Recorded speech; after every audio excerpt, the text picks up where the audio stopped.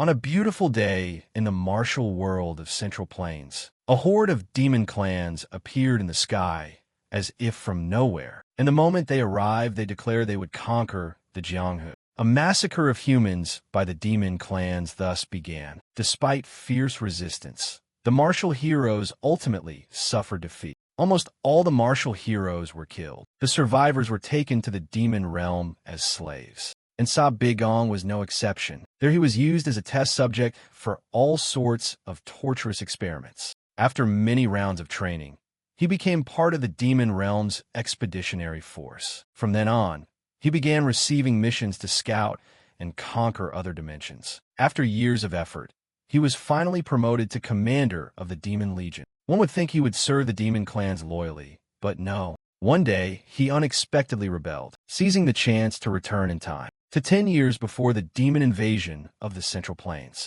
This time back, armed with knowledge from his previous life, he was determined to build a force to resist that invasion. How things unfold next? Stay tuned, brothers, and enjoy the show. In a vast capital city, surrounded by rolling hills and forests, 249 years ago, a mysterious phenomenon appeared that made everyone look up in curiosity. Eyes widened in alarm and amazement. They broke out in cold sweat, horrified at the scene before them. In the sky, a huge spatial gate opened and they emerged. Those beings were later called the Demon Clan. Upon appearing, they immediately declared war on humanity. Fierce demons flew about, and they destroyed the once peaceful village. The Demon Clan's slaughter of humanity had officially begun. The Orthodox Alliance recognized the seriousness of the situation and hastily formed the Orthodox Heaven Demon Extermination Corps, vowing to wipe out the Demon Clan. But only 3 days later, when they encountered the demon army in Anhui, the entire force was annihilated. A year later, more than half of the populace of the Central Plains had been massacred. The righteous and the wicked of the martial world across the land joined forces, raising banners to resist in Shu. Young men and women all bore a fierce, fiery resolve. Those with powerful martial skills attacked decisively and forcefully. They united with determination to annihilate the Demon Clan. However, given their large numbers, the demons quickly gained the upper hand. The resistance lasted for 15 days. 9 parts of it perished. The Central Plains martial world was officially destroyed. The Demon Clan once again claimed victory. All survivors were captured and enslaved, driven back to the demon realm. Bigong was no exception. He was captured and taken to the demon realm. At that time, he was extremely skinny and frail. 5 years later, Bigong was taken away as a test subject. Someone like him, born unable to cultivate internal energy, was considered a rare specimen. They dissected him and poured strange concoctions into Bigong's body. After countless experiments and brainwashing, he became part of the demon realm's expeditionary army. By then, Bigong had a muscular body, but his eyes were lifeless. From then on, for decades, he bore the duty of slaughtering and invading other spaces. Invasions went on endlessly. 75 years after becoming a slave soldier, his merits were tallied, and he was appointed Legion Commander of the Demon Clan. Bigong now stood in a new position. 120 years after taking office, he wore a terrifying mask that made him look like a demon. Bigong suddenly took off the mask. He stared up at the sky in horror. Above it swirled an infinite vortex forming the shape of a giant eye. The surrounding space was gloomy and gusty. Bigong had been quietly raising troops until one day he launched a rebellion he had been secretly preparing for years. 7 days after the uprising began, the battlefield was now stained with blood. Corpses lay stiff and spread out on the cold ground. Even Bigong was no exception. He panted heavily, his mouth smeared with blood. Tarant, blazing with fiery fury, appeared before Bigong. The rebellion had failed completely. Seeing Bigong struggling, he sneered mockingly, "How disappointing. All that you gathered over the years. And this is the end?" He addressed Bigong by the title the boy had used for over 100 years to serve the Demon Clan and finally obtain, Schwitz von Gentau. He ground his teeth in contempt. "Don't call me by that name anymore." Bigong growled in response, "My name is Sa Bigong." Bigong's reaction stunned Tarant. He replied, "Truly incomprehensible. All this time I've been watching you." Of ordinary aptitude, poor talent, yet always able to find a way to survive in a death zone, clinging to life to the extreme. That is this person's sole strength. But why do this foolish thing now? Big Ong, panting with effort, answered because he absolutely had to go through it once. Though exhausted from the uprising, before him, he still forced on the most arrogant posture to rebut. If he wanted to win in the rematch, there had to be one clash. Tarrant sneered, an interesting thought, and indeed pitiable. He looked at Big Ong, mangled, and spoke contemptuously. You think I'll give you a second chance? Today you must die here. He, unafraid, replied immediately, I will not die by your hand. Big Ong instantly drove his bare hand through his own heart. A flicker of astonishment crossed Tarrant's eyes. His face grotesque, he screamed madly. The scream tore through the night sky, the world seeming to twist suddenly. And immediately, from above, a beam of light pierced through each layer of the formation. That purple light shone straight down on Big Ong. He was stunned to realize time had reversed. The power of the authority of Nuzerin, an ancient evil god. Only now did Tarrant see through his scheme. So it was true. 200 years of enduring failures were merely preparation for this. Big Ong roared maniacally. Remember this, you mud of a mongrel. Next time I'll prepare thoroughly and wipe you all out. His eyes full of grudges and killing intent, he spat threats. You damned demon clan, every last one of you. These words only further excited him. Tarrant gave a savage smile and replied, I'm looking forward to it, the only human I ever acknowledged. With that, the column of light took Big Ong away. Under the quiet night of the central plains Murim, suddenly a bolt of lightning struck the roof of the martial hall. It left a huge hole, smoke slowly rising. That lightning carried him back into the past. Big Ong was still unconscious. The time left before the demon clan's invasion was only 10 years. He suddenly opened his eyes, which shone with resolve. Night quickly passed at the martial school affiliated with the Orthodox Alliance, Dragon Spring Academy. From the roof came the steady clang of metal. Two men were patching the gaping hole on the roof. They grumbled a bit. Clear skies, but thunder? Truly rare. Indeed, a bolt that smashed the entire dojo roof was terrifying. One of them sighed in relief. Lucky it was only that idiot who got hurt. The other, puzzled, asked, That idiot? They worked and chatted casually. It's that orphan the physician Jean Beck picked up, now acting deputy instructor. Heard he got struck in the test a few days ago. People say he's an instructor who doesn't know how to cultivate internal energy at all, right? They say he wasn't seriously injured. The man, with contempt, replied, Better to be badly injured, because today is the day that idiot is to be executed by the market.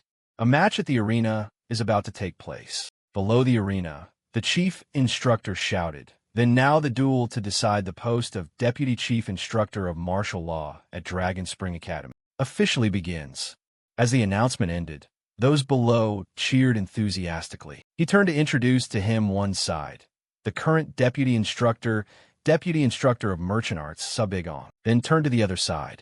There stood the nominee for Chief Instructor, Champion of the Divine Spear, Meng Sandiak. Sandiak, tall and broad, smiled arrogantly. The chief instructor explained the reason and purpose of this match. Recently, there have been many doubts about Deputy Instructor Big Ong's capability, so today's duel will decide the instructor post. He shouted, Fight seriously and settle this with the honor of a martial artist at stake. Sandiak planted his heavy spear on the floor and sneered mockingly. You look livelier than I expected. He kept taunting, hearing you were struck by lightning a few days ago. Sandiak clutched his belly with glee and added in a jeering tone, I thought you'd find an excuse to dodge today's duel. Sandiak, self-styled champion of the Divine Spear, Meng Sandiak, employed the bullhorse Divine Spear technique. He took a combat stance, tossing in some provocation. But since you showed up so boldly, I'll respect that spirit and let you die quickly. Sandiak shifted from aggression to threats, saying kneel and surrender if you like. Suddenly, someone spoke up to break the monologue from afar. Big Ong cracked his neck lightly and took on a lecturing tone. There was a school once where an instructor was famed for being unable to cultivate internal energy. Sadly, it was due to a congenital physical defect, but what can you do? Being despised is hard to avoid. He seemed to become the very character of the story he was telling. After all, that useless instructor once considered the school's shame, had been utterly defeated in a public duel under everyone's gaze, stripped of rank, and sent to do menial chores, living worse than death. Big Ong felt deeply the suffering of that character. Those days were truly a nightmare. Sandiak asked in confusion, "What nonsense are you spouting?" He shifted his feet into a fighting stance and replied evasively. In short, Big Ong proactively waved his hand, signaling aggression. "I've been waiting for this moment for a long time, you bastard." Offended, Sandiak roared in anger.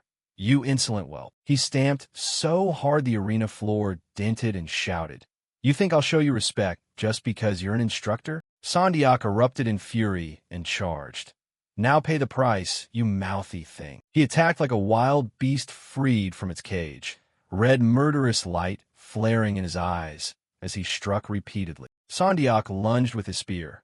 First move, fierce bull emerges. He suddenly froze, face filled with alarm. The thrusting spear. Sandiak stared into empty space, astonished and wondering. "There's nothing. Have you been standing behind me this whole time?"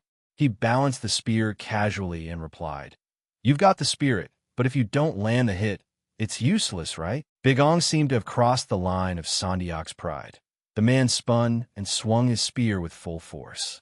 "You!" Big Ong leapt quickly to evade, and then landed lightly in front of Sandiak. Unable to hit, Sandiak ground his teeth in fury, thinking resentfully, "How could this be? I trained the bullhorse spear for years, yet it was dodged so easily." Sandiak judged that Big Ong was truly unlike the rumors. They said he wasn't even as good as his disciples. This doesn't match what I heard. Big Ong, on the other hand, lounged and threw teasing comments so slow. "With skills like these, who do you plan to teach?" Provoked, he muttered angrily, "Arrogant. You're just lucky." Sandiak stomped the ground so hard it shattered. He used the momentum to launch himself into the air. Sparks flew from his eyes as if he intended to take the man's life. He shouted, "Bull horse spear." Fourth technique, stray bull spear. He aimed the spear tip at him and dove down like a rocket. Big Ong's eyes showed no fear now. He gripped his weapon tighter, the other arm tucked behind his back. Big Ong spun the spear a few times to add flair, and finally struck a pose, ready to receive the blow. Sandiak erupted in fury. "You think that shabby spear technique can stop me?" He simply raised a hand and murmured, "Fire construct," and immediately a ball of flame appeared in his palm. The man, taken aback and unprepared, blurted in astonishment, "What the?" With no time to dodge, Sandiak was sent flying by Big Ong's single strike. The scene left the other instructors gaping in disbelief. The audience was stunned too. Some even had to steady themselves. Sandiak writhed on the ground, screaming in pain, "He's on fire!" The chief instructor, sweating nervously, announced, "The duel is over," and quickly proclaimed the victor. Deputy Instructor saw Big Ong. Big Ong, satisfied, raised a hand in a boastful salute, while the other man still rolled in agony as water was thrown over him. He recalled the time before returning to the past, when he had been captured by the demon clan and taken to the demon realm, and during those times he could only fight in service of the demons. "I gritted my teeth and survived 100 years. During that time I UD a great truth." Big Ong looked at Sandiak sprawled on the floor and asked, "Now do you see the power of the Liaoyang technique I trained so hard for?" This advanced spell is in fact a martial art called the Fire Nethergale. After being doused, Sandiak lay still and couldn't move. The court physician had to take him away for treatment. The doctor returned impressed. "Not a bad match. Brave hero," while Big Ong smiled and waved goodbye. Below, everyone was still shaken by his move and couldn't help whispering and speculating. "What was that just now? Is that really martial art?" "I think it's called the Liaoyang technique." Buyang trembled as he pointed and asked, "Chief Instructor, what on earth is this?" Semyoung, incredulous, glared red-eyed and ground his teeth, unable to believe it. Absurd. The chief instructor offered a few words of praise. "Congratulations, Deputy Instructor Sa Big Ong." Unable to contain his curiosity, he asked, "You won this duel, but aren't you supposed to be someone who can't cultivate internal energy?" Big Ong scoffed and replied, "That was because of a fortunate encounter." The chief instructor, surprised, asked, "A fortunate encounter?" To hide that he'd returned to the past, Big Ong made up a story. The other day, while wandering the mountains, I happened to dig up a kind of herb I'd never seen before. Unexpectedly, after eating it, my blocked meridians were cleared and I broke through the Ren vessel. Big Ong shrugged as he recounted it, saying inner power then surged forth. Suddenly, an angry shout rang out. "You bastard! Are you mocking us?" Semyong trembled with rage, clenching his fist as he protested. "What place is this that dares spew such nonsense? Are you trying to insult our school?" Big Ong casually retorted. "Believe it or not is your business, but what does it matter?" He shouted angrily. "What did you say?" He boldly challenged. "Did I cheat in the duel?" This was a contest for the Deputy Chief Instructor of Martial Law, who said the terms limited it to spear techniques only. Big Ong's eyes narrowed slightly, showing displeasure. "I don't understand why. Clearly being the victor, I am questioned like a criminal." Semyong was too furious to speak. The chief instructor hurried to calm him. "Calm down, Deputy Cheon, you seem overly excited." He calmly advised, and he wasn't wrong. "Instructor Sa, no matter what anyone says, the victor today is you. So by that result, Big Ong will continue to hold the post of Deputy Chief Instructor of Martial Law." He raised a hand to interrupt, sorry to cut in, but while all the instructors are gathered, I have one request to make. The chief instructor looked briefly surprised. "A request?" Big Ong planted his spear into the stone floor and spoke frankly. "I, Deputy Chief Instructor of Martial Law, saw Big Ong officially propose." He folded his hands and submitted the petition to be considered for promotion to Chief Instructor of the Academy. Scene change. Big Ong was now strolling down the street. After the recent battle, everyone had to turn their heads and look at him differently. What were they whispering about behind his back? Him? The one who won today's duel?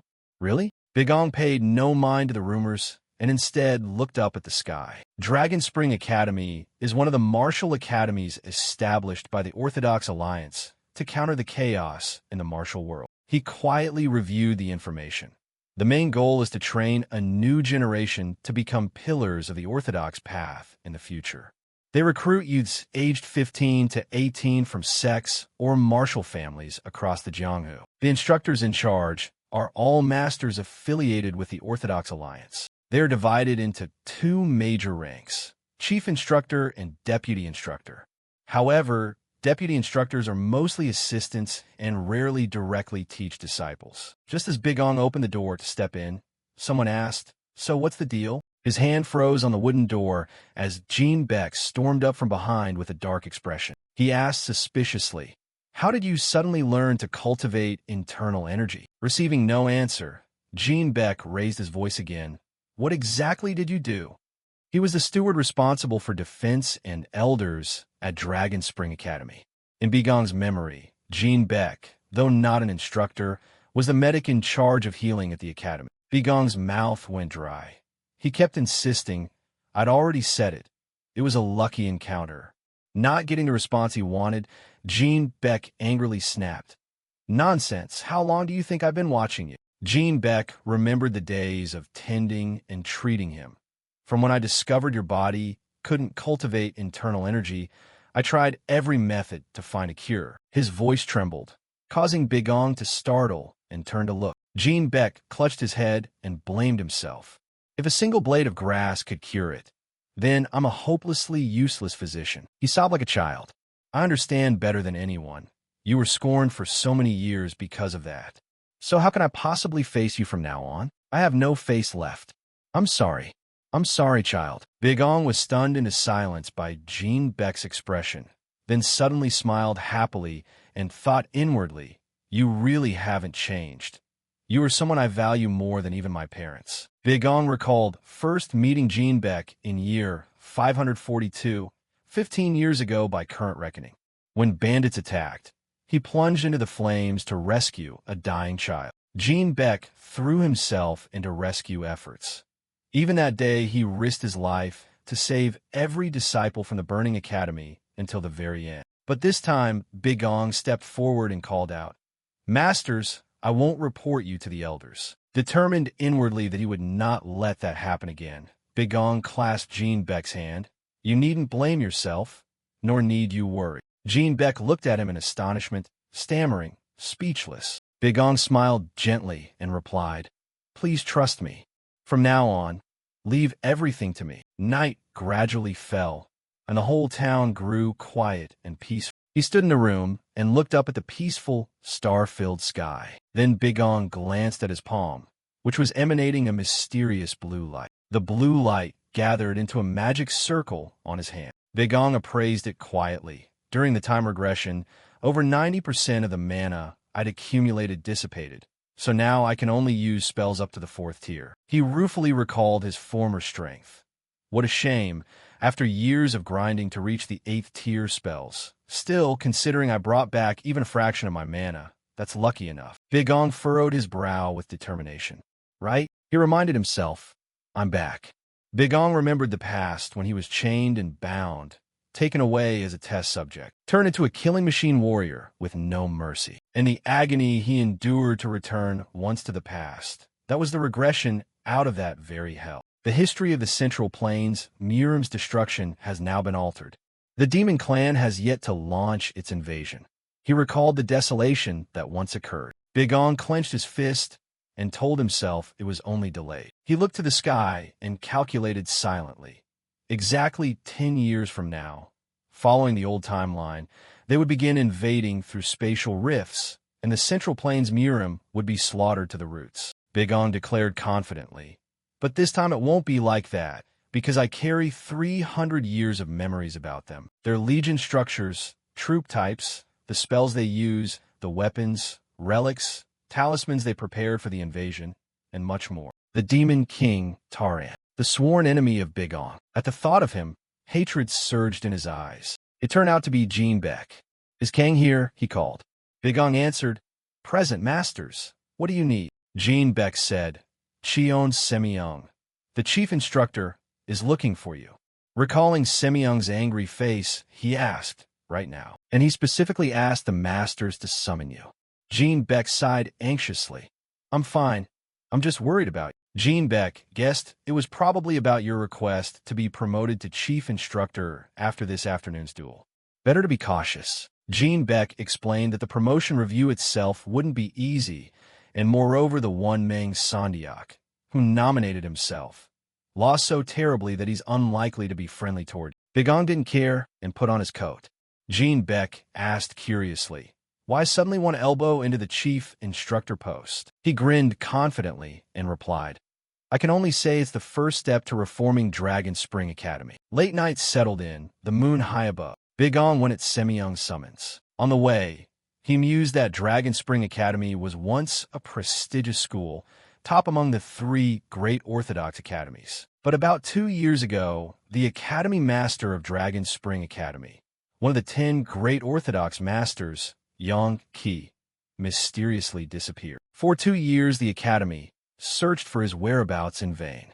The position of the head, that unrivaled master, could not be replaced without finding Master Ji Lang. The school was like a headless snake.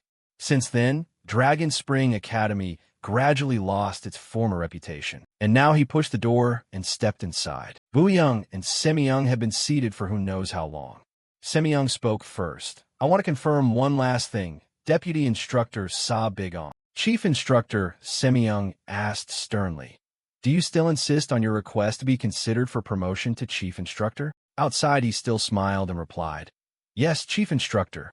Inwardly, Big Ong cursed. That petty, despicable man is the reason Dragon Spring Academy declined. Standing before Semyong, he lowered his eyes slightly, lost in nostalgia. He recalled how flames rose like giant beasts. That was the day the Demon Clan invaded. Big Ong clutched the wound on his shoulder, his face a painful, helpless stare upward. Massive rifts opened across the sky, and waves of unseen monsters poured out, killing without reason. Those below who saw the horror screamed in terror. A monster is a monster. The young disciples at Dragon Spring Academy huddled together, trembling and shouting, "Don't go near them." A huge creature lunged and bit them apart. The monsters slaughtered mercilessly. Big Ong regretted that if, that day, someone behind him had called out loudly, "Deputy Instructor, hurry up," he would have seen Semyong and Buyang sneaking away in his mind's eye. If that day Semyong, the chief instructor, had not been the first to flee. If he had alerted his superiors or activated the defensive array the academy kept ready, the death toll would have been at least half. Back in the present, Bigong glared at the two before him in anger. Even now, the screams of the disciples who died that day still echo in his head, clear as if it were yesterday. He stared straight at them. Even though time was reversed, and it was as if nothing had happened, I will never forget your hypocritical faces. Though furious inside, Bigong still smiled outwardly. Did you call me, Chief Instructor? Buyang, sitting beside him, spoke. Then we will assign the task. The promotion assessment you requested after today's duel is to eliminate the Gyash in the nearby area. Hearing this, he was a bit surprised and asked, Gyash? Bigong wondered, aren't they just mountain bandits beyond the range? Semyong answered, yes. Eradicating them is the content of your test. Speaking of the Gyash, they're a band of mountain bandits encamped on ancient Mount Goziong near Dragon Spring Academy. About 20 or so, recently causing trouble and suffering for the people, hence the extermination order. Cheon Semyong, Chief Instructor of Dragon Spring Academy, looked over the information written on the paper. Bigong thought it was fine. Then he asked about the benefits. How does exterminating mountain bandits relate to the position of martial instructor? Cheon Semyong raised a hand and closed his eyes, answering sagely, of course it does. This is a fundamental issue of qualification. The chief instructors are the academy's pillar force. Sitting beside him is Dung Buyang, chief instructor of Blade Arts of Dragon Spring Academy. The current chief instructors are famed masters of the martial world. One is Cheon Semyong, chief instructor of Dao Arts, called Lightning Blade. The second is Dung Buyang, chief instructor of Blade Arts, called Dominating Tiger Blade. All have won illustrious achievements and are recognized by the Orthodox Alliance. The third is Yeonbyak, chief instructor of archery, called Soul Chasing Bao. The last is Sang Pilji, chief instructor of swordplay, called Shadow God Sword, for tasks like exterminating demonic sects or wiping out vicious bandits. After the lengthy explanation, Bigong grew a bit bored, scratched his leg, and cut in. Yes, I get it. So how long is the time limit? Seeing his cheeky attitude, Buyang angrily stood up and scolded. You insolent brat! How dare you show such attitude before the chief? But Semyong remained calm and raised a hand to stop him. Semyong slowly answered his question. The limit is exactly 15 days. If you're even 1 day late, do not dream of promotion thereafter. Hearing the deadline, Bigong smiled with delight. 15 days. Saying that, he smirked and left. See you in 3 days. I'm setting off right now. Seeing that arrogant look, Buyang slammed his hand on the table in anger, getting straight to the point. Then, turning suddenly anxious, asked, Chief Instructor, do you really intend to make that brat a chief instructor? What if he actually succeeds? Contrary to his hurried tone, Semyong remained very calm, as if certain Bigong would fail. He grinned wickedly. Don't worry, Dung Instructor. Semyong, with a scheming look, curled his lip in contempt, saying that the pitiable deputy instructor saw Bigong would never return. Buyang instantly grew uneasy. At that time, Bigong was using rapid travel to move toward the mission location, and he had long seen through Semyong's scheme. Semyong, you despicable little man, did you think I wouldn't notice your plots? Gyash, a small roaming band that's recently been getting a name, outwardly is indeed only about a dozen mountain bandits, hardly a famed organization. But the real problem is, on this side, Buyang still asked blankly, what? Really? The leader of a little band of ruffians is actually an expert at the peak realm. Semyong laughed loudly. The Gyash camp leader, Kyugum. He is not the ordinary mountain bandit boss the rumors claim. Although the Orthodox Alliance considers him a petty faction leader, in truth he is the head of the Black Path sect, a notorious dark power force. Years ago, he was rumored dead after being betrayed by his subordinates. But actually he survived and personally hunted down every one of those traitors without leaving a single life. With such cruelty, even the Dark Path issued a warrant for him. Recently, he changed his name and appearance and quietly drifted into this area. Hearing all that information, Bu asked in puzzlement, but how does the Supreme Instructor know these things? Semyong chuckled and replied, does that matter? He didn't take him seriously at all. Sabi Gong's result in today's duel may have seemed outstanding, but it was only due to hidden talent revealed now. This trial is different. It's a life-or-death fight. A brat like him certainly won't survive and return. While the two were gossiping, he was still rapid, traveling toward the mission site. Bigong moved like lightning while assessing his surroundings. Indeed, at each step he passed, magic circles appeared. That was the flight technique. He clasped his hands behind his back and nonchalantly moved across the circles to cross the chasm.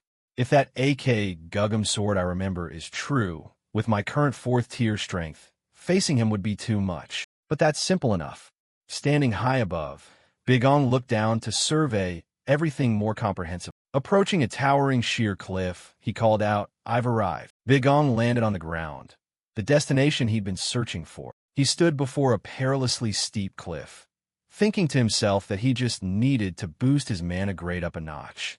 I already have a knowledge and experience to use even 8th tier spells. Bigong's eyes flared with a purple light as he cast a detection spell. After casting, a great power flow appeared before him inside a rock hollow. Bigong still calmly clasped his hands behind his back, observing. On the surface, it was just an ordinary cliff. But in fact, Bigong suddenly pointed forward, and streams of power appeared around his hand. From the tip of his index finger, a rippling circle formed, like touching the surface of water. Bigong smiled as if victory were already in his pocket. A crystallized barrier formed from mana.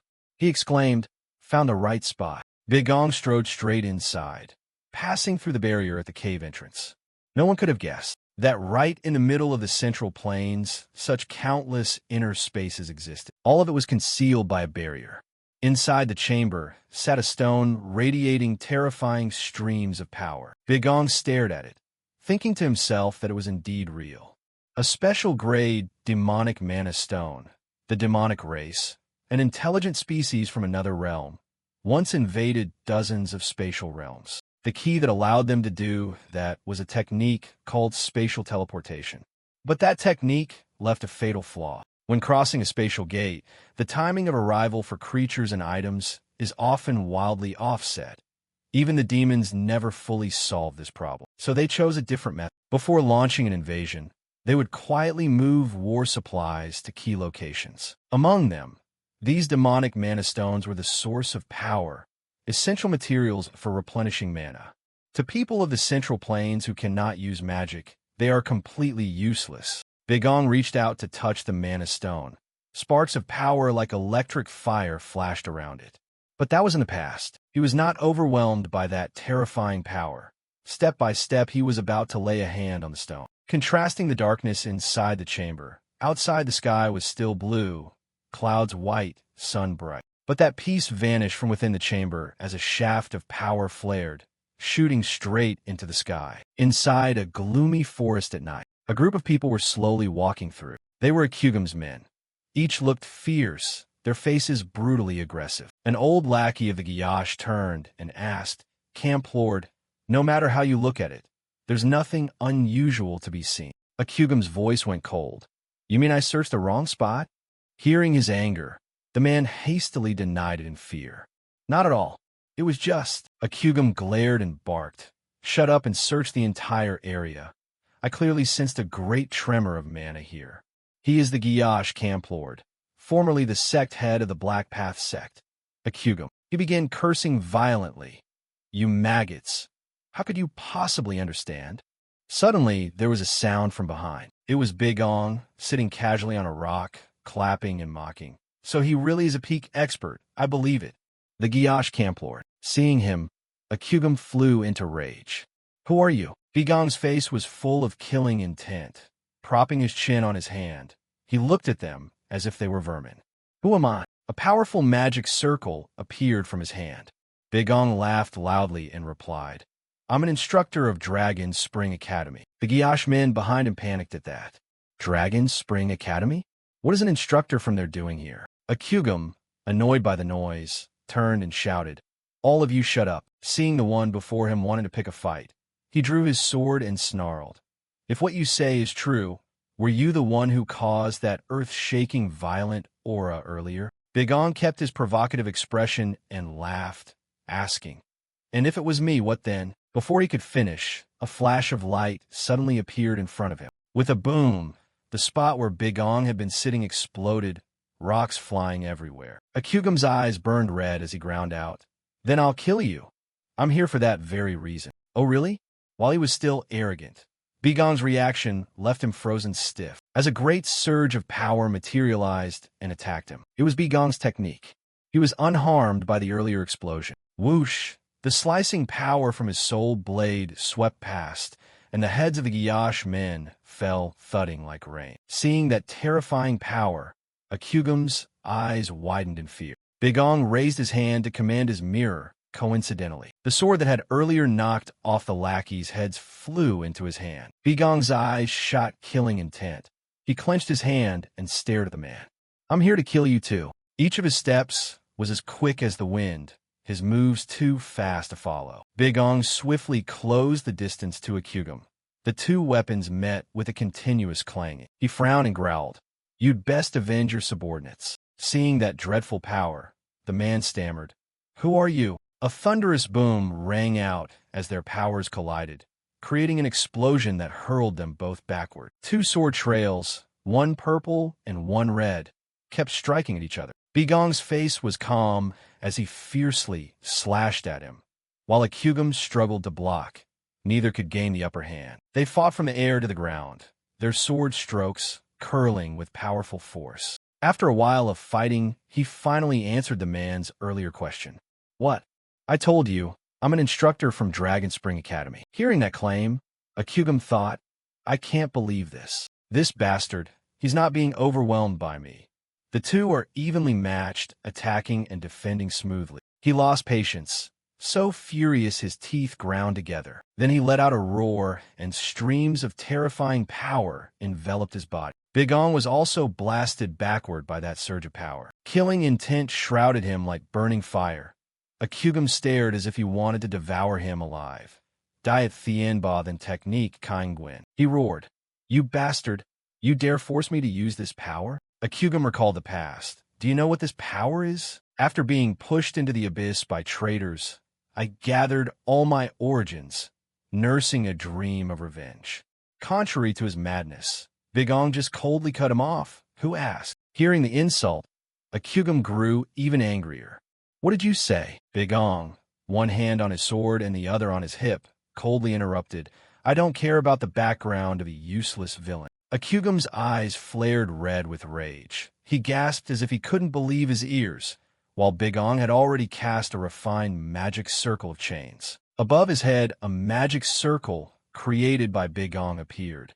Akyugum stared up in panic. From inside the circle, a chain shot out with great force. The chain quickly snapped around Akyugum's hand. The hand holding the mirror suffered the same fate. He was now restrained and hoisted up. The lower part of his body was frozen, his limbs completely powerless. Akyugum struggled to break the shackles, grinding his teeth as he glared at Big Ong. Big Ong stepped closer. Struggling was futile. He smiled at him.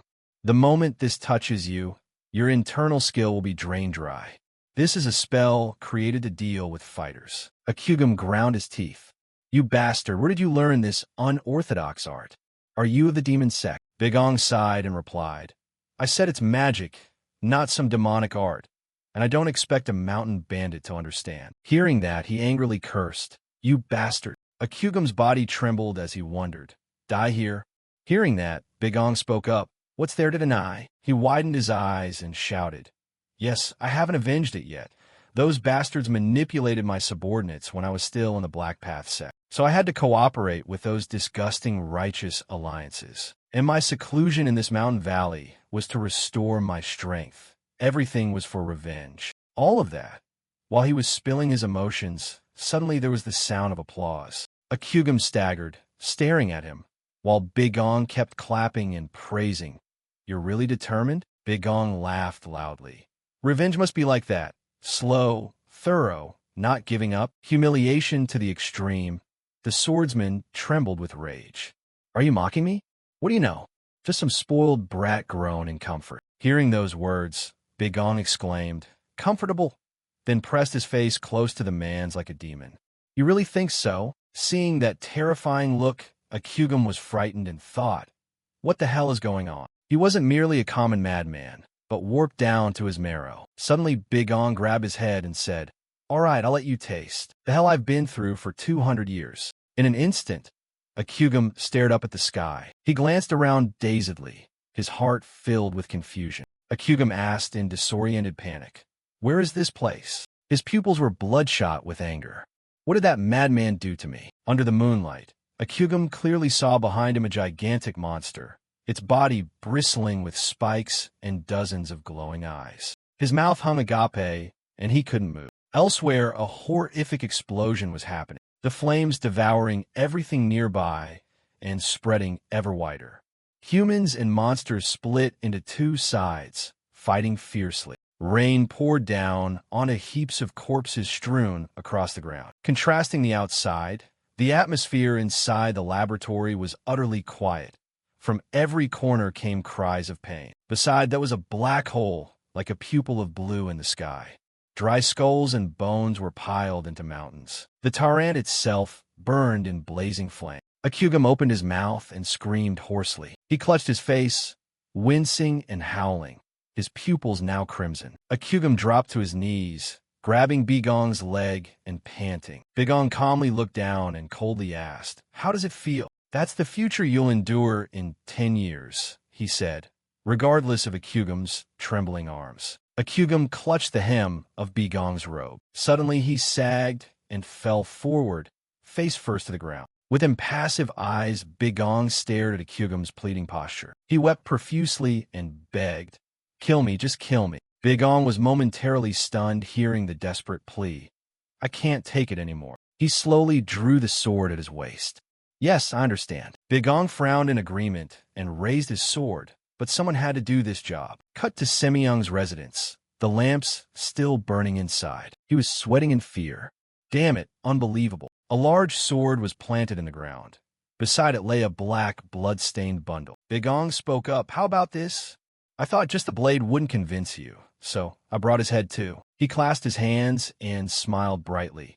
Now it's time to discuss my new assignment as Supreme Instructor. The next morning, sunlight shone down on a large house. Wunjin slammed his fist on the table in anger. Ranting, he clenched his fists in fury.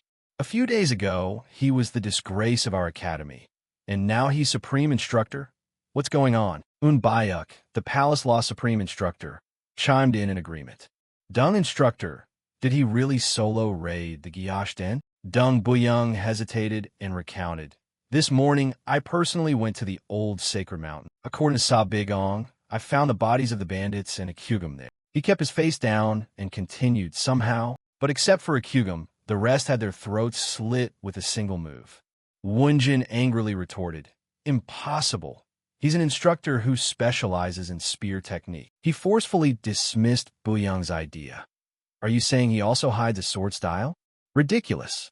Hearing that offended Buyung's pride. Are you saying my eyes are wrong?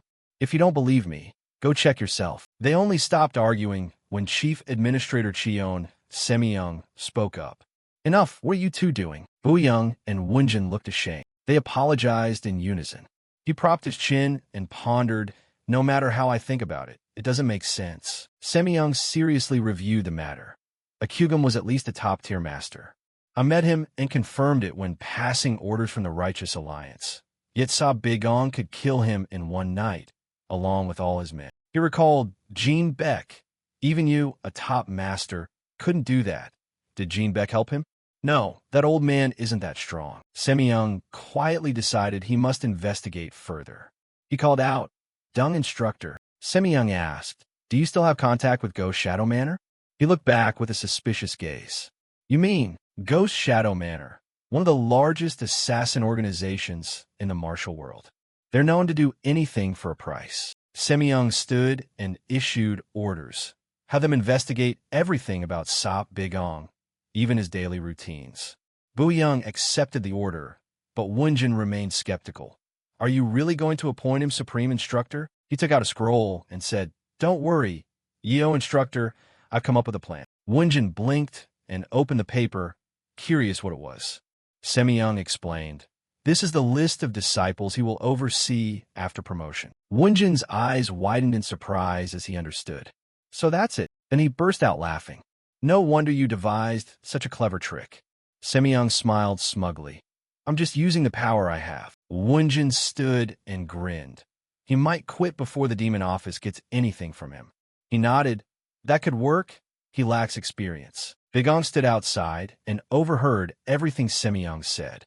Dung Instructor, you gave this list to Sa Instructor already, right? Young quickly admitted.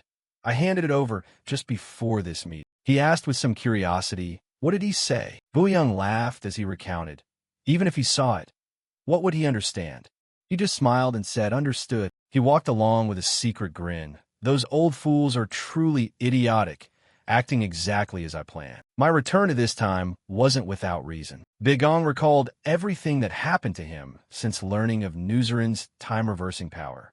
I asked myself 100,000 times what I must do to prepare for the demon horde's invasion. The enemy is a vast army that once rampaged across countless realms. Alone, I fear I have limits. Bigong, being clever, knew that though I can accomplish many things, the best thing I could ultimately do was build an army. Not a weak group that would die before my return, but a mighty force, versed in all kinds of magic and martial arts. Bigong stepped forward and looked down at the gathered disciples. His gaze scanned each one. Among the novice disciples were those labeled troublemakers. Bigong silently evaluated each person. It's true, they had talent, but he also saw flaws. Their personalities held them back. Some were born without natural aptitude, or abandoned because they weren't from a prestigious clan. Bigong guessed that the old men assumed he couldn't manage them, but they could never imagine that. Two heroes would rise to great deeds in the war with the demons. One a martial artist who reached the transcendent realm before 30, the last hope of the righteous, the Heavenly Sword Alliance leader. The other was a genius marksman who led the assassination patrols and single-handedly slew most of the demons, the demon-slaying divine archer. Those two heroes, he cleared his throat crisply, would be a great honor. From today, I am your instructor. Bigong inwardly felt smug. Right now they stood before me. A few days earlier, the sky was vast and high, white clouds slung across the curved pavilion roof. Lijiang screamed in pain as Burke landed a heavy punch to his stomach. He doubled over, coughing and retching, his insides all scrambled. Lijiang collapsed to his knees while Burke stood above and called down with one word. The junior son of the Dragon Tiger Tiao Division, a first-year middle-rank disciple, Cuck Burke rubbed his wrist and said, your external techniques aren't finished training yet. Stand up. The eldest son of the one-star sword, a first-year middle-ranked disciple of Dragon Spring Academy, Lijiang pleaded with tears welling. Please spare me. Burke, he scowled and grit his teeth. Why the pitiful act? Get up. You think I'm bullying you just by looking. Burke raised his fist threateningly. Instead, you should be grateful, brat. I'm personally engraving the long tiger mountain-breaking fist into someone trashy like you. He clutched his aching belly. I already have the sword techniques that one-star sword teaches. He burst out laughing mockingly. What? One-star sword? Burke sneered. That pitiful martial art I beat senseless before? You still plan to keep training that useless stuff? Lijiang felt bitter, slowly clenching his trembling fist. Burke angrily leaned in close and cursed. Loosen your grip, you mangy dog. The more he spoke, the more unhinged he became. So what will you do? Or has it been a while since I had a match? Want another round? Recalling the previous match, Lijiang had been defeated and tumbled to the ground. Lijiang trembled, but forced himself to rise. No need. The junior son of the destructive Sword Yun clan, a first-year middle-ranked disciple, Yun Wuqiang stepped forward to intervene. Enough, Gok Burke. He growled a warning. Class is about to start, so don't cause pointless chaos. Burke stormed off in a huff. Damn it, fine. You're lucky today, kid. Lijiang looked up at Wuqiang.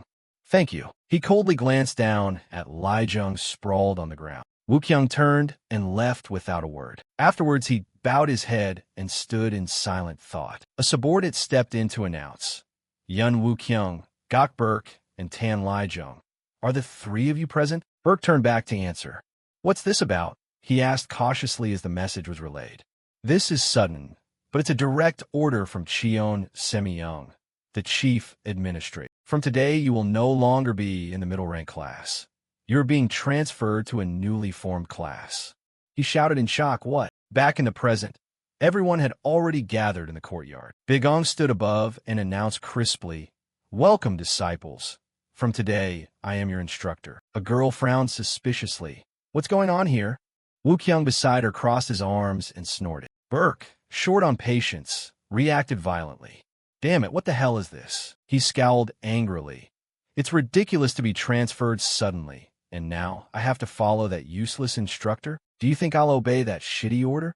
Lijiang gaped at Burke's outburst. Bigong glared and admonished them. "Speaking and acting that way toward an instructor is extremely disrespectful." Got Burke. His face bulged with veins and fury. "Drop dead. I don't care what dirty tricks you used to become supreme instructor, but I will never learn anything from someone who couldn't even cultivate internal energy before." Bigong merely smirked and nodded at that. With his hands clasped behind his back, he silently formed a formation. Burke was startled when Bigong used a flash move to appear in front of the middle-rank school rules plaque. He broke out in a cold sweat. "What the?" Bigong stomped hard on Burke's foot.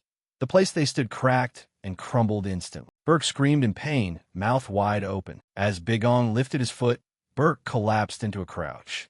Bigong spoke firmly. "When a disciple shows disrespect to an instructor, the instructor has the right to administer punishment to enlighten them." He ground his teeth in anger. "How dare you?" Burke lost his temper and clenched his fist tightly, sparks of fury. He lunged forward, unleashing a barrage of long tiger, mountain-breaking fist strikes at him, shouting, "You filthy wretch." Bigong effortlessly dodged all of Burke's attacks. Insults or assaults against a superior were beneath him. Without permission to expel internal energy during class, Bigong quickly teleported behind him. Burke clenched his teeth at Bigong's voice. But worst of all, he couldn't react in time when an instructor's punch landed squarely in his gut. Burke coughed painfully, eyes bulging. Bigong continued throwing punches at him, the terrifyingly pathetic martial skill. "So you lie." He spared no spot on Burke's body. Wherever he could hit, he hit. In the end, he was slammed hard to the ground by Bigong. Burke hit the ground, his face contorted in sheer agony. He straightened up and cleared his throat, calling out once. Bigong curled a malicious smile. "Stand up. I haven't finished enlightening you yet." Bigong curled a malicious smile. "Stand up. I haven't finished enlightening you yet." Lijiang gaped, eyes and mouth wide, staring at the scene. How could this be? Gok Burke, hailed as one of the best new students in external techniques, was being treated like a child, utterly unable to fight back. Burke gritted his teeth and trembled as he rose. "You bastard." Without hesitation, he kicked hard at Burke's mouth. Everyone wore shocked expressions, surprised by the turn of events. He backed away in fear as Bigong took slow steps closer, clicking his tongue. "First class, and it's already a disaster like this." He clenched his hand and raised his fist high, then stopped. With his other hand, he pinned Burke to the ground. He swallowed his tears because disciplining students is, after all, an instructor's duty. Burke fearfully used his hand to shield his face from Bigong's blows. Suddenly, a hand grabbed his arm. It was Wuqiang again, stepping in to block Bigong's attack. He scowled and warned, "You seem a bit heavy-handed with the students, Instructor Bigong." You weren't surprised by Wuqiang's reaction. Finally decided to lift that heavy butt of yours, have you? Bigong stressed the 5 words. Wuqiang, young master, the returning Heavenly Sword Alliance leader. A minute of Bigong's recollection about Yun Wuqiang. First-year middle rank disciple Yun Wuqiang, the second son of the prestigious destructive Sword Yun clan from the Central Plains. From youth, he was praised by his clan as a rare martial prodigy. Among the new students at Dragon Spring Academy, he also possessed exceptional skill, and that talent wasn't limited to Dragon Spring Academy. Upon arriving at Kapi Nuok Hall, he became the youngest superlative peak master in history, his prestige stepping into the ranks of the 10 Great Orthodox Alliance Masters. He should have been venerated by the Central Plains martial world as an unparalleled master, living a glorious life amid admiration and envy. Only if those others hadn't appeared. He had fought countless battles since the early days of the demon invasion. But before long, his clan, the destructive Sword Yun clan, became a target for annihilation by the demons. Apart from him, His entire family was brutally slaughtered. Yet he did not collapse into despair like so many others. Instead, he chose the path of saving the world. Wandering across the Central Plains, he never stopped fighting the demons, gathering survivors and forming an alliance that included both righteous and unorthodox factions. Even in utterly desperate circumstances and with vastly inferior strength, he led the remaining martial artists to fight to the bitter end. I still remember it vividly. Whenever he charged the front lines, his sword aura flashed with dazzling five-colored light. Even giant demon beasts that darkened the sky were cleaved in that instant. Without a doubt, he was the last hero and the final hope of the Central Plains Murim. But of course, now he was just an annoying young master of a prestigious clan. Back in reality, Big Gong sneered with contempt at him. Finally decided to lift that heavy, but have you, young master Yun? You only needed to use a little force to fling away the hand that was gripping yours. Wu Qiang felt pleased. How strange. Instructor Big Gong? Surprised that a deputy instructor who once couldn't even use internal energy suddenly became so powerful? He replied coldly, of course that's surprising, but you get a little lucky break, and all you do is brag to the students? Burke, clutching his bloody head, seized the chance to sneer. Damn it, what a disgrace. Wu Qiang snapped angrily. So this was caused by that so-called Qian? Big Gong could immediately assess him. Sharp, aren't you? Curious about this, are you? If you obediently follow my instruction later, I might tell you. Wu Qiang refused without hesitation. No, that absolutely won't happen. I don't know what trick you pulled to make the class change so suddenly, but I'll file an official complaint with the academy. With that, he turned to leave. A few steps later, Wu Qiang couldn't help but scoff. People who ride a streak of luck and act full of themselves like you have nothing worth learning from. Seeing him leave, Burke hurriedly ran after him. Before leaving, he glanced back at him as if to warn him. Their footsteps thudded loudly, firm and decisive. But a second later, something held back the three following Wu Qiang. Burke cast a sideways look at Big Gong. A companion did the same. Li Zheng, meanwhile, stared wide-eyed in horror. Big Gong burst into loud laughter. Then he slowly stepped forward and praised. Not bad. That smug tone is truly annoying, is it? Nothing worth learning from me. Huh. Big Gong placed a hand on Li Zheng's shoulder to his astonishment. Just 10 days of my training. You may appear like you don't do anything, but Li Zheng's expression says it all. This kid could beat someone like you know? The pressure of that statement made Li Zheng sweat. His whole body began to tremble involuntarily. Wu Qiang turned back in surprise. What did you just say? Big Gong didn't hold back and repeated, I can say it as many times as you want. Just 1 week of training under me. And that worthless brat you see won't even be as good as an ant. I can make him chew up someone like your narrow-minded self, bit by bit. That's what I mean. Li Zheng was still in shock. Instructor, what did you say? Are you crazy? No sooner had the words left his mouth than Big Gong decisively clamped a hand over his mouth. Wu Qiang's face darkened even further. With murderous intent in his eyes, Wu Qiang growled, that statement. Will you take responsibility for it? Big Gong grinned brightly and affirmed, of course. He shook his head provocatively. Want to bet? 10 days from now, you and this one will duel officially.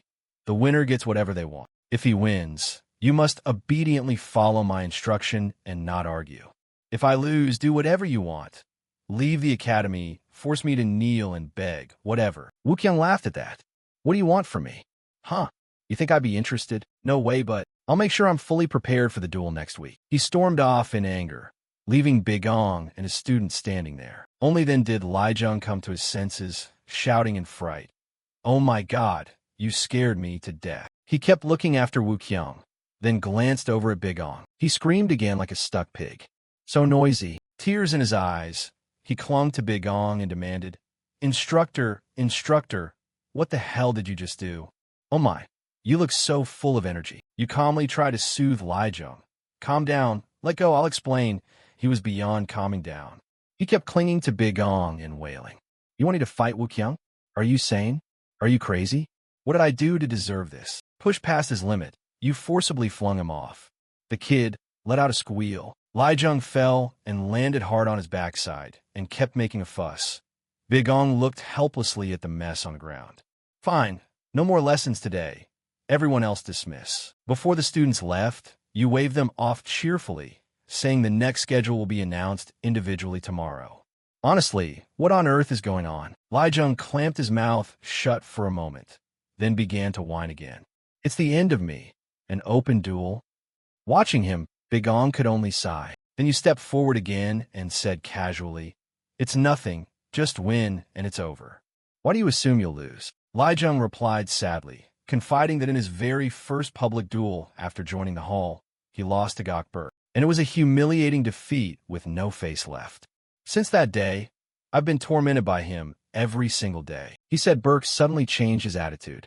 You know, even that wild, lawless Gokbur couldn't so much as ruffle a hair on Yun Wukyung. He was utterly crushed by him. Wukyung is really formidable. Only now did Big Ong begin to consider the matter seriously. Yun Wukyung.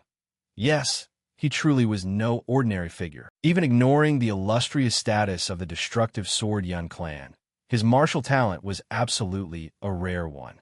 Lai Jung added that you knew this well, yet those things still couldn't quash Big Ong's momentum. You broke into a radiant smile. Don't worry. You pointed at Lai Jung and declared confidently, you will be stronger than him. The eldest son of one-star sword, first-year class Dong Bak, Team Lai Jung, a returning pre-annihilation, demon-slaying, divine archer. The courtyard erupted with Lai Jung's shout, "I don't want that." He grew more flustered and protested. The sudden change of instructor and class reassignment. Well, that's out of our hands. Lai Jung asked confusedly, but why do I have to duel that Yun Wukyung? And it has to be a public duel on the stage. Hearing this, Big Ong shot back. Still don't grasp the situation? You grinned and raised a hand in a mock thumbs up of trust. Only if you win on the stage will my ability be proven. Lai Jung frowned in protest. That's the instructor's business. What do you gain by dragging me into this? Big Ong replied with a wicked smile, revenge. The answer made him stare in horror. What? Big Ong continued to manipulate. Aren't you the one who gets beaten by that rude guy every day? Remembering Burke's ferocious face, he weakly asked, "How would the instructor even know that?" You asked slyly with a mischievous grin, "How did it feel when you saw me give that idiot a thrashing just now?" Recalling when Big Ong beat Burke, he kept asking eagerly, "Were you excited? Did it feel refreshing inside? Was it a blissful, numb satisfaction?" Big Ong's gaze turned razor cold, as if seeing through everything. He spoke coolly. Or could it be? He stepped close to Lai Jung, eyes eerily intense, and asked, "Do you still regret not being able to take revenge yourself?" Big Ong smiled slyly, veins visible in his eyes, and said, "You literally said it yourself earlier. Even that Gokbur couldn't touch a hair of Yun Wukyung, but what if he became strong enough to beat Yun Wukyung?" He grew more excited and raised his voice. "Then someone like Gokbur, you could personally reclaim the insult said to you." He painted for Lai Jung the scene of taking revenge on Burke himself. Big Ong seemed to want to swallow Lai Jung whole with his prompting. "Well, isn't that the greatest gift you could ask for right now?" Lai Jung wavered slightly and hesitated. "If," he stammers, "and if I truly can become as mighty as you say, then I accept." Hearing this, Big Ong replied with satisfaction, "Of course." Lai Jung then grew resolute and declared righteously, "But this isn't about Burke. What I want is simply to be stronger than I am now." Big Ong paid no mind to the reason and only grinned wickedly. "Fine. Wait and see about that." They went to where the wooden dummies used for training stood. Big Ong sat on the roof and watched Lai Jung. Then he spoke coldly. "Now first let's see what your current ability looks like." Watching Lai Jung holding his sword ready to train, he continued to instruct, "Imagine you're facing Yun Wukyung and unleash your full martial power." Lai Jung took a long breath to prepare himself. He gathered his strength and burst into motion. His primary target was the wooden dummy. Lai Jung dashed like lightning and struck the dummy's head with full force. He immediately spun and swung his sword, preparing to strike back. Lai Jung moved nimbly and delivered a series of powerful blows to the dummy, his eyes full of determination and sweat beading on his youthful face. Seeing his ability, Big Ong shouted orders, "Keep going, don't stop, give it your all." Lai Jung promptly obeyed, shouted, and charged straight ahead. Suddenly he stalled, his whole body dizzy. Lai Jung toppled to the ground and coughed once. He collapsed on the ground, struggling to breathe. Bigong propped himself up, looked at him thoughtfully, then made a harsh comment. Hearing it, Lijiang froze, speechless. Bigong said indifferently, "Do you know what your current problem is?" Lijiang understood and replied with difficulty. "When I execute techniques, my internal energy disperses outward for some reason." He recalled himself practicing swordplay and, trembling, continued. "At first I thought I practiced the orthodox techniques wrong, so I checked them over and over, but the moves were flawless. I even thought it might be a problem with my dantian or meridians. My family checked countless times, but there were no anomalies at all. I don't know if it's my poor talent or some unheard of ailment." Seeing Lijiang so despondent, Bigong laughed and said, "No, it's not like that. You simply have meridians wider than normal people." Hearing Bigong's explanation, Lijiang looked up in astonishment and blurted, "What?" He still didn't understand, knelt, and asked, "So what exactly do you mean?" Bigong landed gently and replied, "Hard to grasp? To put it plainly, you were born with a meridian system far wider than normal people. Generally speaking, that's not a defect but a rare and very useful physique. Unfortunately, you're still young and your internal strength isn't sufficient yet, which is why it's causing problems." He continued explaining with illustrations. "You know, martial artists circulate internal energy from the dantian through the meridians to release power. But in your case, with normal internal energy and wider meridians, the power can't concentrate into form. So the internal energy scatters and disperses like it does now." After that explanation, Lijiang, incredulous, said, "I've never heard of this before." Bigong pondered a moment before answering. "No wonder. You remember the past. One night, there were monsters strewn everywhere before our eyes." At that time, Lijiang's eyes were bloodshot as he clutched his wounds, panting, just as Bigong passed by and saw the two of them. Their eyes met with complicated expressions. Turning the situation, Bigong's voice rang out. "I only found out because I happened to overhear it myself." At this, Lijiang knelt respectfully before Bigong, and seeing him fall silent, Lijiang thought to himself that the atmosphere had grown strange. Could the instructor also be carrying some hidden grudge? Suddenly Bigong smiled and gently said, "All right, that's enough explanation for now." Then he cheerfully put an arm around Lijiang's shoulder and asked, "So now that you understand the problem, we must think of a solution, right?" Surprised by the change in tone, Lijiang hesitated and asked, "Is there a way?" Bigong answered confidently, "Of course, there is, and it's very simple." Lijiang stood before the dummy, his whole body seeming to emit power. If the meridians are wider, but the force is insufficient, increasing the amount of internal energy released should fix it. He closed his eyes to follow the instructions. Bigong continued to explain, "But you can't boost internal energy significantly in a short time. In the current situation, there's only one method I can teach you. Before executing a move, you must gather your internal energy and then condense it even more. Condense it further. Wait until the moment the force has fully accumulated." No sooner had he finished speaking than Lijiang opened his eyes wide, as if awake. He followed Bigong's teaching and quickly gathered his power, charging straight at the dummy. He swung his sword with a powerful, decisive motion quite different from before. The wooden dummy was sliced in two and flew apart. And at that moment Bigong's voice rose. "Only then can your true strength erupt." Seeing the result, Lijiang was overjoyed, and Bigong looked at him with satisfaction. Lijiang turned around proudly and boasted, "Instructor, did you see that? My internal energy really stopped dispersing." Bigong replied cheerfully, "Indeed, I saw it clearly. Now relax and lie down." Hearing this, the smile on his face faded. "Lie down? What do you mean? I've never felt such vigor in my life." Lijiang still didn't understand and happily said, "Never have," but right after saying it, he toppled backward. Everything went black and Lijiang lost consciousness. After a while, he came to. However, he remained very dazed. Lijiang lay on the ground, struggling to catch his breath. His body trembled uncontrollably, wondering to himself, suddenly, did I just collapse? Why did that happen? Just then a voice asked, "How are you?" Drool ran from Lijiang's mouth. He spoke weakly. Master, I have no strength left at all." Beigong approached Li Jung and explained this could be a minor side effect the first time one expends all their qi. He gave a very specific reason. Because you've never properly used your whole meridian system before, the body hasn't adapted, and so it was shocked unexpectedly. Beigong reassured him. Now, there's nothing to worry about. After a few months, that side effect will naturally disappear. Li Jung sighed in relief. Months, huh? But after the reassurance, he panicked. Wait a moment. There are only 7 days left until the tournament. At that moment, in the training yard, a staff was thrown from somewhere. Li Jung listened dazed as Beigong lectured. Right now your problem has 2 key points. Beigong pointed each out. First, whenever you channel qi and strike, all the accumulated internal power is spent in a single move. As I said, because your body can't withstand the recoil, collapsing is inevitable. He carefully warned that if you absorb vital energy beforehand, your dantian is too small to hold it long.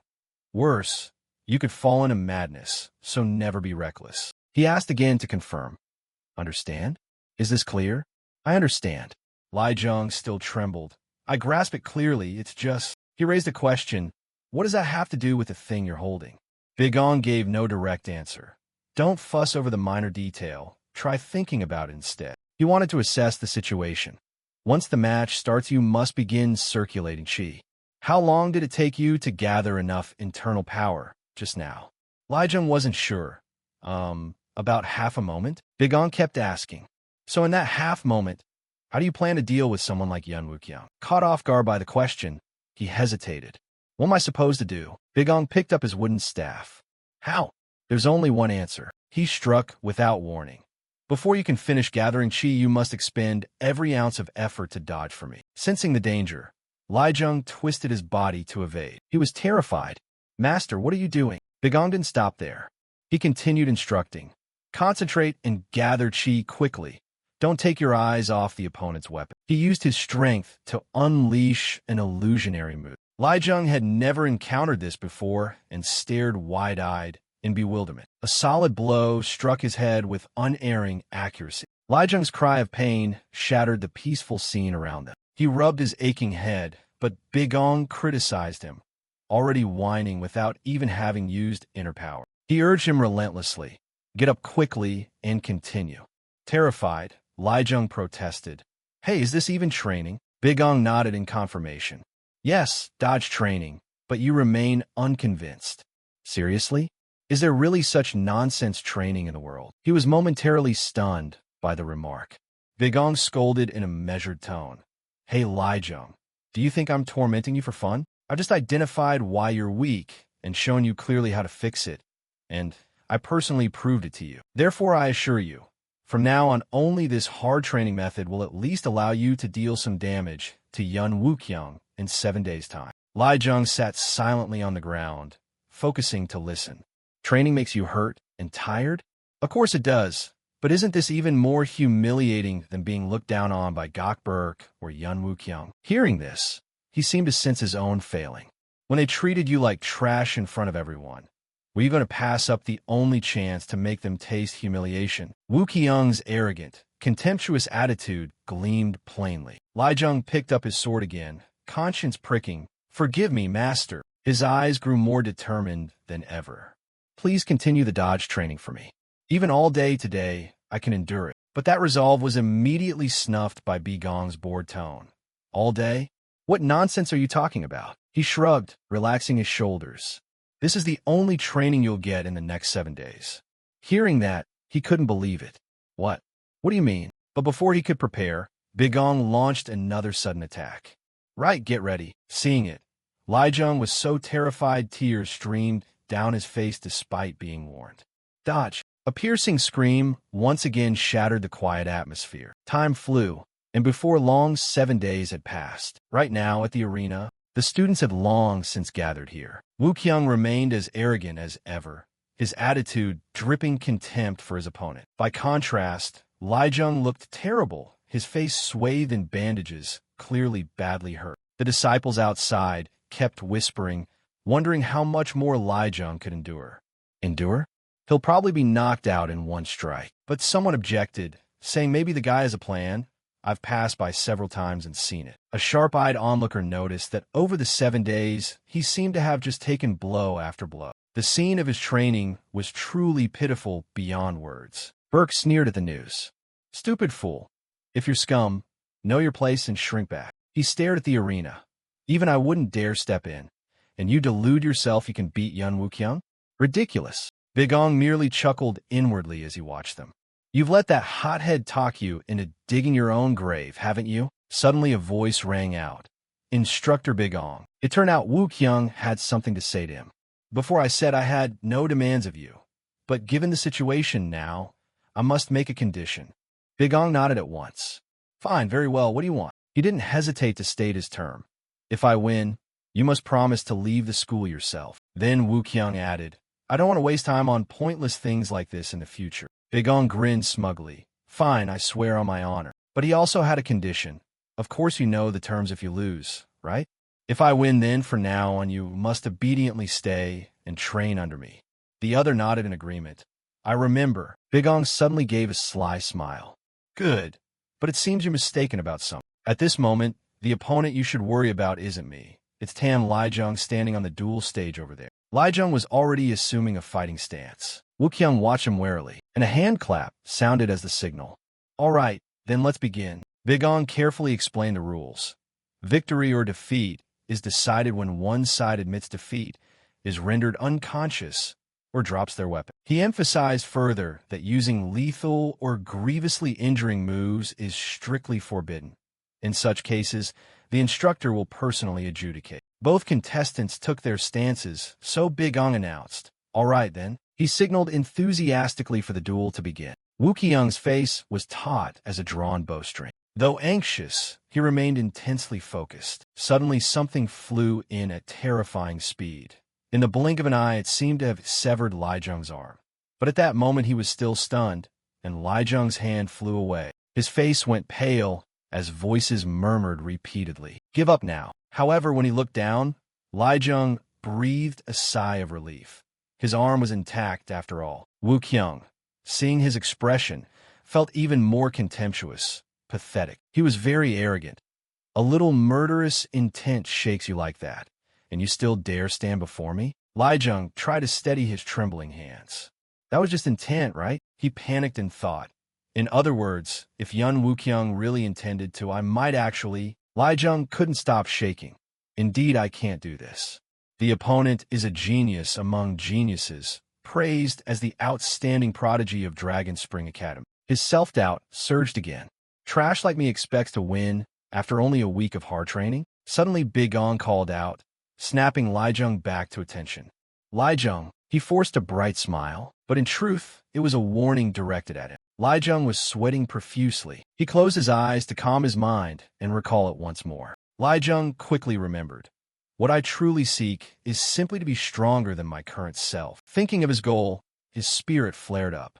On that day a week ago, what drove me to vow to become strong? Wuqiang sighed in boredom.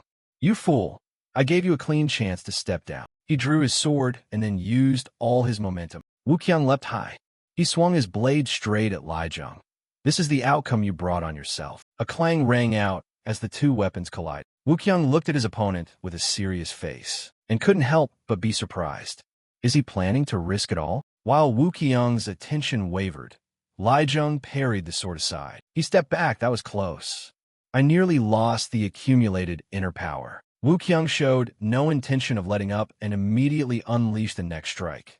Long Duan Tian sword, first form. A barrage of sword chi surged toward Lijiang, like a raging dragon's wrath. He nimbly dodged.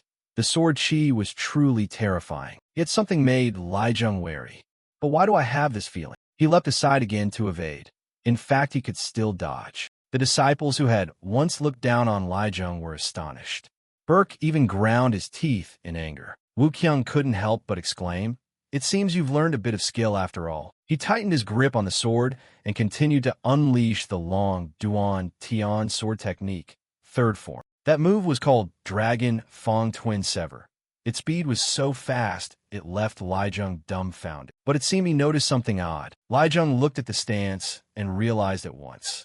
This sword work was clearly the instructor's technique. Without overthinking, he leapt up, and Li Jung was able to nimbly evade Wu Qiang's strike. Wu Qiang was obviously astonished by Li Jung's performance. He landed safely. Li Jung adjusted his stance. Wu Qiang then launched another attack. Although he struck repeatedly, Li Jung managed to dodge each blow. Meanwhile, he could keenly feel Wu Qiang's power. Strong, quick, and utterly precise. Truly the swordsmanship of Central Plains' top family. Yet Li Jung remained confident. After all, I can avoid it. This was easy for him. Even without fully understanding why, the moves were familiar. Li Jung recalled his training sessions and gradually found he could dodge Bigong's attacks, even though his motions were without mercy. Now Wu Qiang seemed identical to Bigong. Li Jung, unsurprised, smoothly dodged again, matching perfectly the attack trajectories the instructor had drilled into him all week. Wu Qiang seemed unable to believe his eyes. After a moment, he planted his feet and stepped back to study his opponent. In the stands, everyone buzzed. Wu Qiang had actually backed off. Hey, is this for real? Unbelievable. Are those two putting on a show? Cheers and shouts echoed through the air. No way, Wu Qiang. Why would you be doing stuff like that? Wu Qiang seemed to have come up with an idea at that moment. He looked down at the sword in his hand and suddenly clenched it tighter. What he said stunned Li Jung. Calling you an idiot? I take that back. Wu Qiang couldn't hide his admiration. In just 7 short days, you've improved dramatically. I can't help but admit it. He raised his sword and a surge of blue energy appeared. I don't know how you learned the long Duan Tian sword techniques. Li Jung stared wide-eyed. Above Wu Qiang, a whirlwind formed. He used the long Duan Tian sword move, Ming Tong Mie sword, to counter Li Jung. Wu Qiang frowned and said, if you can neutralize even this move, I'll admit defeat. In the stands, the other disciples were astonished by this power. What is that? Is that swordsmanship? Burke looked on in disbelief, muttering, that's insane. How can there be such terrifying sword work? He couldn't help but curse that madman. Li Jung, unflustered, walked into the vortex. Everyone was aghast. Is he really stepping right into that? Time rewound to the night before the duel, when the air had still been very peaceful. Li Jung, exhausted, was panting after the training session. Bigong, holding his staff, spoke sternly. Now you've at least learned to dodge properly. At this point, it's enough to give a try. Li Jung wiped his sweat with his hand, still worried. Can he really evade all of Yun Wuqiang's moves with just this? Answer honestly. No. He was stunned, speechless upon hearing that. Yes. What? Bigong explained slowly. Wu Qiang is no fool. Although he currently looks down on you, if you keep managing to dodge his sword techniques, he'll devise a new plan. He folded his arms confidently and said that when it reaches its climax, 8 or 9 parts into the 10, he'll use that move. The largest scale sword attack Wu Qiang can perform right now. Time snapped back to the present. Wu Qiang's sword was wrapped in a whirlwind. As Li Jung watched his opponent strike, he murmured Bigong's warning to himself. The move is called Fierce Dragon Extermination Strike. True to its name, it recreates the fury of a fierce dragon, turning into a storm of sword chi that sweeps the arena. He also remembered Bigong's reminder. I warned you, don't expect to dodge it. He recalled during training Bigong saying, whether you step back or leap to the sky, it's useless. In an instant, that sword chi will engulf the whole dueling platform.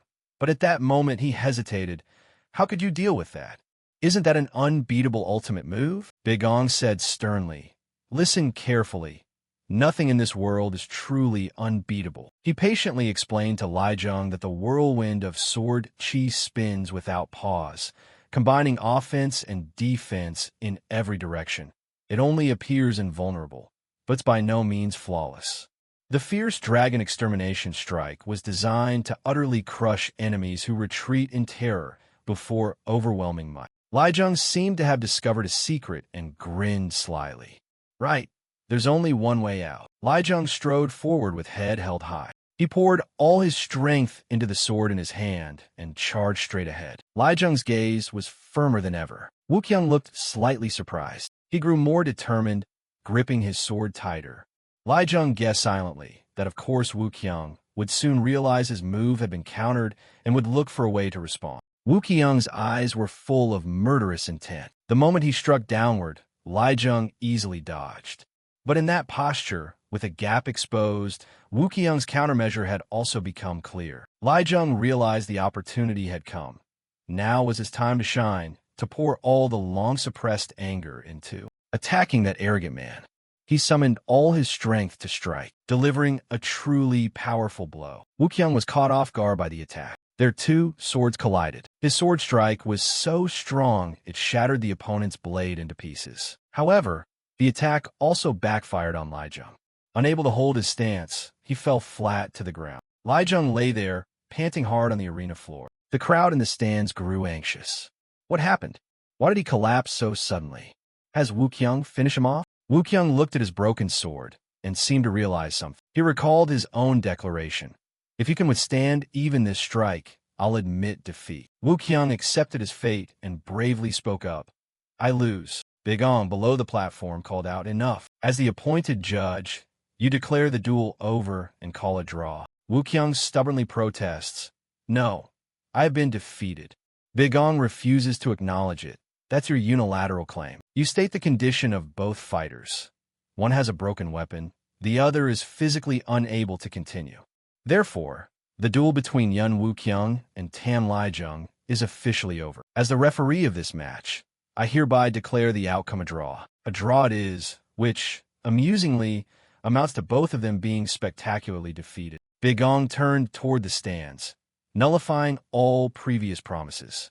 Now everyone give the two of them a round of applause. Meanwhile, Wu Qiang protested, unconvinced. What on earth is this? He kept arguing. Isn't the goal to drag me into class at any cost? Or have you developed some weird hobby? Want to humiliate others in such a cheap way? Bigong didn't bother to care. Think whatever you want, if it helps you keep a scrap of your bruised pride. He added, I didn't force someone who didn't want to study in the first place. Bigong said in a deep, oppressive tone, don't complain, choose for yourself. We don't need someone who can't even will themselves. Before leaving, he added, at least look at that person sprawled over there with that bewildered expression. Bigong looked at Lai Zheng's miserable state. It was also because he himself had chosen to duel you. Though badly injured, he still felt remorse. Sorry, Instructor, in the end I still couldn't win. Bigong reached out to Lai Zheng and helped him to his feet. Suddenly Bigong said, Lai Zheng, what do you see? He still doesn't get it. Yes, what do you mean? He said no more. Everyone in the stands kept applauding. Only Burke was furious. Bigong turned and asked, well, aren't you shaking all over with excitement? Lai Zheng remained silent. After a while he emotionally said, yes. Time passed like that. Bigong once again entered the classroom. He opened the door slowly and walked in. The disciples were all seated neatly, waiting. Everyone was very eager. Lai Zheng was no exception, but Bigong noticed a difference. Only Wu Qiang remained unconvinced. He didn't care to look back at everyone. All right, then, let's begin the first class. Outside the scene was peaceful, but inside him, Cheon Semyung's hands were pounding the table as if to beat out all his grievances. Inside him, Cheon Semyung's hands were slamming the table to vent his resentment. He kept shouting, you wretched lot! You were all so eager before, so why the turnabout now? He panted with fury, his face twisted terrifyingly, then tore at his hair. How did it come to this? Chief Cheon entrusted them to me. So what now? Bu Young cut in. Wasn't the point to make that Exa Bigong leave the academy? Semyung hesitated. That matter is. Before he could finish, Bu Young continued questioning. Yet those students obediently followed him, especially Tan Lai Zheng of One Star Sword and Yun Wu Qiang of the destructive Sword Yun clan. Those two insisted on studying under Sa Bigong. Yonbyak added, what if we forced them to change classes like last time? Hearing that, Chief Boy already pictured the dreadful image of Wu Qiang. He helplessly rubbed his face. That Yun Wu Qiang threatened to report to the destructive Sword Yun clan and withdraw from the academy. One man, unable to restrain himself, shouted. He shouldn't have handed a prodigy like Yun Wu Qiang to a brat with that name in the first place. Another chimed in. This directly affects the academy's reputation. Don't you realize how serious this is? At this, old Semyung flew into a rage, furrowing his brow and grinding his teeth. So how do you intend to take responsibility now? Chief Cheon, are you dumping this all on me? You bootlickers of the Yun clan are nothing but parasites. A moment later, Old Semyoung forced his emotions down and asked, "Did Yun Wukyung really lose to that low-ranking student from One-Star Sword?" Young replied, "The result was fiery, but according to the disciples who witnessed it, it's considered that he truly lost." Hearing this, old Semyoung flew into anger and shouted, "Impossible! Yun Wukyung is a bona fide prodigy of the destructive Sword Yun clan." He ground his teeth in fury. The more he investigated Sa Bigong, the more he found him to be an unfathomable mystery. He couldn't let him slip further from oversight. Suddenly he thought of something, and then stopped himself from dwelling on it. Has Ghost Shadow Manor still not contacted them? After saying they would consider the request, there's been no reply until now. This made him even angrier. What kind of assassin organization dares to be so arrogant? Suddenly, an indistinct voice sounded right behind him. "You'd best be careful what you say." Startled, he widened his eyes and looked back, then cried out in alarm, "What? Who are you?" The other party answered unhurriedly, with a single, mocking question, a murderous aura so dense that Semyoung froze like a statue. He thought, how could a supreme expert like me fail to detect an aura? The mysterious man replied calmly, "By the mouths of you who just mentioned him." Semyoung pointed at him cautiously and asked, "Could it be that you are?" Before he could babble, the man cut him off.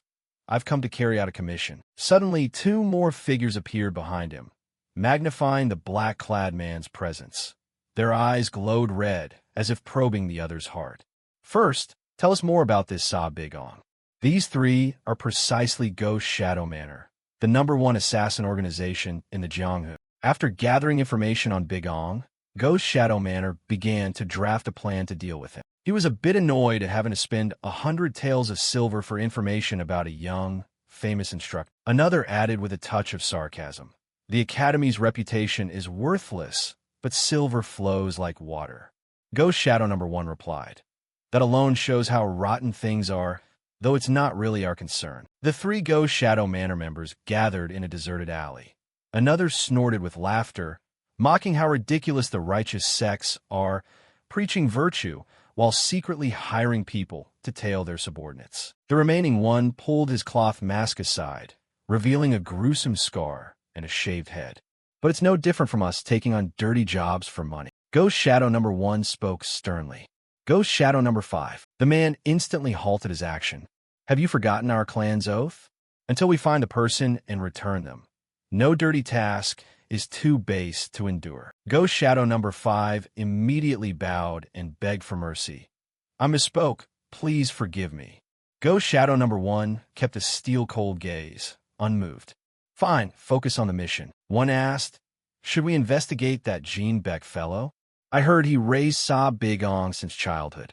Ghost Shadow #1, rolling up a sketch, answered, "For now, find and surveil the main target first." Ghost Shadow #7 spoke up. "But is it true he had a sudden plot-related encounter?" Ghost Shadow #1 tucked the scroll into his coat and said, "Don't believe such nonsense so easily." Then Ghost Shadow #7 added, "But rumors say that the guy originally couldn't cultivate inner chi, yet suddenly became a master overnight. It does sound plausible. If it wasn't a fateful encounter, then what on earth did he do? What if that Bigong has backing?" Ghost Shadow #7 seemed enlightened. Or maybe he's an undercover agent sent by a hidden power with an illicit agenda. Perhaps precisely because of that suspicion, the commissioner entrusted this to us, meaning he could be more dangerous than expected. So under no circumstances let the target detect us. Be twice as cautious.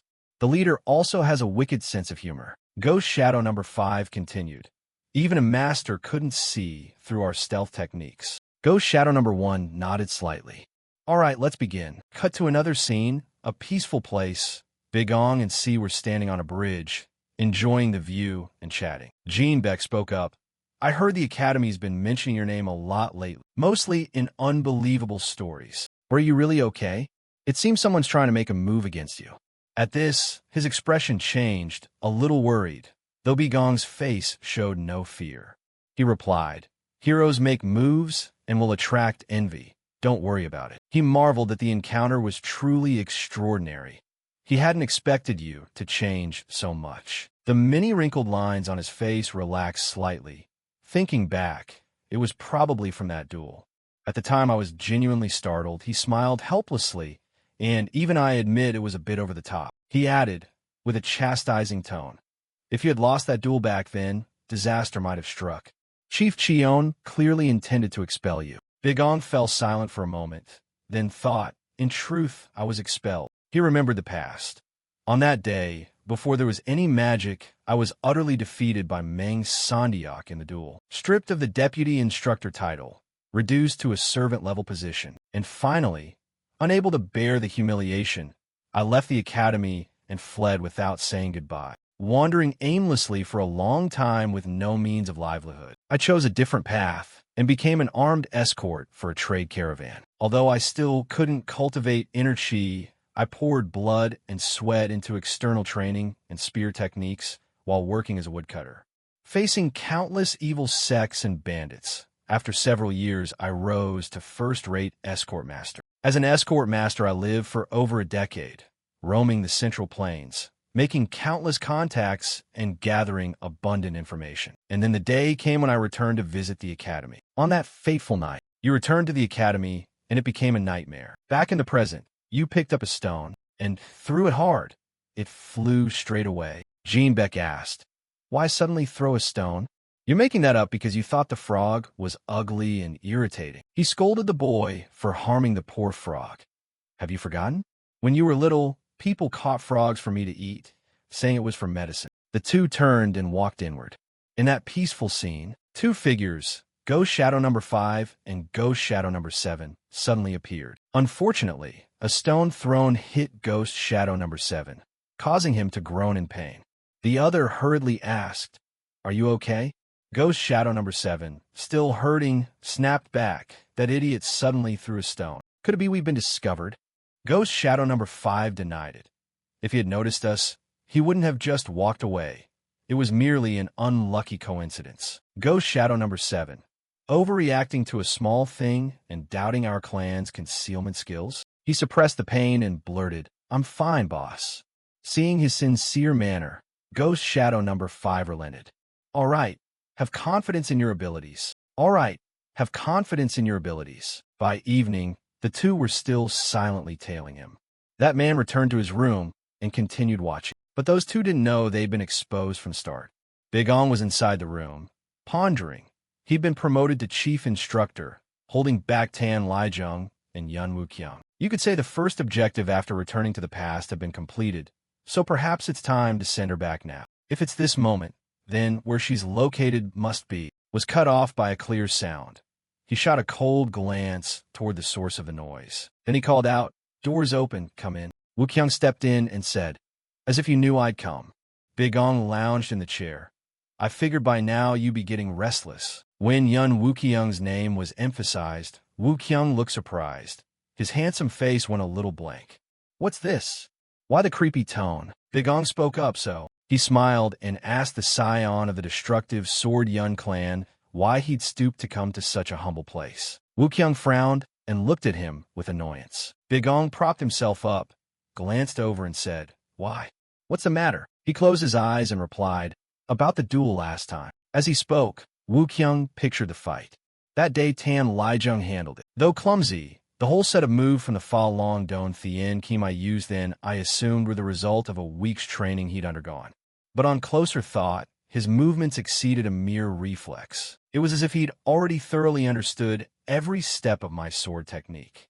Hearing that, Big Ong smirked. Wuqiang's face darkened. Our destructive Sword Yun clan's soul sword art, the Fa Long Don Thien Kim, must have been taught to him by the instructor. Is that so? How can an outsider like you know our clan's martial art so well? He smiled brightly and replied, "That's hard to explain. If it truly is the Yun clan's martial art, the family praised as the foremost sword house in the Central Plains, then its reputation in the martial world would already be thunderous. Don't joke about it.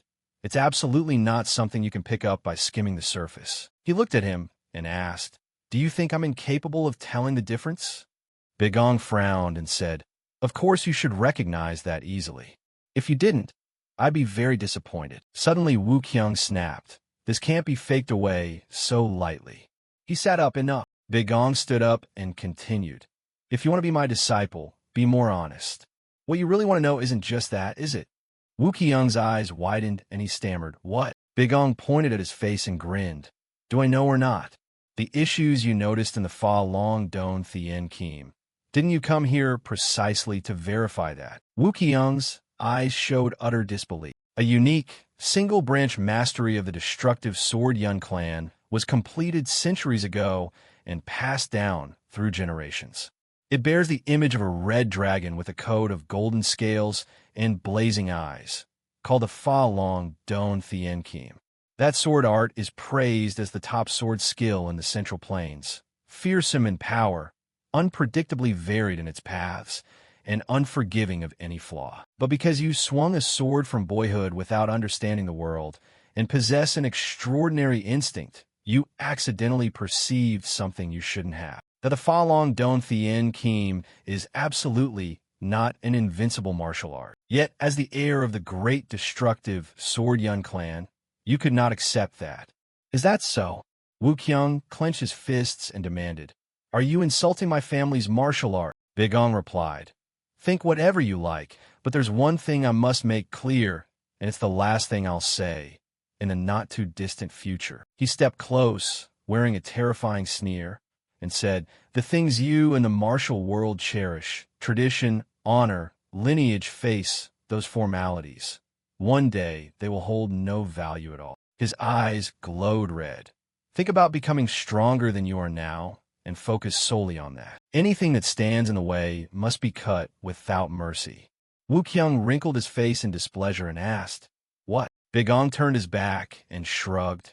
"There will be a more appropriate time to explain this later. Then I'll explain it thoroughly. For now, act on your instincts." He stood there looking at him without saying anything. After a moment, Wu Qiang spoke again. "Let's put that aside for now.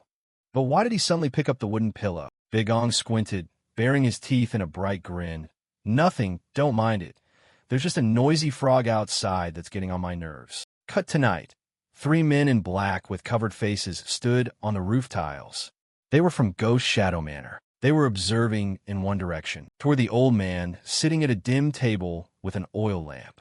One of the 3 spoke up, Jean Beck, the master of the Recovering Body Pavilion. Originally a physician active in the Gamsu region, some years ago he was transferred to Dragon Spring Academy and appointed chief medic of the Recovering Body Pavilion, responsible for treating patients. Ghost Shadow number 5 continued. Though his medical skills are excellent, he hardly trains in martial arts and has no notable backing, Ghost Shadow number 1 said. Being closest to Sa Bigong, I investigated, and he seems to be just an ordinary physician. On the contrary, his past was too clean, giving a somewhat forced impression.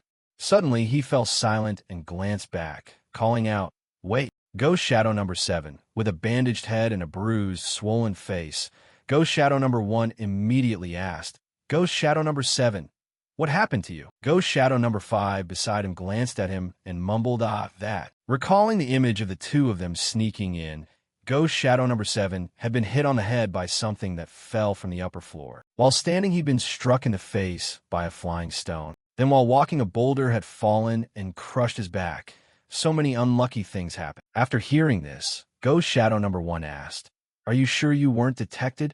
Ghost Shadow number 5 stammered, "For now."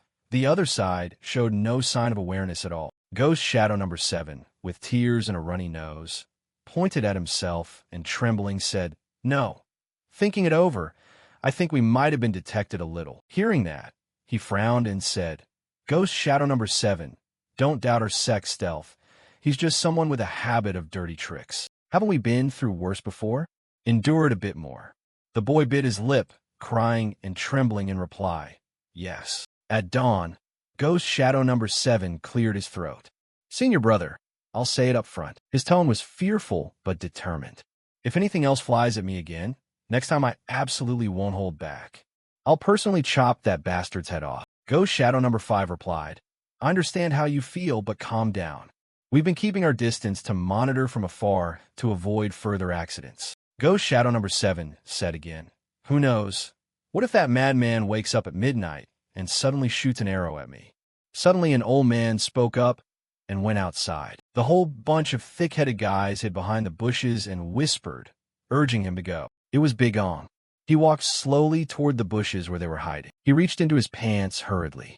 Oh my, so urgent, really urgent. But Big Ong pulled the drawstring of his trousers and complained, honestly, I must have drunk too much tea last night. Ghost Shadow number 7 heard this and thought to himself, wait a minute, what's going on? You were hiding behind the bush, gritting your teeth, terrified of being discovered. Could it be? No way. Surely not, right? Suddenly a stream of yellow liquid poured down right onto your head. Ghost Shadow number 5 beside you raised both hands to his mouth in panic, while Ghost Shadow number 7 went pale and was left speechless. He stormed out of the bush in fury and shouted, Hey, you crazy bastard! What the hell are you doing? Suddenly you froze, your face going blank, because it was Big Ong holding a teapot in his hand, smiling at you. He raised the pot and smirked. Hello there. Care for a cup? Ghost Shadow number 7 froze in place like a second-rate drama heroine. Then tears and snot started streaming down his face as he trembled and accused. You bastard. So it was you all along, setting this up on purpose. Suddenly, a sharp dagger appeared in Ghost Shadow number 7's hand. He leapt up angrily and declared, I'll kill you. Big Ong stood there unperturbed as Ghost Shadow number 7 lunged forward like a missile. He struck toward you, but a barrier suddenly appeared around Big Ong and shattered the dagger in Ghost Shadow number 7's hand. You stood inside the barrier looking up and smiling, while he was left stunned, not yet able to process it. What the? Big Ong grabbed Ghost Shadow number 7's head with his whole hand and pushed him forcefully down to the ground. A sly smile reappeared on Big Ong's face. Right, I'm delighted to meet you too. Ghost Shadow number 7, face battered, spat blood from his mouth. Ghost Shadow number 5 scrambled out of the bushes in worry, shouting for Ghost Shadow number 7. Big Ong clicked his tongue a few times and said, Told you so. Don't tail someone recklessly like that. He smiled brightly, lifting the teapot. Friends of Ghost Shadow Manor? He smiled brightly, lifting the teapot. Friends of Ghost Shadow Manor? Hearing that, the old man reached back to grab his sword, getting ready. This bastard. A voice suddenly rang out from nowhere. Stand back, Ghost Shadow number 5. It was Ghost Shadow number 1. Where did he come from as he swooped down and landed on the ground? He spoke solemnly. An honor to meet Instructor Sa Big Ong. I didn't expect you to be discovered beforehand. Sa Big Ong turned his head and glanced. Indeed, the person you've been tailing all this time is Sa Big Ong. Looks like you're the leader of this frog crew, but revealing your identity right in front of the one under surveillance. Real smart. Is it? Ghost Shadow number 1 reached back to draw a sharp sword, his eyes glowing blood red and pupil-less. Pointless question. If we deal with it here, what's there to fear? Big Ong's mouth twitched. Is that so? Aren't you curious how I knew who you were? He frowned. Of course, I'll investigate that. Ghost Shadow number 1 suddenly lunged at you, accompanied by a flurry of sharp knives. First, we'll chop off your limbs one by one. You conveniently tossed the teapot aside. The flying knives smashed into the teapot you'd thrown, breaking. A mocking grin appeared as dark chi gathered into the blade in your hand. You launched a defense and blocked all the incoming knives. The knives shattered into pieces. Then Ghost Shadow number 1 appeared behind Big Ong and swung his sword toward you. You nimbly turned your back and reached out to block. Big Ong bared his teeth in a grin and asked, Where do you think you're going? Ghost Shadow number 1's eyes widened in surprise, and he launched another direct sword strike. Big Ong dodged each blow. As he fought, he thought, It's not the overwhelming, destructive aura of a cursed sword, but it's fast, sharp, and precise. Every move is a lethal strike aimed at pressure points, the hallmark of an assassin's technique. Especially the blade, chi hidden in the sword, with a terrifying density. The barrier can't withstand it, and if you keep fending off that demonic sword chi, you'll soon be exhausted. Right? At least it has to reach this level. Ghost Shadow number 1 unleashed a move at you. You parried and counterattacked. He was slammed backward by your strike. He recovered and leaped back toward his 2 teammates. Ghost Shadow number 1 wondered, strange, hard to define, but the power and methods you're using are completely different from orthodox martial arts. Did you really attain a miraculous fate? Impossible. Could it be demonic arts? Big Ong tilted his head helplessly. Good heavens, have you ever actually seen demonic arts? The extinction cult's been dead for years. What are you even talking about? It's nothing to do with demonic arts. You're right that it's different from typical martial teachings, but suddenly he cut in. Sure enough, Ghost Shadow number 1 executed a move. You are definitely not someone to be taken alive halfway. Although I have no personal grudge, I will take your life. He cast a spell, the Devil's Shadow divine art at its extreme. His eyes burned. Ghost Shadow number 1 raised his voice. All for the mission of our sect. From the ground, he leapt up high. Begong's eyes widened in surprise. Ghost Shadow number 1 moved swiftly and lightly, like a feather, flowing gracefully from tree to tree. This technique is called the solar racing step, the unique divine art of Ghost Shadow Manor. He shot at you like an arrow, concealing his aura to the utmost, then disoriented his opponent with superlative speed. And at the exact moment the enemy was thrown into chaos, the next move would follow. A surge of energy sliced across and separated Begong's arm from his body. This move was called Demon Soul Slash. A super fast slash, so quick the opponent doesn't even realize they've been hit. A super fast slash, so quick the opponent doesn't even realize they've been hit. Ghost Shadow number 1's eyes narrowed, gliding with determined focus. He launched the next strike. But this time Begong caught the move, using an illusion to teleport behind Ghost Shadow number 1 and strike. He suddenly turned his face back and took a solid punch from you that sent him crashing into the ground. He was hurled, somersaulting away. Ghost Shadow number 5 stood nearby in panic, shouting loudly, "Vice Leader!" Ghost Shadow number 1 struggled to sit up, coughing a few hoarse times. "What the hell?" Begong cut him off. "Looks like you're a bit too proud of your stealth technique, huh?" Thursday Sue. Your eyes flashed purple with crackling lightning around them. "Unfortunately for you, everything shows up clearly to me. Their bodies in my sight are no longer faces, just humanoid shadows of red mixed with gold." Begong stepped closer and leaned down to look. "Now, let's have a more thorough chat. The vice leader of Ghost Shadow Manor. No, for now I'll call you Lin, temporary sect leader, or Origin sect leader." Ghost Shadow number 1 suddenly jolted. Origin sect had never once attended any official congress of the martial world. No one knew whether it was orthodox or heretical. It consisted of 4 people, 3 young and 1 old. Their original purpose was vague and hard to pin down. All rumors and secret talismans wrapped them like an illusory, eerie sect. That is why, on that day decades ago, when the patriarch and the entire direct bloodline were annihilated in a catastrophe, the majority of the martial world remained unaware. Except for those disciples born and raised in the Origin sect who remained utterly loyal to the school. After that calamity, the survivors of the Origin sect re-emerged in the Jianghu under a new name, called Ghost Shadow Manor, a top assassin organization that took on dirty, dangerous contracts while also investigating and gathering all kinds of intelligence across the Jianghu. Begong continued, saying that after all those actions, it ultimately came down to one thing. The Origin sect collapsed back then. Isn't that the so-called mission you keep talking about? Am I wrong? Ghost Shadow number 1 ground his teeth in fear. Impossible. Secrets concerning our sect, top secret within top secret, haven't been leaked, even a whisper in decades. You interrupted. All right, I'll be blunt.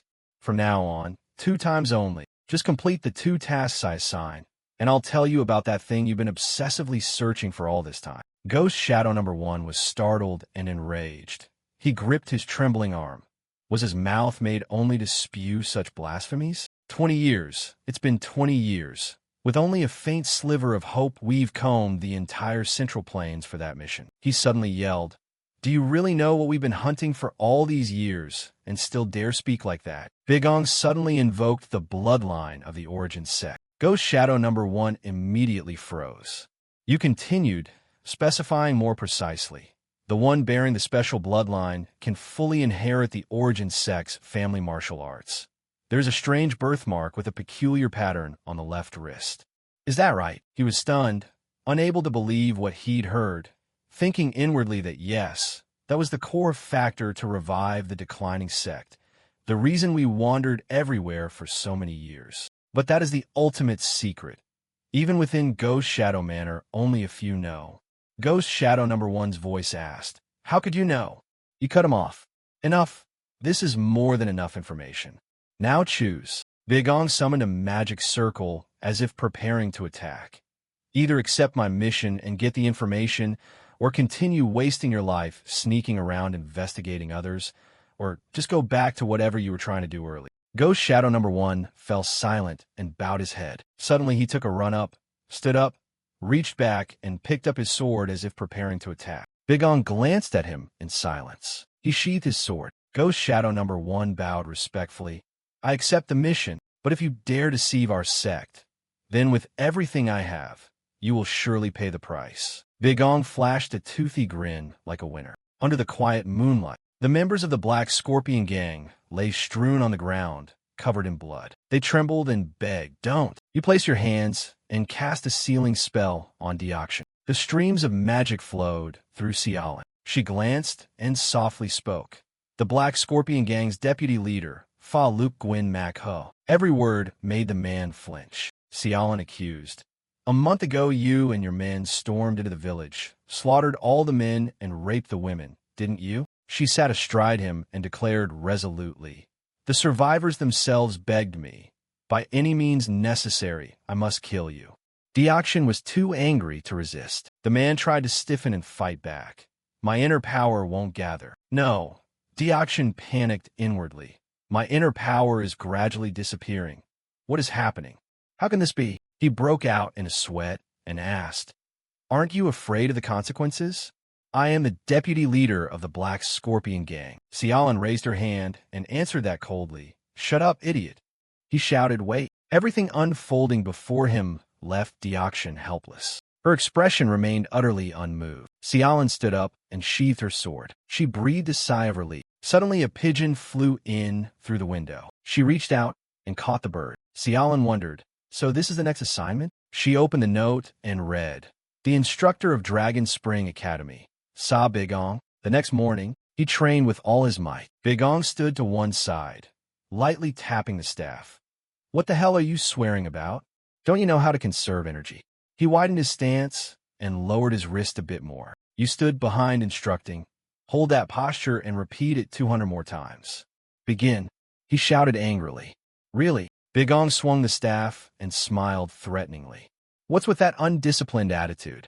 Are you resisting the academy instructor's training method?" He awkwardly tried to stop him.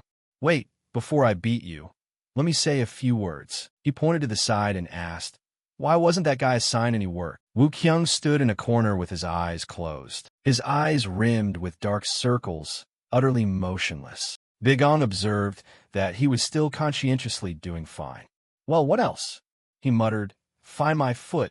He isn't doing anything at all. Isn't that guy asleep?" Suddenly, there was a loud shout. Beigong had bonked him on the head. "You think your level equals his, you blockhead? Shut up and swing your sword for the spirit training." He cursed under his breath. Beigong rolled his eyes and glanced over. You looked at Wu Qiang and whispered, "Yes, that's it.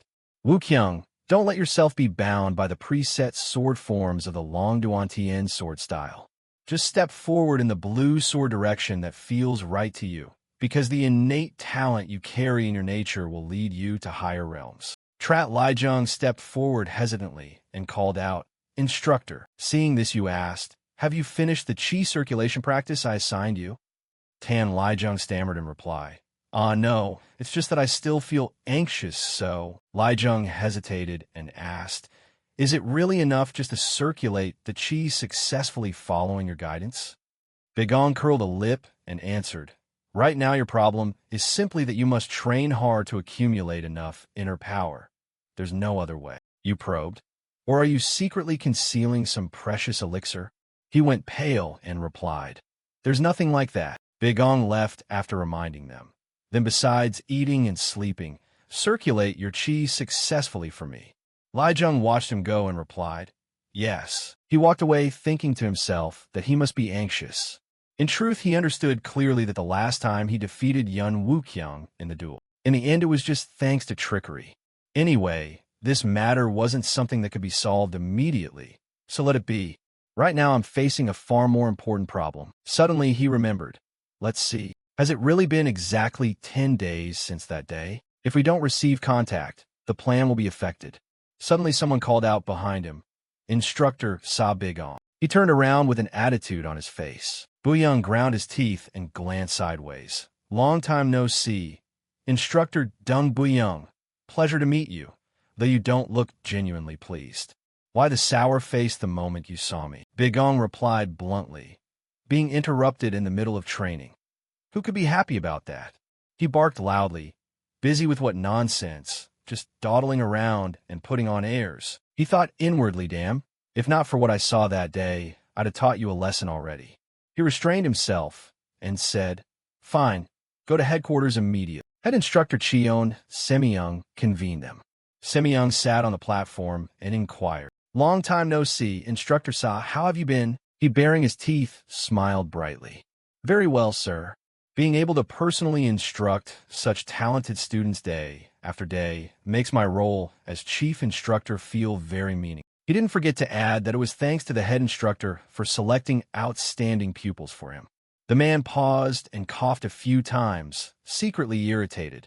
If that's the case, fine. Semyung controlled his emotions and said in a gruff voice, Of course I know you're doing well, but as you know, our Dragon Spring Academy belongs to the Orthodox faction. That you, inexperienced, already hold the position of chief instructor has raised many concerns within. Sa Bigong didn't hesitate to retort. Oh, really? A humble instructor like me has the Orthodox Alliance worried? Semyung, seeing this inappropriate attitude, immediately admonished. Instructor Sa Bigong, mind your manners. At that moment, someone suddenly stepped forward, making him blink in surprise. Xiaolin spoke modestly with sincere embarrassment. This time the Orthodox Alliance has dispatched a supervisor to assist you. A gentle fragrance wafted from her. Xiaolin clasped her hands politely in greeting. Greetings, Instructor Sa Bigong. Her face flushed as she shyly introduced herself. I am Mei Xiaolin, sent from the supervisory department of the Orthodox Alliance. Xiaolin saw him freeze and say nothing. So she asked, Instructor? Bigong scratched his head and laughed loudly. Rude of me. I was accidentally bewitched by the supervisor's beauty. She replied bashfully, Oh my, you flatter me. Semyung continued, explaining that Supervisor Mei Xiaolin is a rising young female master within the Orthodox Alliance, recently a rare talent who, despite her youth, has reached an exceptional level. He carefully instructed that therefore Instructor Sa must absolutely not be rude, but must conscientiously fulfill his duties as chief instructor, and remember, do not be disrespectful to Supervisor Mei. Bigong laughed confidently. Of course, I'd never be negligent. Despite that outward assurance, his eyes remained constantly alert. He recalled when he was discussing matters with Ghost Shadow No. 1. Good. Then let me assign you the first mission, Bigong suddenly asked. Do you know of the assassin called the Soul-Taking Celestial Maiden? He was startled to recognize the name Soul-Taking Celestial Maiden. Ghost Shadow No. 1 folded his arms and answered. When that name was mentioned out of the blue, I'm not sure why, but of course I know of her. He summarized that she is a freelance assassin belonging to no organization or comrades. But once she accepts a contract, she has never failed even once. That is what she's famed for. Ghost Shadow No. 1 said, I've never met her in person. I only heard that the victims were found with their souls drained of life. He secretly imagined and gossiped that she must be a breathtaking beauty. Ghost Shadow No. 1 asked curiously, So this time you want me to eliminate the soul-taking celestial maiden? Bigong bared his teeth in a sly smile. Not that. He pointed downward with a smug look. You should summon the assassin soul-taking celestial maiden right here to this Dragon Spring Academy. He stared, stunned, unable to believe his ears. What did you say? Bigong waved his hand in instruction. First go back and tell Cheon Semyung that due to an unavoidable emergency, you are canceling the mission. The result of doing that, of course, was that he slammed his hand down on the table. Cancel the mission, Semyung complained angrily. You can say that out loud at this point? How can you be so irresponsible? He tried to reassure him. I really am sorry, but an urgent matter came up and we have no choice. Ghost Shadow No. 1 offered. To make up for it, I'll recommend someone more suitable than him. Consider an apology, and I'll cover the commission fee. Ghost Shadow No. 1 hesitated slightly when speaking of her. Because he'd contacted her a few times about jobs, Arranging it wouldn't be difficult. The more he thought about it, the stranger it seemed. Why take such a reckless step? She's a ruthless assassin, meticulous to the point of annihilation. No matter how skilled you are, you could truly lose your life. Bigong teased. Oh, so you're concerned for me. Ghost Shadow number 1 grimaced and scolded. If I die before giving you the promised information, then I'm the one in trouble. He turned away in agreement. True, she was an extremely dangerous woman. Back in reality, everything had proceeded as planned. Because of that, I need someone like her even more. Ahead stood a gloomy castle, below which the undead were in chaos. An explosion thundered. Bigong was executing multiple techniques at once. Overlapping battle spells, pummeling like a storm, sky-shattering cannon, thunder verdict spell. Before that power, the castle exploded once again. He stood frozen for a moment. Bigong glanced down at the ground. He widened his eyes and thought to himself, is that all you've got? Tarrant remained intact. He looked up and met Bigong's gaze. He couldn't believe his eyes. Countless questions raced through his head.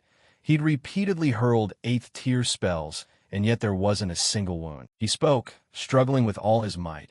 If you don't stop, I'll deal with you immediately. Bigong roared, shut up, you bastard. And he continued to unleash the next move. Atomic burst. The unleashed force from him aimed straight at the other. Tarrant formed a circular sigil in his hand, and more surprisingly, that circle could absorb the power from Bigong. He gaped. The ultimate world-annihilating incantation, 9th tier. Upon contact, it instantly dissipated. No, this isn't disappearing. Tarrant drew that circle back into his finger. Bigong was wrapped in a protective wall. Tarrant reversed the attack back toward him. He grimaced as if in pain when struck by the fatal blow. Bigong gritted his teeth. He suddenly jolted awake in bed, breathing heavily, still panting heavily. Bigong abruptly laughed, looking out the window. No matter how many times he dreamed it, the memory remained razor-sharp. Cut to the martial school. Bigong walked with a measured step along the road, thinking that for now he'd overcome the largest mountain. He recalled Xiaolin. After recovery, finding Mei Xiaolin's whereabouts as soon as possible and securing her was one of the most crucial tasks in the entire plan. The thought continued. The problem was that given that importance, at this moment, I don't know her exact location.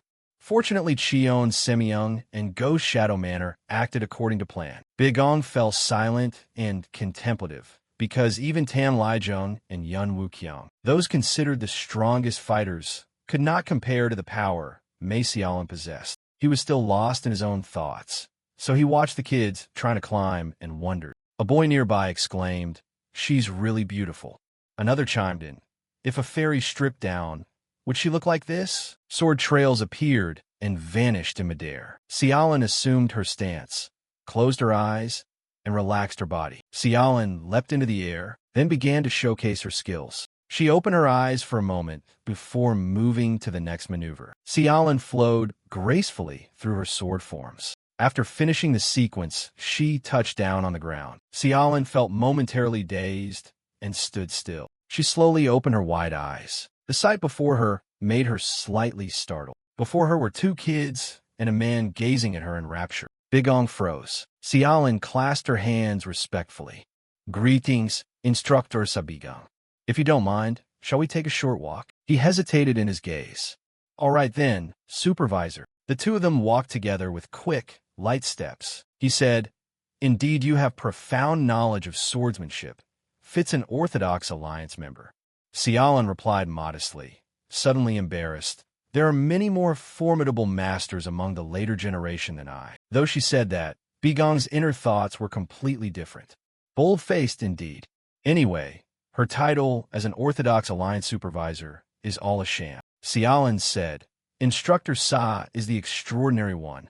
He asked back, "Oh really?" Xiaolin explained that in the recent tournament he used a single move to win. Even the notorious Green Forest Demon was slain by the Instructor. She wore an admiring expression. "Indeed, Instructor, you are a formidable master." Bigong thought inwardly. "Did Father have my background?" He said softly, "I've just been fortunate to meet beauty recently.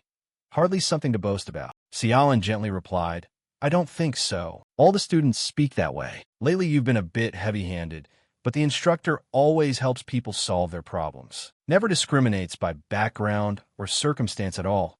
Truly an excellent instructor. He folded his arms and said, "Is that what they say? Those kids are really commendable." She continued, and then added, "The instructor's hands, the calluses and the muscle shapes on those palms." Xiaolin wouldn't stop. At least 5 years, maybe over 10 years of hard training. All that time, never letting go of a weapon for a single day. Practicing relentlessly, enduring countless rips and healings, repeating that until hands like those are forged. She grew serious. Instructor saw Big Ong.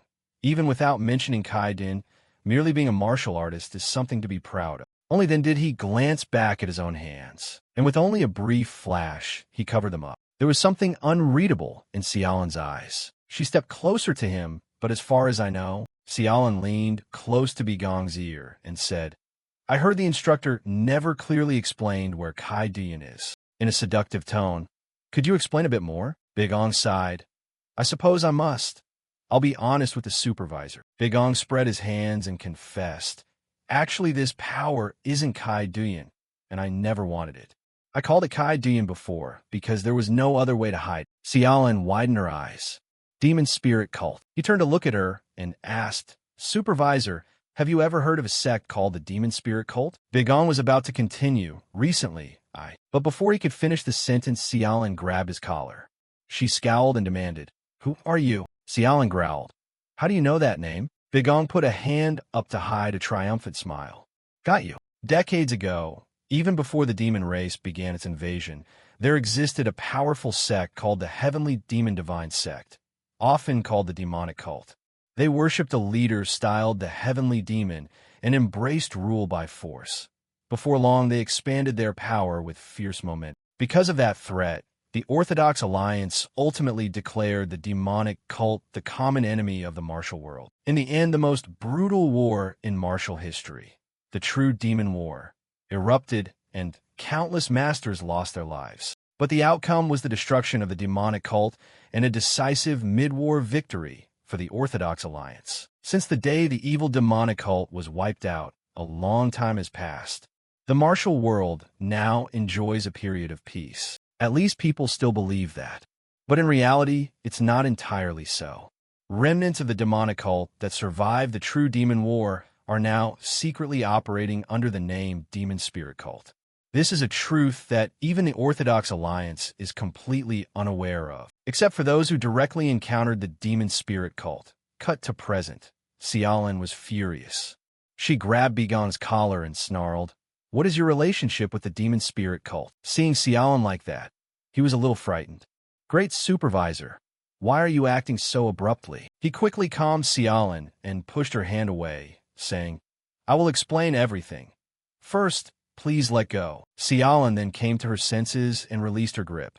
Seeing Bigong turn away, she stammered, "Sorry, I was too emotional just now." He saw she had calmed somewhat.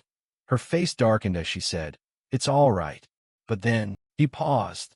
Then Bigong struck at the heart of the matter.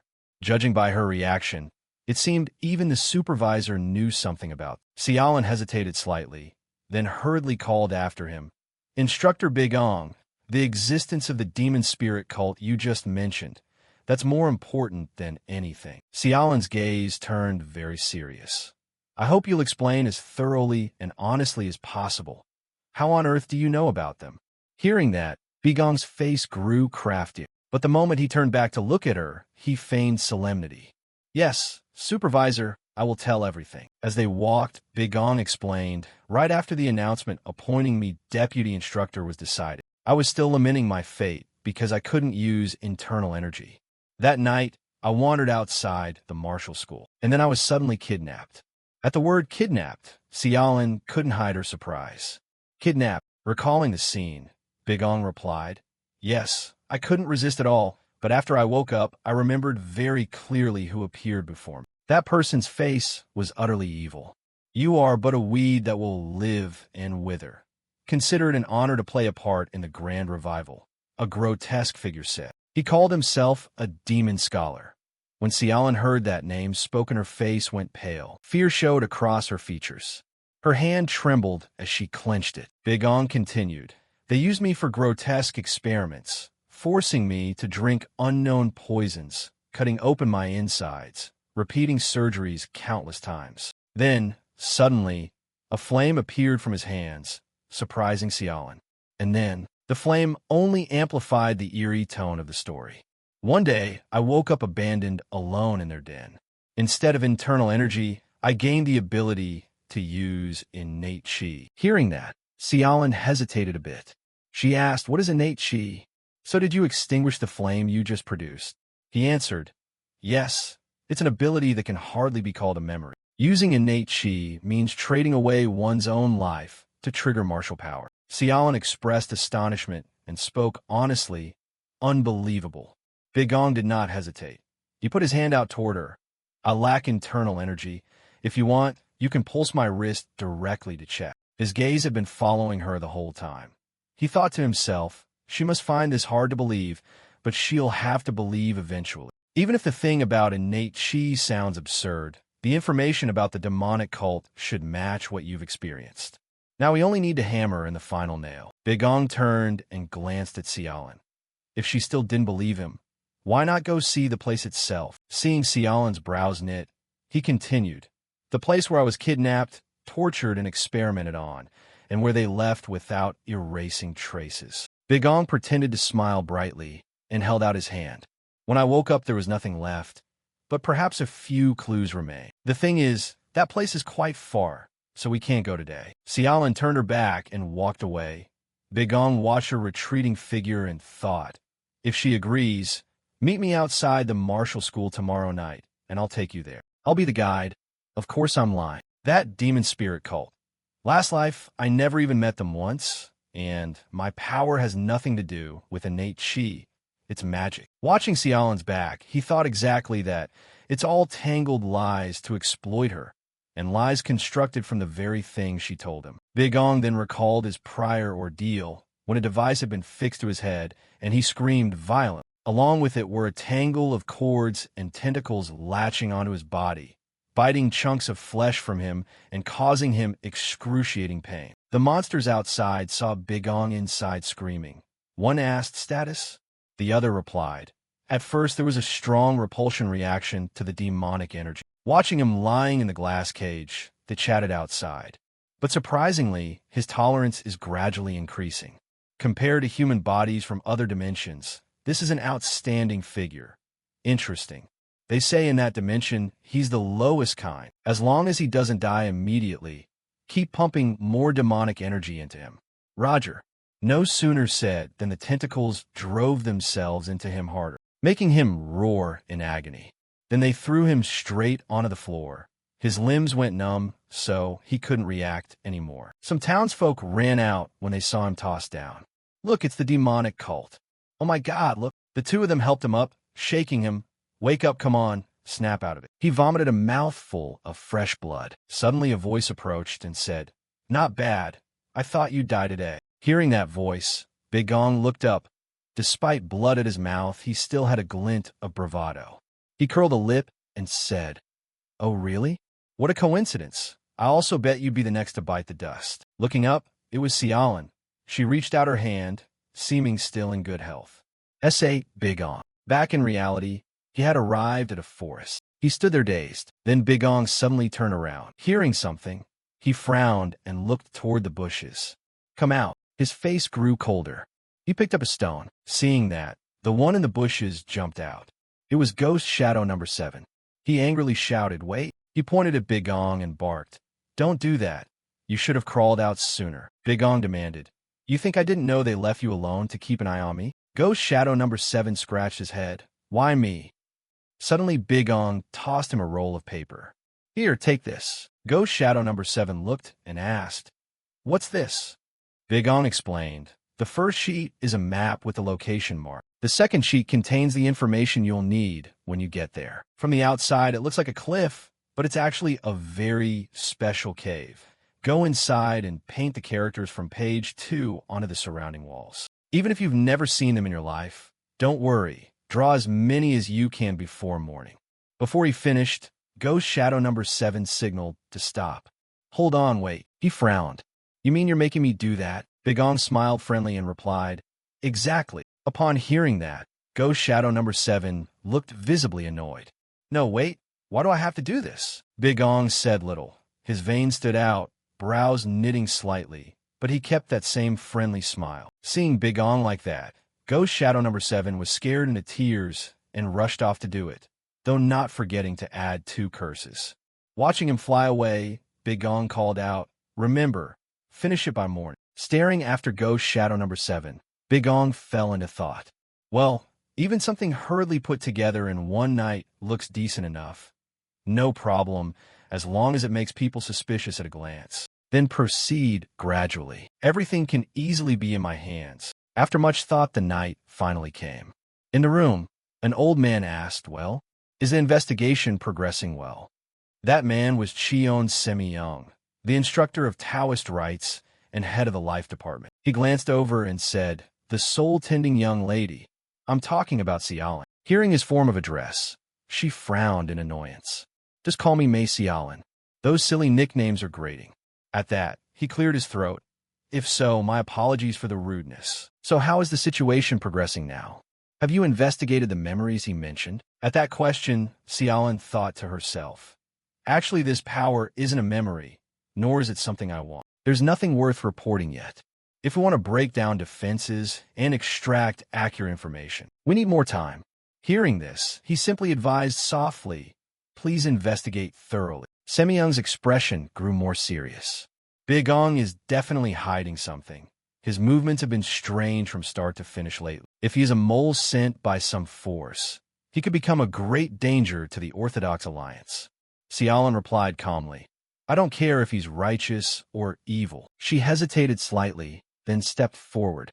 "Just to keep things smooth, I want to ask one thing first." Not knowing, he asked back, "Ask what?" Xiaolin slammed the knife into the table, shocking everyone present. Her face came close to his. She frowned in anger. "Big Ong, if investigation shows he has schemes or a shadowy backing, could I arrest him immediately without waiting for orders?" Thinking of the morning's events, she grew angrier. Her face darkened and her eyes filled with hatred. "Fine, whether it's lies or a trap, doesn't matter. If he really used cheap tricks to deceive me, I'll extract every bit of information from him and then slowly kill him painfully." Big Ong. The next morning, at the martial school, Big Ong was now sitting inside, cultivating. He recalled the times he'd used his chi. Previously, after absorbing a top-grade demonic chi stone, his condition improved slightly, but in the end, 6 marks still remained unremoved. Right? At this level, I can handle 1 or 2 senior instructors, at least in Dragon Spring Academy for now. Aside from that one person, there are no other opponents causing trouble. And now to the lower Dantian, the most troublesome spot. Though few, you can clearly sense internal energy existing there. Even though the meridians and channels are unobstructed, neither martial techniques nor diagnoses can shift it. This is the constitution I was born with. Even senior pulse doctors say it's a bizarre, never-before-seen constitution. Yet strangely, perhaps it is precisely because of this constitution that I'm still alive today. I, who only knew some basic battlefield medicine and a little external skill, survived being taken as their experimental subject only because I possessed this rare, odd constitution. Then he remembered Xiaolin's image, and he focused and recalled what had happened when suddenly someone arrived. "You practicing chi circulation and regulation?" At the sound, he looked down and glanced over. It was Ghost Shadow number 7. He entered the room and said to Big Ong, "I arranged everything overnight as instructed. What a bunch of bizarre errands." Hearing that, Big Ong said nothing, only stared at Ghost Shadow number 7. Then he asked teasingly, "What did I tell you to do again?" The question left Ghost Shadow number 7 frozen for a few seconds. After a moment, he realized he'd been teased. He drew his sword, fuming. "Ew." Big Ong just turned away and calmly dressed. "Just joking, good work, you can go." Despite Ghost Shadow number 7's angry demeanor, Big Ong remained thoughtful. Now only one thing remained. Stepping outside, the morning sun was wonderfully warm. At that moment, 2 disciples were training vigorously, 1 male, 1 female. Big Ong happened to step out and saw the 2 of them train. Big Ong paid it little mind, still lost in thought. Now he'll lead her to the cave disguised as the demonic cult's lair, then plant a few fitting fake details, and that'll do. Though there are many gaps, it's fine. The cave mouth is covered by a barrier the demonic tribe erected, which to martial artists just looks like some cultish sorcery. Most importantly, this concerns information about the demon spirit cult, which so far no one has found a lead on. Suspicious as it is, she'll have to step in. While thinking, Bigong suddenly realized something. He turned and immediately spotted Xiaolin, smiling as he greeted her. "Good morning, Overseer." She didn't care and only said 2 words, "Let's go." Xiaolin looked at him, her face serious. "You said this place used to belong to the demon spirit cult." Bigong smiled outwardly, but thought otherwise. "Then I'll keep spreading reasonable fake reports to stoke her hatred of the demon spirit cult." Though that's his intent inside, he still said, "Yes, Overseer, please follow me. Then let's meet outside the academy tonight." As soon as he finished, Bigong's scheme stirred. "I can manipulate her as much as I like." Recalling the past, in an ancient castle that seemed to have been empty for a long time, a gaunt, blood-spattered man teetering on the brink of death. In his hand clung something purple, stuck to the last scraps of flesh. He lay on a woman's lap, missing an arm. Though near death, he still tried to speak his final words. Suddenly, there was a pounding on the door. "Hey, over here, someone's badly hurt." Bigong was hammering at the door, shouting and striking it with all his might. "Monsters at this rate will really die." Xiaolin's voice rang out, "Stop." Her gaze fell to the man from earlier. Too late. Her hand caressed the dead man's eyes so he could rest. Hearing this, Bigong seemed to understand. His eyes widened and his breath quickened. He closed his eyes, full of anger. Angry at himself, angry at the situation. A little later, 2 monsters arrived. They hauled the dead man's legs and dragged him away without pity. Xiaolin and Bigong could only sit huddled against the wall, silent, watching things happen and feeling powerless to act. In that quiet, Xiaolin said blankly, "In the end, it's just the 2 of us left." Hearing that heartbreaking line, Bigong didn't know what to do. Xiaolin asked again, "Are we the last people of the martial world?" Bigong replied, "It's too soon to conclude. There may still be some prison camp undiscovered. Maybe there are still martial artists surviving somewhere." At the same time, someone arrived. Xiaolin sat in the room, sighing. Life, she wished she could have died gloriously on the battlefield instead. "You know what's the funniest part? I'm not a stranger to this kind of treatment." Bigong, hearing that, asked back, "Even when you were part of the Jianghu, did you endure this?" Xiaolin's eyes dropped. She answered, "Yes, the demon spirit cult. Though I doubt you can truly understand." They looked at the oozing purple slime in the cell. The atmosphere fell silent. Then Bigong suddenly remembered something and asked Xiaolin, "So that so-called essence-absorbing skill is a power gained as a side effect of the experiments? You use it?" "Yes. It's the first time I've confessed this to someone else." He was a little surprised, eyes wide and brown-it. "Seeing that ability even works on the monsters, I'm puzzled. Who knew there was such a hidden truth? So in the end, I failed at revenge." Xiaolin raised her hand and said, "More accurately, I gave up." She looked down at her arm with vacant eyes. "For 10 years, I couldn't find even a single trace of the demon spirit cult. Then I gradually realized from the start it was an organization far too large for me to face." "Sa Bigong, do you know why I volunteered for this battle?" Hearing that, Bigong looked at her suspiciously. Wasn't it for the future and survival of the martial world? She turned and smiled gently. Seeing that look, Bigong couldn't hide his surprise. He stammered, "You?" She cut in, "Yes." Xiaolin began to recount what had happened. Everyone fought to protect the Jianghu from the monsters beyond, while people risked their lives for the future and survival. Her gaze gradually grew more helpless. "I was too tired of going on living, yet I lacked the courage to end my life. I only joined the fight to find a place to die. I never expected to end up dying slowly in a place like this." Hearing that, Bigong interrupted, "Don't give up." He smiled, looked up at the sky, and said, "Don't act like it's all over.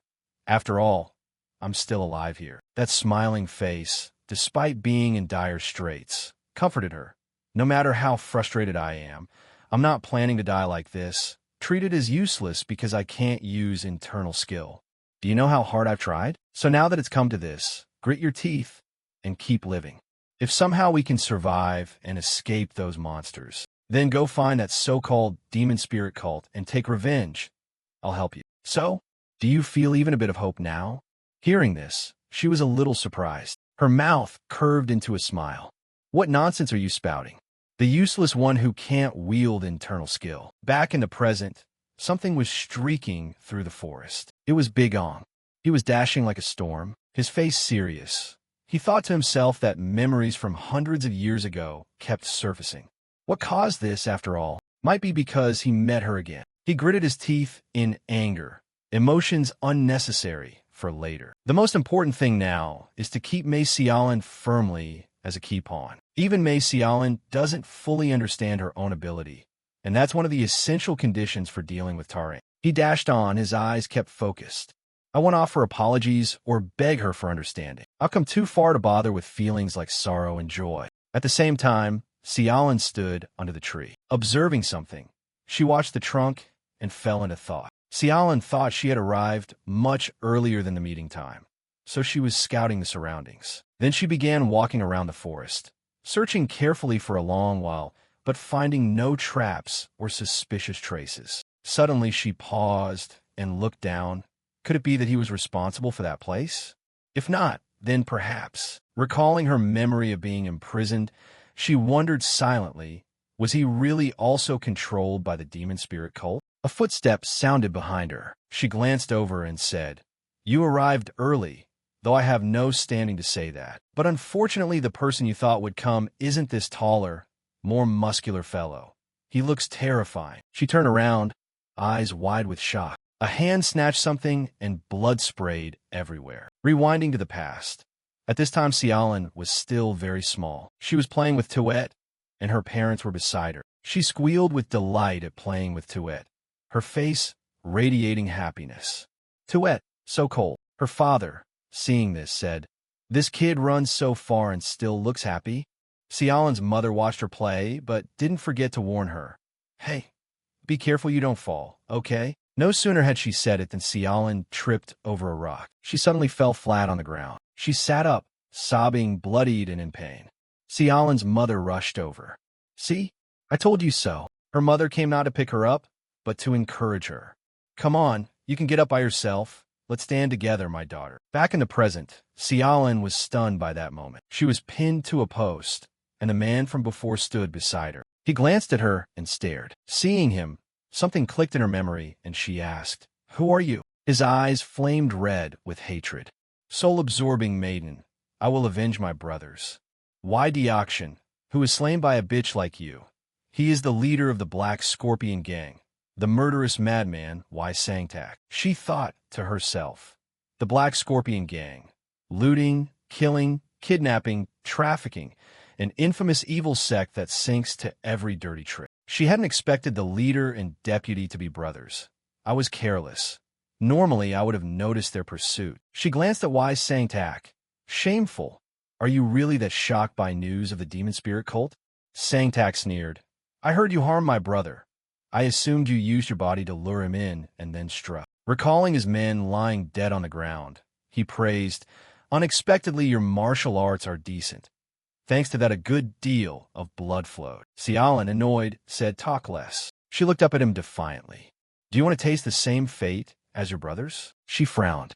"Wasn't your reckless capture of me in the first place meant for that very purpose?" Sangtak pretended to be frightened, then changed expression, his face becoming more vile. "You know too well, right? If I wanted to kill you, I would have done it long ago." He grabbed Xiaolin's head. "If that rumor were false, I would have killed you with a single stroke." He pressed his face close to hers, his expression even more feral. "Unexpectedly, the rumor that the soul-absorbing maiden is a rare beauty is true. Today, I'll enjoy paradise." Sangtak slowly drew his sword from his back. Of course, his face radiated murderous intent, but first he would chop off those wicked hands that supposedly siphon internal energy. He held her head and announced loudly that afterward she would serve all his men here to their fill. Then he would slowly peel every inch of that smooth skin and let her die in agony. "Such a small act of revenge, and my brother could rest in peace," he said. Xiaolin sneered. "If this is revenge, it's a damnedly low one." Remembering being imprisoned, she bristled. "So, I finally get a lead on them only to die under the hands of these beasts. She closed her eyes. It was fitting. Sangtak now raised his sword towards Xiaolin's beautiful hands. Seeing this, she thought perhaps this is the deserved end for an assassin blinded by hatred and negligent of caution. His henchman, excited, shouted, "Boss, take this little bitch first. Let your brother kick off and let us enjoy our share." Suddenly, from nowhere, a murderous aura flew in. The aura originated from Big Ong. He swiftly slashed behind Sangtak's back, causing that henchman and even the boss to be caught off guard.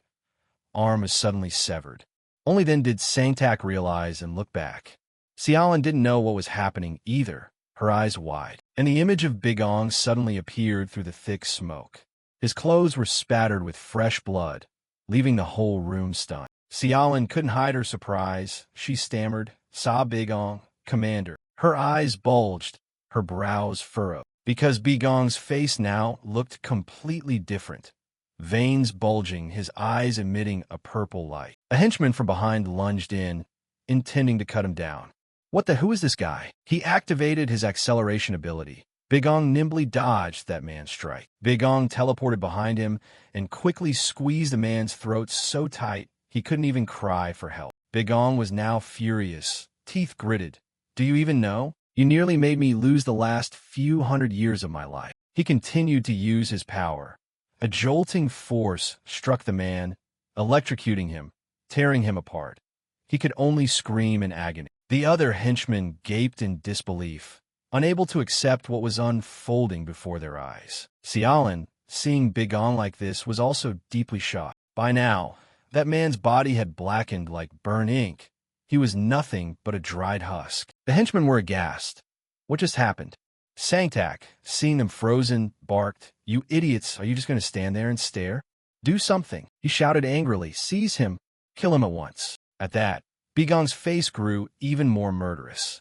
He stared at them and began to activate his skill, Swift Strike. The man who had been electrocuted earlier started smoking. Big Ong looked at the others with a deadly gaze. One henchman stared at him in shock, sweating profusely. As he was thinking, he suddenly realized he had vanished. Big Ong had already teleported behind him. He continued to use his power without mercy, pointing his hand at the man. Blood spattered everywhere, and a volley of arrows materialized from nowhere, striking another henchman before he could react. Big Ong brushed past that man, sending him into a startled panic. He slashed the man's neck and blood sprayed again. The others couldn't help but tremble. No one dared continue fighting him now. Big Ong showed no mercy, his face overflowing with murderous intent as he unleashed his ability, Spirit Blade. Seeing him like that, the others quivered, sweating and stammering. The moment he raised his sword, they scattered in panic, unwilling to confront him. But Big Ong wasn't about to let them off easy. Each thrust of his sword pursued the fleeing men, and despite their attempts to run, every blade nicked someone. His blade sliced some of them in half. Blood sprayed everywhere. Some lost an arm, some a leg, some all four limbs, leaving only torsos behind. Before Xiaolin now lay only bodies, blood and more blood. Cries of "Spare me, please spare me" rang out, a bleak plea and a little ironic given the mess. Xiaolin gaped, eyes wide as she stared at Big Ong. That person, seeing Big Ong like this, she was stunned. Could he really be the man I've been watching for 2 days? Suddenly she realized something and shouted, "Danger! That is Sangtak." He was trying to strike Big Ong from behind. He swung his sword at Big Ong, as if to kill him, but he was shocked to discover something. He froze and looked toward Big Ong. Big Ong glanced at him, his face terrifyingly fierce. He activated his power, Stone Ward. Seeing that expression, Sangtak's face drained of color as his defensive aura flared. Before he could finish his thought, Sangtak took a punch to the face from Big Ong. The blow was so powerful Sangtak was sent flying several meters. His teeth were broken and spit out, blood gushing from his mouth. He couldn't speak, only letting out a few wheezing sounds. But Big Ong didn't relent. He continued to use his power to assault Sangtak. Gravity suppression. He clenched his teeth in rage. "Die, you despicable insect." As he was about to unleash his ability, a voice stopped him. "Wait." In that silent forest, the house above had just been pierced with a hole in the roof. Inside, Big Ong was covered in blood, standing before the corpses he had created. He turned away without a word, when suddenly Xiaolan's voice rang out and made him look back. Sabigong. By now, Xiaolan had freed herself from the bindings. She held a knife and took a defensive stance, her face dark as she glared at him. What on earth are you? Hearing the question, Bigong fell silent. His expression darkened. Then suddenly another personality of Bigong appeared.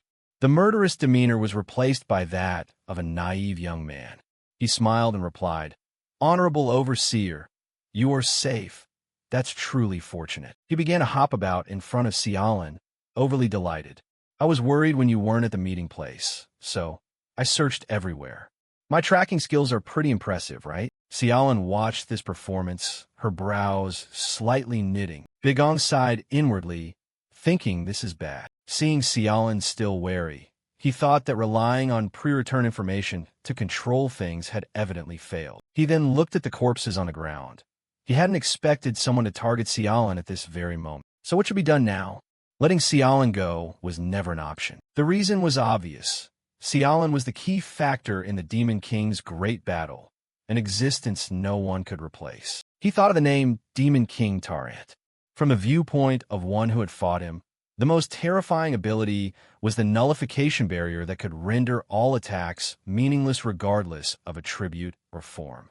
Without a way to break it, all later preparations would be useless. And as far as I know, the only one who could break that nullification barrier throughout all my experiences is Xiaolan. Her power was thought to be sucking an opponent's inner energy on direct contact. Even she believed that until now. But in truth, the real nature of that power is to absorb and erase any form of an opponent's strength. A hint of killing intent returned to Bigong's eyes. Of course, to reach the level capable of breaking Terrance's barrier, I must hasten to strengthen my power, even if only by a day. He gripped the sword hilt tightly. Once things have gone off course like this, even if he had to use force immediately to subdue them and figure things out later. Xiaolan saw him like that and shouted, "Don't move. If you so much as twitch a finger, I'll kill Sa Bigong right now." Suddenly, Bigong remembered Xiaolan from before, when she was panicking. "Sa Bigong, are you listening to me? Answer me now." Bigong was in agonizing pain now, his body trembling. A red current of electricity ran up his hand and spread over his body. He could only grit his teeth and endure the pain. On the monster's screens, that image appeared. One of them said, "Still hanging on?" They murmured that his whole body must be suffering like it's being torn apart. Yet his will is astonishingly strong. But it's only a matter of time. This is absolutely not demonic power a human can withstand. The three-eyed one looked at his comrades and said, "But do you really intend to let him die like this?" His companion replied, "Doesn't matter. We've collected enough experimental data on that mute." Despite Bigong's extreme agony, they didn't care. If he survived, he might become a future threat. Better to eliminate him now. Xiaolan, seeing Bigong's suffering, thought to herself that the various auras they injected were rebelling and causing a rejection reaction. Did those monsters really intend to kill him? Though in pain, he still tried to speak to Xiaolan. She answered, "Yes, Sa Bigong, it's me." Bigong's eyes were utterly dazed. He looked at Xiaolan and said a few words, "Kill me." Hearing those 3 words, Xiaolan was stunned. He continued, "I can't endure it any longer." She clenched her teeth with hatred, then shouted at Bigong angrily, "Don't talk nonsense. You promised me before." Xiaolan stared at him. "You said you'd survive and come with me to get revenge." She supported his head. His eyes slowly began to close. "No, he's about to lose consciousness." Seeing those streams of red, she worried that his body's collapse was accelerating. She gently laid his head down and recalled memories with him, the times when it was just the two of them, remembering his smiling face when he encouraged her. Her eyes gradually drooped and began to close. "I'm sorry, Sa Bigong," then began to close. "I'm sorry, Sa Bigong." Suddenly Bigong shot upright, shocked to realize he wasn't dead. He sat up and stared at his hands. "What is this? Have the clashing auras inside my body completely vanished? What on earth is going on?" Xiaolan called from behind. "Looks like you're okay. Thank goodness." Bigong, confused, turned to her and asked in surprise, "Xiaolan, what happened?" His face widened in astonishment. Xiaolan smiled and said, "To be honest, I wasn't even sure it would work." Bigong seemed to realize something. he shouted as he ran quickly toward her. You. Suddenly, he collapsed from exhaustion. Xiaolin's condition now mirrored what Bigong had just experienced. Seeing him like that, she said, "Don't waste your strength, just lie there. You were nearly drained a moment ago." Seeing her hand gradually dissolving, she said, "Since I found out my ability works on those monsters, I realized I can absorb more than I thought." Her hands were now ruined. Layers of skin were coming off the flesh bit by bit. I managed the absorption fairly well, but because the auras were so different, when it came time to stabilize, it failed. If I noticed a bit earlier, would have succeeded? Hearing that, Bigong trembled. He screamed, "Is this the time for you crazy woman to say such things?" Seeing Xiaolin so calm made him angrier. "You'll die, Mei Xiaolin. Take my place." Bigong was utterly baffled. He slammed his fist into the ground. "Why would she do that?" Xiaolin replied softly. "You once said, I remember the time you encouraged me. Don't give up as if everything is over. A proper man should keep his word once he's spoken it." Hearing that, Bigong's tears flowed even more. His body shook, half angry, half pitying her. "You foolish woman. Those words I repeated just to keep you alive. I absolutely never wanted to trade for something like this." She gradually dissolved into dust and smoke, but she still managed to leave one line. "Live." Sa Bigong. She smiled at him. "Survive, and sometimes remember that there was a foolish woman like me." And one last thing, back to reality. Now Bigong and Xiaolin were fighting each other. He just looked up at the sky and sighed, then gently dropped his sword in front of her, which took her by surprise. Bigong looked at Xiaolin. "No need to be tense. I don't intend to harm you." Xiaolin didn't relax her guard. "Now you expect me to believe that? How did you even find your way here?" Then she remembered the times he used his ability and asked, "And those strange martial moves you just used, are you sure those are martial arts? Even if you claim it's pre-heaven chi, asking me to believe that sounds like nonsense. From the start, your talk about the demon spirit cult was all made up, right?" She pointed the blade at Bigong and said bluntly, "So what's your true identity?" Bigong replied coldly, "Even if I answer that question now, you probably wouldn't believe any of it. Instead, I'll tell you what I can do for you." She shot back, "Go on, tell me." He raised one finger. "First, I will help you take revenge on the demon spirit cult. Second, I will make your martial skills and abilities many times stronger than they are now." Hearing that, Xiaolin couldn't hide her astonishment. Bigong continued, "Third, as just now, I will take responsibility for protecting you from any dangers that come your way." Then he stretched out his hand toward her. "My only condition for all this is," he looked at her seriously, "you will stay at Dragon Spring Academy and always be by my side. That's all." At this, Xiaolin still stared at Bigong with great suspicion. "Beside you, what nonsense are you talking about?" Xiaolin still gripped the broken sword in her hand and looked at him, asking with contempt, "What do you want me to do? Be your concubine, perhaps?" Bigong sighed and denied it, meaning I only intended to do exactly as I said. Pausing for a moment, he continued, "It would be troublesome if you got entangled in some grudge again and ended up dead like this time." Xiaolin ground her teeth. "You think I'll believe that? Once exposed, you can say anything, can't you? Who knows what scheme you'd have for keeping me around, planning to tame me little by little to suit your tastes." Her eyes looked at him like he was an enemy as she snapped, "Get lost, pervert.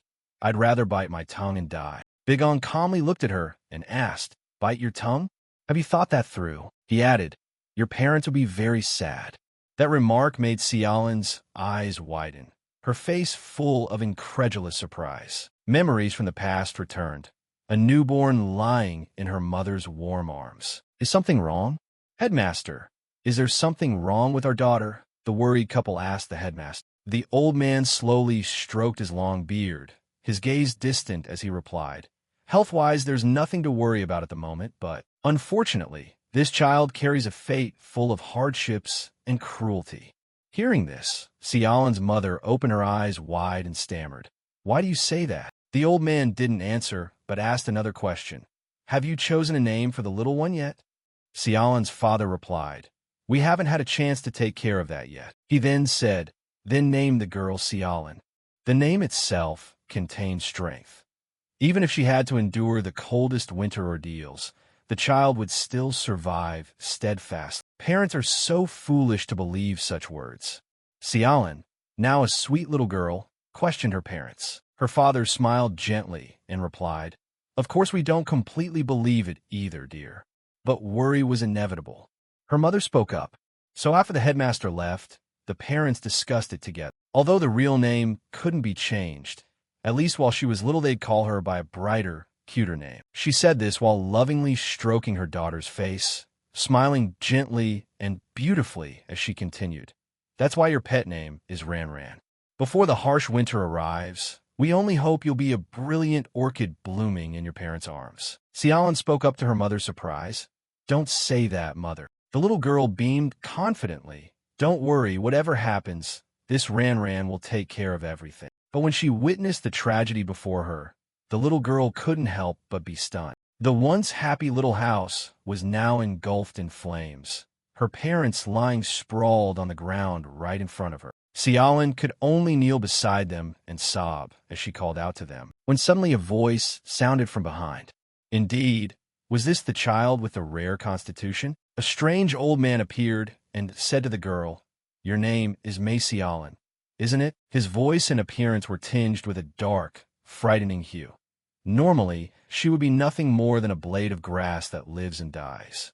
Consider it an honor to play a part in this great resurrection. Back in the present, in front of Big Ong, now, was the sword's blade nearly at his throat. Xiaolin, looking like she had lost her composure, stammered, "Who are you? How do you know that name?" She glared at him and spat. "That name, apart from you and my family, no one knows it." Big Ong stood motionless before the tip of her sword. He gently reached out, pushed the blade away from his neck, and answered, "I can't tell you, and even if I did you wouldn't believe me." Having said that, he turned his back with a sorrowful click of his tongue. He spoke without looking at her. "I've already told you everything I can in this situation. Now the choice is yours." His silhouette stood before the door as he let out a long sigh. The door slowly opened and his voice rang out. "The promise I made just now wasn't a joke, so think carefully before you decide." Then he walked away step by step, leaving Xiaolin still watching his departing back. She watched Big Ong leave, her brows still furrowed and her face marked with bewilderment. Images of what she'd experienced with Big Ong replayed quickly in her head. Her hand gripping the short sword trembled from the tightness.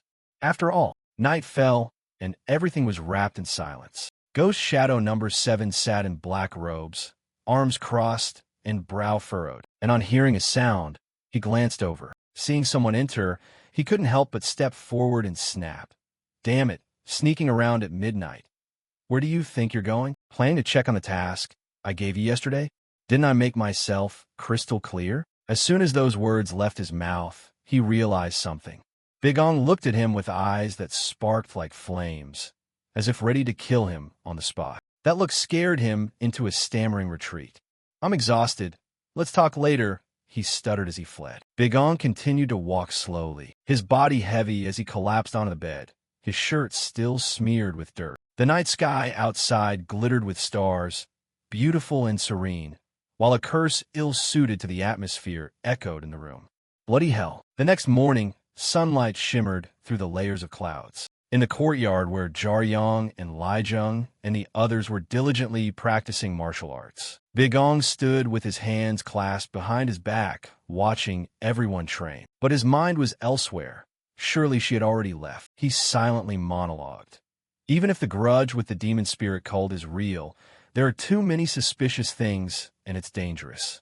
Who would believe someone like me? If I were in Mei Xiaolin's shoes, I'd withdraw too and investigate quietly." Thinking that, he cursed himself inwardly. "Saw Big Ong, you damn fool. Are you going to ruin the whole plan over something from more than 200 years ago?" He resolved that before it was too late, he'd chase after her at any cost. While Soso was training, she saw a figure appear and greeted the overseer. At Soso's greeting, Big Ong's eyes momentarily froze. He turned and saw that the person who had appeared was Xiaolin. She walked over slowly and returned the greeting. "You're Soso, right? Good morning." She smiled and spoke politely. "Greetings, Instructor Quan Sa. Sorry to interrupt the lesson. Could you spare a moment?" Big Ong was still stunned by her arrival. The blue sky dotted with drifting white clouds. The disciples trained diligently, while one particular student drifted in pleasant daydreams. Big Ong and Xiaolin stood watching them. She said, "Hold out your hand a bit." He silently complied. She took his hand and examined it carefully, finding no trace of inner energy in the meridians of his whole body. It seemed the use of inner power was true. Hearing her analysis, he asked, "So you believe me?" "Ridiculous. How many times have you fooled me, and you think that's enough to earn my trust?" Xiaolin angrily brushed his hand away and pressed. "You lied to me the first time we met, didn't you? About innate true qi, about being kidnapped by the demon spirit cult." Big Ong didn't deny it. "Yes, from the start you asked me to investigate you with an agenda." Xiaolin spat. "You bastard. You approached me only to use me." A sigh escaped. Xiaolin lowered her eyes and asked, "Your true identity, your purpose, your past. How did you know? I really want to torture the truth out of you." She continued, "But I know you'll never meekly endure or say even half the truth, so I'll let myself be deceived one last time." Big Ong listened in silence. Then, sincerely, he said, "I thought you would leave." She shot back, "Of course. Who would trust a calm man like you?" She suddenly hardened her voice and frowned at him. "I don't care about the rest. Only the revenge against the demon spirit cult. You must keep that promise. If that too is a lie, I will personally find a way to kill you." Hearing this, Big Ong only stared at her in silence. After a moment, he gave a soft laugh. "I promise. You say it so surely. I will help you settle that grudge." Xiaolin lowered her gaze, looking distant as if reminiscing about the past. Her eyes closed as she said, "If only you hadn't blurted it out at the last minute. I thought about it all night and still can't understand." She crossed her arms and glanced at him. "How did you know my pet name?" "That name, no one in the world knows it, not even the demon spirit cult." Big Ong looked up at the blue sky as if recalling something far away. A voice from the past echoed, "One last thing remains." Xiaolin stood before him with many white bandages on her body. She spoke slowly. "Actually, my parents gave me another name when I was little." She laughed, but her face and voice were full of sorrow. "That brief time was the happiest. Ran is a pet name meaning a radiant orchid. Doesn't it suit how I am now?" Xiaolin said, squeezing her eyes shut in obvious pain. "So remember this. If you can, remember me by the beautiful memories." Her eyes shimmered with water and a sad longing, rather than sorrowful memories and tears. Back in the present, gentle sunlight fell on Big Ong's face. His voice sounded, "I told you, even if I told you, you wouldn't believe me." "Hello, everyone. My name is Nung So-So. I'm a first-year student at Dragon Spring Academy, and right now I'm facing the biggest challenge of my life. Not just mine, the fate of our whole class stands on the brink." In front of her were Manhwa and two other girls staring at her with no friendliness. One snapped her fingers and spoke first.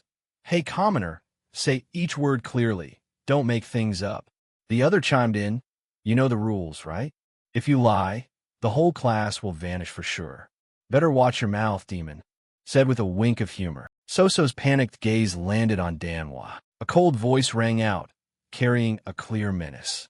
"Don't try to hide anything. Tell it all in detail." She crossed her arms and threatened, "If any of you do something to tarnish Dragon Spring Academy's reputation, I'll report you to the elders of your clan and see that you're dealt with." This girl was Mok Manhwa, same year as So-So in the Phi Long class. She's the pride and pearl leaf of one of the most prestigious Orthodox houses, the Shining Sword Mok clan. So-So had her Dragon Spring Academy received huge annual backing from the Shining Sword Mok clan. Her fists tightened in worry. If Manhwa spoke ill of their class, what then? Worst case, the class could be disbanded. In So-So's mind, Big Ong's face appeared, and she silently resolved to tell him, "Don't worry, Instructor Sa Big Ong. I will prove your ability and that of our class. I will protect our class from the evil claws of the Shining Sword Mok clan." She dubbed herself a rapid response special operative. Her fist, full of inner power, punched into the air, the force from her palm equally fierce. So-So continued practicing her martial forms, each swing of arm and leg powerful and precise. Her figure darted forward nimbly. A forceful stomp cracked the ground beneath her feet. She thrust both hands and released a strike into the air, creating a ring of light that displayed her strength and potent inner energy. "Good. Your stance is much more solid than before. Xiaolin's unexpected praise startled So-So, the overseer, but you're still using too much force when striking. Try to make your moves softer. Xiaolin gently advised. According to So-So's introduction, Xiaolin was the overseer. She had been at the martial school for about 2 weeks. At first, hearing she came to supervise the class made So-So a bit anxious. But after meeting her, So-So found Xiaolin genuinely friendly and gentle, which put her much more at ease. Suddenly, a voice rang out, calling the whole class together for an important announcement. Xiaolin and So-So both turned curiously toward the source of the sound. A large scroll was unfurled to reveal its contents. From today, our class will have a new name. Bigong tapped his ruler against the paper and seriously announced to the class, Special Objective Class. What a weird name. Jiryong raised his hand to voice his opinion that the new name wasn't cool at all. Bigong explained, Special Objective stand for specificity and purpose. This is a class with a mission so important that no other students at Dragon Spring Academy can take it on. Lijiang raised his hand and asked curiously, So what is our class's objective? To protect the Central Plains Murim. Bigong's eyes lit up as he stated the grand objective. He was the instructing officer in charge of the class. By So-So's assessment, though occasionally a bit odd, he truly was an excellent instructor. It was said Bigong couldn't cultivate inner energy since childhood, yet a month ago, at an open martial contest, he displayed a terrifying form of chi technique that left everyone astonished. Shortly after, he passed the official promotion test to become an instructor and took charge of the class. He claimed it was due to destiny, but sometimes So-So felt like he was a completely different person. In any case, the change benefited both him and the class, so So-So felt happy. Xiaolin's voice suddenly rang out. What nonsense are you talking about? Gather these kids who practice diligently, and you open your mouth like it's child's play, she scolded. Bigong calmly replied, I'm serious, overseer. Protecting the martial world is no joke. Xiaolin asked, Has the name Special Objective been approved by the school? Bigong countered, I'm about to report it now. You'll accompany me to support it, right? From So-So's view, the two initially behaved politely toward each other, but lately they kept arguing over trivial matters. Could the overseer be starting to resent Instructor Sa? Or rather, it felt as if some wall between them had collapsed. What exactly happened between them? While So-So was lost in thought, an angry girl barged in. Stop it right now. Steam practically came out of her head as she grilled So-So. Enough with these trivialities. Who told you to even mention the instructor's romantic affairs? So-So asked back in confusion, but I remember you said to tell in detail. So who do you want to hear about? A voice responded. Yun Wuqiang. Others don't need to be detailed. Just report on Yun Wuqiang's situation. So-So agreed, but felt puzzled inside. Why was everyone asking only about Wuqiang? So-So began. Yun Wuqiang at first, like Manhwa, refused to transfer classes, but after the public duel with the instructor, he volunteered to stay. Everyone probably knows that already, right? She hesitated. But actually, I don't have much to tell about Wuqiang, because he almost never takes part in the training drills we're assigned. These words made Manhwa feel indignant. A flame of anger seemed to cover her, and menace threaded her speech. Could that instructor be isolating Yun Wuqiang? Seeing the change in the other's expression, So-So panicked and waved her hand to deny it. It's not like that. Inside she was screaming. Why did she suddenly get so angry? She explained, while we were doing basic drills, I saw Instructor Sa spar directly with Wuqiang several times. As far as I know, in the whole class, he's the only one who ever exchanged blades directly with Instructor Sa. The rest of the time, he mostly stood motionless before the training dummy. The instructor even told us not to bother him. So basically, he's not being abandoned or anything like that. The person opposite didn't answer her. After a moment, Manhwa finally asked, So Wuqiang is actually content with the current situation? So-So scratched her head at the tough question. That I'm not very sure about. He didn't seem to have any complaints. After saying that, So-So's sharp eyes caught an image. It was Manhwa's face opposite him, a bit flushed. She turned her back and left. Enough. I'll come find you later. The other two chimed in too, warning to watch their mouths.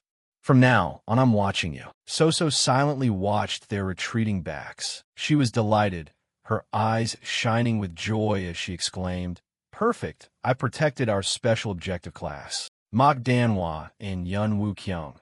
I only know those two were once betrothed as children, and that was ages ago." She felt her mission was accomplished. Night fell, and all the scenery sank into silence. On the rooftop, small rustling sounds echoed. Ghost Shadow Number 1 carefully sat on the roof watching. The black-clad figure helped him blend into the night. "Long time no see, Ghost Shadow Number 1. The unexpected voice made him freeze for a moment. He turned his head and glanced at Big Ong, who had just appeared behind him. "Impressive. I used every trick to hide my aura, and you still found me." He spoke in a not very friendly tone to the man behind him. "I told you, your fancy footwork means nothing to me." Big Ong looked down at him, speaking coldly, with eyes flashing like fire. "And you coming here in person?" he asked slowly. "Should I understand that you've completed the mission? If you came only to waste time with nonsense, and haven't finished talking yet." A jar flew toward him. He held up his hand to catch it, and when he saw what was inside, the pupils in his eyes widened. Inside the jar in his hand was a small creature, entirely purple, looking like some kind of insect. It was the second request you mentioned in the letter. The creature's tiny head, on close inspection, resembled an ant's, but its large lateral eyes were not eyes at all, more like clustered pustules, and its small mouth was crooked with tiny sharp white teeth. Overall, a terrifying appearance. Its exact location couldn't be determined, but it was likely somewhere between Hubei and Chongqing. In that deserted, uninhabited place, the surroundings had transformed into an extremely abnormal and bizarre form. Ghost Shadow Number 1 folded his arms and told Fai King, "You asked me to find a place matching those two conditions. The search area was absurdly wide. I thought it would take quite some time, but it turned out I found it sooner than I expected. Well, of course, it's a scene so strange you couldn't ignore it even if you wanted to." Recalling the one-of-a-kind scene he had witnessed, Ghost Shadow Number 1 couldn't help but be curious. "Tell me about it." He didn't even know what to call them. What on earth were those things? Big Ong fell silent as he stared at the creature in his hand. It kept wriggling, knocking against the jar with little clinks. "Even if I tell you, you won't believe me." His hand tightened on the jar. "All right, I'll put it in simpler terms. Call them the remnants of calamity." The demon race's invasion of this world happened 10 years later, but looking back, the signs of invasion had existed long before that. About 4 or 5 years before the invasion, strange mutant animals and plants never seen before began appearing across the Central Plains. Around 2 years before the invasion, horrific mutated beasts began attacking people. Half a year before the invasion, people started contracting bizarre, agonizing illnesses of unknown origin. All of it was the demon race's doing. They spread dense blocks of demonic chi, like devil stone, across the Central Plains, aiming to alter the world's environment and terraform the land into a battlefield favorable to them. A cruel tactic. The demon race sowed those blocks of demonic chi into the human realm to destroy humanity. Only later, once people had become their slaves, would they learn the name of that strategy. So the first place and the origin of the largest gateway in the Central Plains was, back then, in a single day the entire city was annihilated, and subsequent reports named the largest gateway as Hubei. If that's the place, then surely terraforming's effects are already present there now, right? Though it was only a hypothesis before, it has now been confirmed by reality. The Central Plains have been gradually polluted by them. The creature in his palm had been crushed beyond recognition. He needed to go there himself to understand the situation and devise a plan. From his palm, rays of light spread, forming a purple circle patterned with strange motifs. "Well done, Ghost Shadow Number 1. The information will be passed to the underlings within a few days. I must also refine it in detail, so be patient a bit longer." As Big Ong spoke, he slowly walked past him. "Sa Big Ong." The call made him pause and turn back. "What exactly are you? What do you really know? And where are you hiding?" Ghost Shadow Number 1 couldn't help but ask the question that had been nagging him. "From the start, what was your true purpose?" Big Ong continued to walk slowly. He sighed softly. "Even if I say it now, you wouldn't believe me."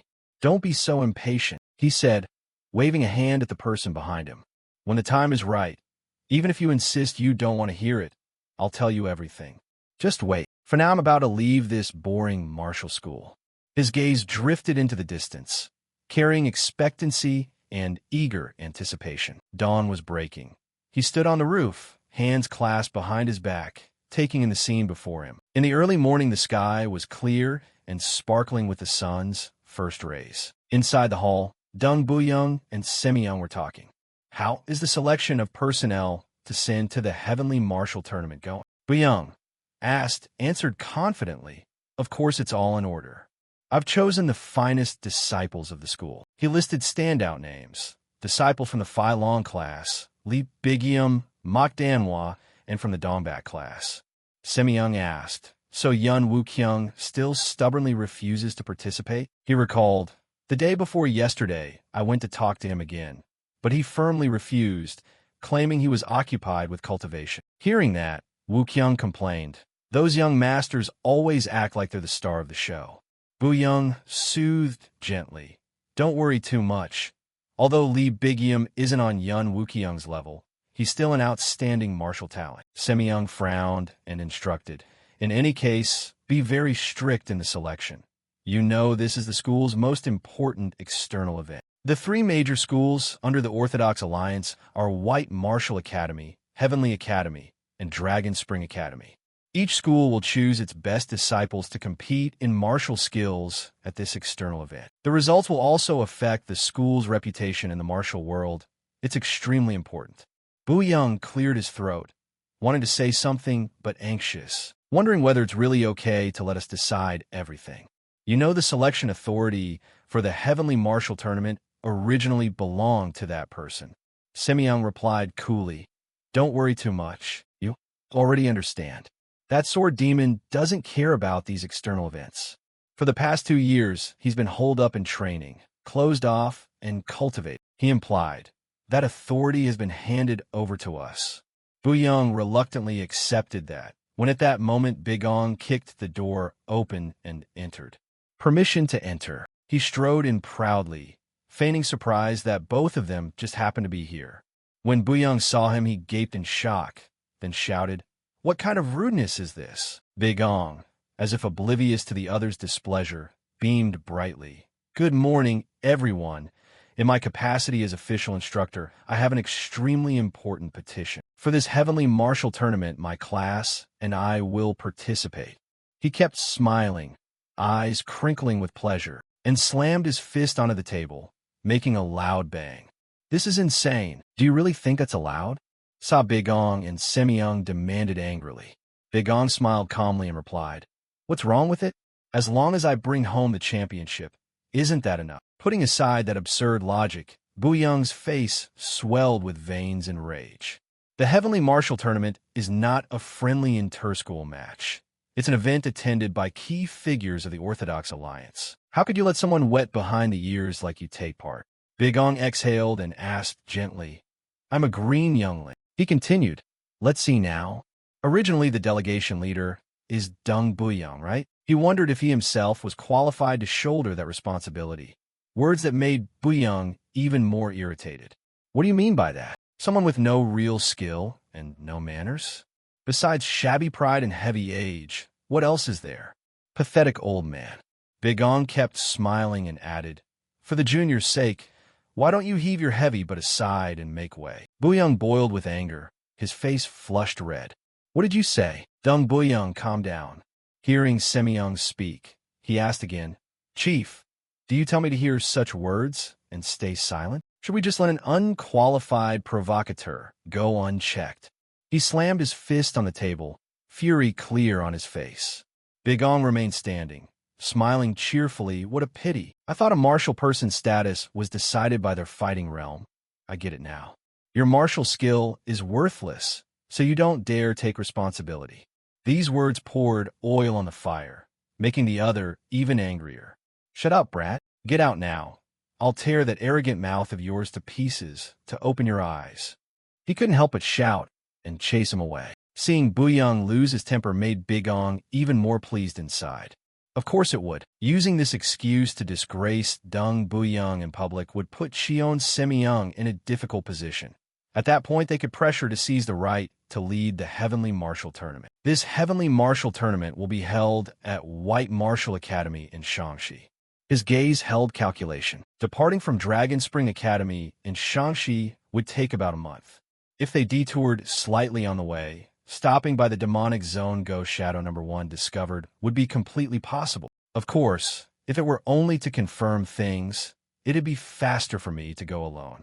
Faces of close disciples flashed through his mind, but his aims were more than that. If, after toppling Deng Biyang, Cheon Semyong still tries to cling on, I'll drag out all the evidence of his embezzlement. The corner of his mouth twitched into a faint smile, his eyes filled with resolve. Suddenly his pupils constricted and his body froze. Bigong sensed a gust of demonic energy blowing into the room. Seeing him go blank, Buyang impatiently urged, "What are you hesitating for? If that's the case, then duel me." "Sa Bigong, today I will." Before he could finish, the whole room suddenly fell silent. Buyang widened his eyes and stared toward the door, stammering, "What is that?" Bigong's expression grew serious as he fixed his gaze completely on the newcomer, his feet descending the steps slowly, speaking as he walked. "Long time no visit, and what a delightful spectacle to stumble upon." Bigong's eyes sharpened further as he looked at the person who had appeared. Everyone was astonished at Pilji's presence. He stood before Bigong with his hands clasped behind his back and asked, "A martial person's standing is decided by their realm. If you are of the Jianghu, you must have that kind of boldness." Saying this, he threw his head back and laughed heartily, looking at Bigong with approval. "Beyond the rumors, indeed a young man who pleases me." Semyong and Buyang were taken aback, momentarily speechless. "Long time no see. Are you both well?" Pilji inquired. "Great senior, what brings you here?" Semyong stammered the question. "Chief Deng, you mean to tell me I shouldn't come?" he asked coldly. "Absolutely not." Semyong hastily denied it. On the contrary, it was Bigong who wanted to ask why this man had suddenly shown up here. After all, this fellow even neglected teaching the school's disciples, obsessively training in swordsmanship, a true warrior through and through. In any case, one thing was certain. The man before him was the most overwhelmingly powerful martial figure he'd met since his rebirth. He smiled and said, "I was just out catching some fresh air and thought I'd check on the rumors circulating in the school lately. I heard you were discussing participating in the Heavenly Martial Tournament just now, right?" Semyong still answered fearfully and stammered. This guy suddenly barged in and stirred trouble. So hearing unflattering words about himself, Bigong pretended not to care. "Instructor Sa Bigong, do you intend to represent the school at the Heavenly Martial Tournament?" Pilji stepped in front of him and asked, "And not only lead the delegation, I also want to personally select the disciples who will fight." Hearing this, he laughed loudly. "Youth truly is bold. Are you confident your disciples are even better than the school's elite students?" A smile played on his lips, but his tone was not especially friendly. "Of course." Bigong's face went cold as he answered seriously, though he couldn't help keeping his bright smile, the corner of his mouth lifting slightly. "I hear you've only been the official instructor for about 3 months, yet you brazenly demand to participate in an official event like the Heavenly Martial Tournament. That's a bit much." Upon hearing that, Buyang spoke up. "You speak rightly. However, the idea that a martial person's status is decided by their realm also has merit." These words surprised Bigong, who smiled and clapped. "Then here's what we'll do. We will hold an open grand tournament to select the school's representatives. The disciples already slated to go to the Heavenly Martial Tournament will duel those who wish to be nominated to determine superiority. Inputs are preserved. All 32 segments translated. Nims done. Continuous flow maintained. Wouldn't that be quite interesting?" Instructor Sabigang. He smiled at him and said, "If you think you deserve to represent Dragon Spring Academy." Bigong's eyes flashed with light, his brows knitted tight, and it felt as if a fierce flame was rising around him. Pilji's question continued. "Are you sure? You've selected disciples of outstanding ability to represent the school." The clear morning and the quiet classroom suddenly erupted into shouting and surprise. Why suddenly set up an open martial contest? And it's a selection tournament against other schools? Li Jung asked loudly in astonishment. Big Ong scratched his head awkwardly. Well, things just turn out this way, and the whole class began to buzz, everyone gossiping. How did they drag us into the heavenly martial tournament we never wanted? Deciding on their own and not telling us a thing. What's that about? Big Ong stood with his hands clasped and spoke to the disciples. Look at you ungrateful lot. I'm giving you a chance to broaden your horizons, and you complain. Someone entered the class. Not for the first time I've acted before discussion, but first hear the reason. Xiaolin, leaning on his hand, asked in puzzlement, why the sudden desire to join the heavenly martial tournament? Of course it's to get my beloved disciples out of this dung pool and let them see a bigger world. Big Ong winked proudly. Xiaolin, standing behind, retorted irritably, dung pool? The very school you serve, with its rote training and low-tension matches, is exactly what's producing that poor-quality education you complain about. Stop spouting nonsense. Wu Qiang suddenly appeared and spoke up. So has the match bracket been finalized? He asked, getting to the point. What an impudent lot. Big Ong, cut off mid-sentence, was full of anger. I just received it here. Saying that, he lowered his eyes to study the bracket closely. The first name called was Yom Jaryan. Your opponent is Sang Chojin, first year of the Fierce Tiger class. This information froze him in place. His face went horribly sour. He grabbed his head and groaned. Seeing his pitiful state, Big Ong was puzzled. Are you acquainted? Mundak explained. That guy used to be a classmate. How it happened is hard to say, but that fellow challenged to spar many times and was soundly beaten by him. Jaryan chimed in. It's not that terrible, though. Muntak spoke without sentiment. After all, you haven't won any matches anyway. Big Ong watched the scene and clicked his tongue, sighing. Lose is lose. Just accept it, you fool. The next person is Joe Muntak. Your opponent is Mok Manhwa, first year of the Soaring Dragon class. Muntak's expression now mirrored Jerry Yang's. Hearing Manhwa's name, he held his head and sighed inwardly. Big Ong was curious. Who is Mok Manhwa? The name sounded familiar. Xiaolin spoke up. Isn't Mok Manhwa the eldest daughter of the Shining Sword Ma clan? A great noble family whose swordsmanship contends for the top with the Yun clan. Jaryan added. She even came by when she first announced her class transfer. Big Ong then realized that haughty little miss had refused to join our class. He thought inwardly. Never mind. Not worth worrying about. So raised her hand and said confidently, Don't worry, Instructor. Manhwa is my friend. A little smooth talk, and it'll be fine. Big Ong nodded. Be prepared, though. Your opponent is someone else entirely. Your opponent is Huang Ji, second year of the Fierce Tiger class. Who else is that? So said. I know that senior. He's the legitimate son of a renowned security bureau official. She suddenly remembered. All right, surely a relative of Instructor Buyang. Big Ong heard this and ground his teeth in disgust.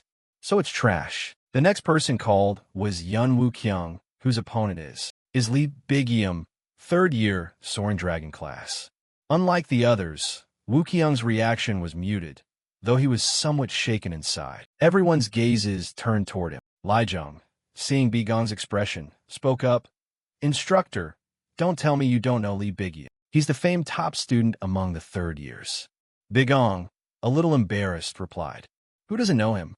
But what does that have to do with you all turning to stare at that brat? A voice announced, not just that, he's the young hall chief of Lotus Sword Hall, and Lotus Sword Hall is the sword school founded by a branch of the famed Yun clan.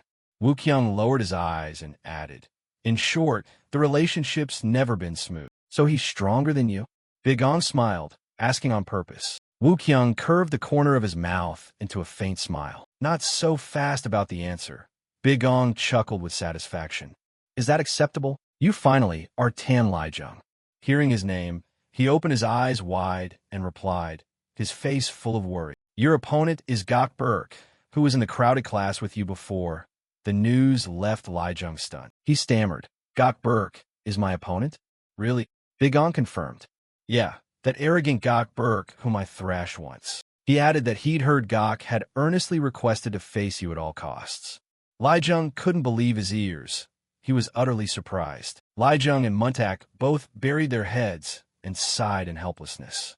Muntak gloomily said, Time to be humiliated in front of the whole school. Bigong suddenly appeared between them and threw an arm around their shoulders. Don't worry, my beloved disciples, he said calmly. Am I going to fold my arms and watch you make a laughingstock of yourselves? But without hard training, there are no achievements. That remark made the two feel uneasy. There's exactly 1 week until the tournament. Bigong smiled, not very nicely, looking a bit more imposing than usual. All right, Muntak murmured nervously. I don't absolutely have to win, so it's fine. Who asked you to speak up? Bigong kept his smile, but a murderous intent radiated as if demanding the opponent's life. The disciples began training according to Bigong's arrangements. Seeing their exhausted practice, he smiled happily. In the remaining week, basic training intensity tripled. The disciples cried, but could do nothing. Special training had time limits. Their cries echoed, but did not reach the heavens. So asked him, what about me? Instructor. Bigong pointed to Xiaolin, saying the famed, beautiful supervisor over there would directly instruct. He hadn't asked her if she wanted to. Wuqiang slowly walked away, turning his back to Bigong as he said, I'll still train on my own as before, and Bigong agreed. I trust you, Yun Wuqiang. Lijiang suddenly appeared from behind and called to him, expressing his wish. I also want some kind of special training. Bigong looked down at him and bluntly refused. Don't mess around. Just keep practicing your qi regulation for me. Lijiang disagreed, saying, isn't it time to teach me something else? Bigong said coldly, how many times must I tell you? If you want to get strong fast now, there's only that method. Seeing he still wouldn't listen, Bigong sighed softly. Keep it today, because your opponent is Gokber. Without waiting for an answer, Bigong turned and walked away, reassuring, don't tremble in vain. You once beat Yun Wuqiang, didn't you? Supervisor Mei Xiaolin, keep an eye on these kids for me now and then. Bigong pointed to the disciples crying from harsh training. She curiously asked, it's class time. Where are you all going? He watched her answer mysteriously. I have urgent business to run. And before leaving, she didn't forget to remind him. If anyone asks, say something tactful for me. Xiaolin chased after him, wanting to ask more, but to no avail. She could only fume inwardly and scold him. That bastard told me to stay here, doing chores like this? So came up from behind, eager, and asked, Supervisor, what should I start training first? Night gradually fell. The scene grew quiet, preparing for a deep sleep. The luminous circle produced by qi practice made a sound like a soft breeze. The rays of light surrounding Lijiang made him look as if he were sitting amid flames. He slowly opened his eyes and exhaled a long breath. Bigong's voice rang in his head. Don't tremble in vain. You once defeated Yun Wuqiang, didn't you? His gaze dropped, and he snorted. It's not like that. Now I understand clearly. He rose slowly, recalling how I beat Yun Wuqiang in the previous tournament. He remembered that before the match, the instructor had reproduced Yun Wuqiang's sword path for him to see. If we fought again, he walks the true footwork on the stones. No matter if I die and come back, I still couldn't beat Yun Wuqiang. Of course, my internal power has increased since then. He looked at his hands, but even that progress has been slow. Then 1 more week. Ahead of everyone, I have to fight Gokber. How? Vague images of Gokber appeared in his mind. He wondered whether this amount of training would be enough to beat Gokber. Strange sounds caught his attention. The noise came from inside a room opposite him. Curious, Lijiang carefully crept closer to see who might still be inside at this hour. He saw a figure relentlessly practicing martial techniques. Sweat dotted the person's face, yet there was no sign of fatigue. Lijiang's eyes widened in astonishment when he recognized the person as Gokber. As if sensing a stranger's gaze, he stopped practicing. But when he turned his back, there was no sign of anyone. Lijiang pressed himself into the doorway, clamping his mouth shut. He felt uneasy. Had he misseen it? Why would Gokber appear at such a late hour? Thinking that, he hugged himself in boredom and told himself he must have misrecognized the person. Constant qi practice must be messing with his head. At that moment, Lijiang let out a shout that shook the space. Burke stepped closer, clicked his tongue, and taunted, what can that damned screamer do by yelling like that? Burke glanced contemptuously, his eyes cold enough to pierce him. A coward who sneaks around watching others train. Lijiang's voice grew small, not daring to believe who stood before him. Gokber, why are you here so late? On hearing that, Burke snarled in anger. What are you saying, you bastard? Don't I have the right to train? He darted his eyes aside, his lashes trembling slightly. But when we were in the same class, you never practiced like this at all. Burke grew even more furious, emitting a low growl. See that? Now you dare mouth off. Did you enjoy my absence? Now you even dare to talk back. Have you been having a good time while I was away? Meanwhile, Jung tried to shield himself with both hands, his body trembling violently. Seeing this, Burke's fist froze in midair. He turned, exhaled deeply, and drew his fist back. Burke tooted. Beating you while you look this pathetic would be meaningless. Get lost. Anyway, in a week I'll crush you in front of everyone. Over here. Jung wore an expression of stunned bewilderment. He anxiously watched Burke's retreating back. Just let it go? That got Burke. Then Jung breathed a sigh of relief. Not sure why, but for now, lucky him. Suddenly his face went pale as he recalled how trembling he'd been moments before. Horrifying thoughts flashed through his mind. Lucky me. Was I really just relieved because Gokberk didn't hit me? He tried to clench his repeatedly shaking arm. Jung jumped to his feet, muttering, no, at this rate. The scene from the past suddenly replayed. Jianghu flailing his sword into empty air. He opened his mouth and let out a thunderous shout. At that moment, a wooden sword unexpectedly struck Jianghu square in the face. He immediately spun around, rubbing his stinging cheek. At the same time, Chojin suddenly appeared behind him. He curled his lip in a sneer. Ridiculous, daring to loudly demand a duel, like he's some miraculous master. It even made me a bit tense. I've never felt so stupid. With that, Chojin wildly swung his sword at Jianghu. After a while, Jianghu's body collapsed to the ground. He chuckled softly. What's this? What's going on? Just a moment ago you charged in like you wanted to kill me. If you roll around like this, won't people think I'm the villain?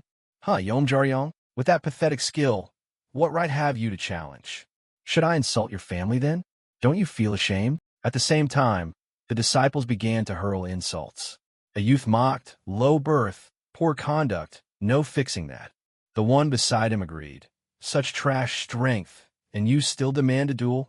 And it didn't stop there. Chojin continued in a deep tone. But what can you do?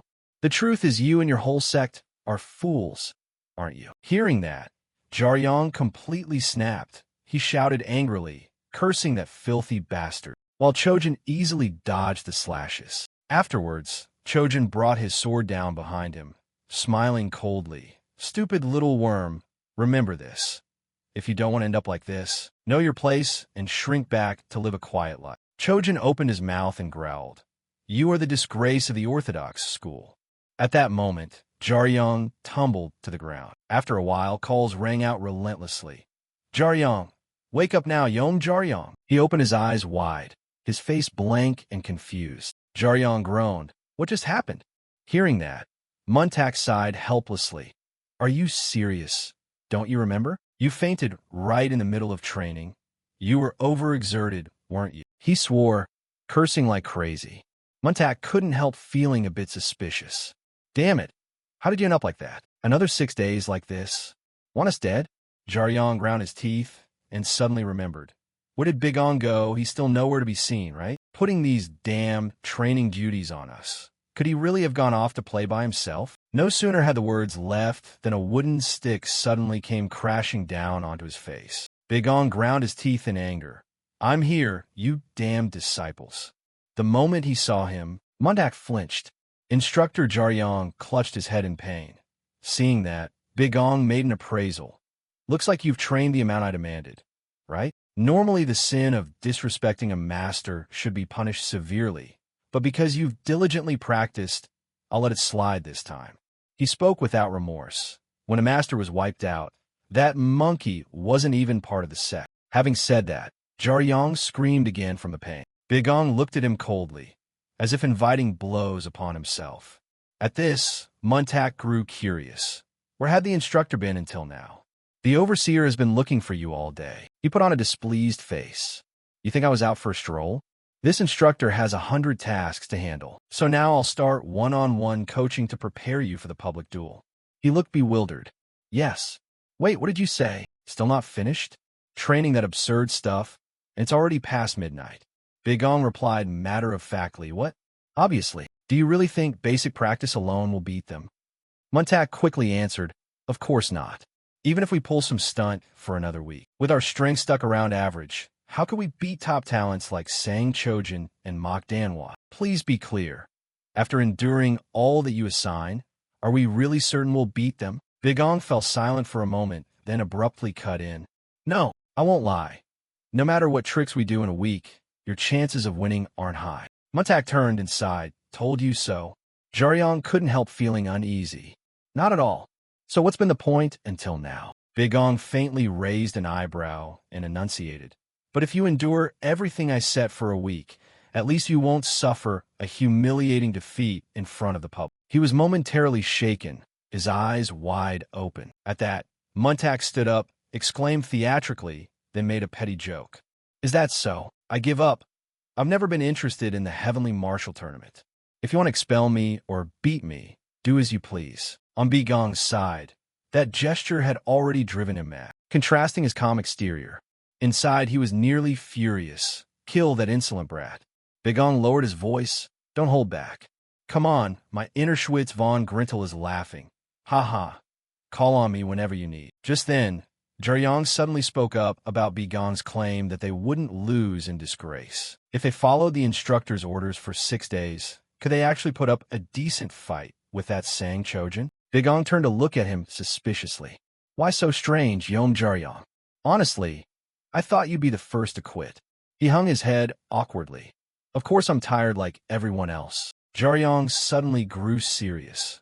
Unlike that Joe Muntak fellow, he stressed each word. I want that. Recalling Chojin's arrogant stance, Jaryang's anger flared. He declared clearly, win or lose, I have a reason to take revenge on that bastard Sang Chojin. Don't tell me now you'll scold me for such misguided motives. I can't teach someone with that purpose. Aren't those admonitions a bit too bland? Turning back to Bigong, his face couldn't hide his excitement.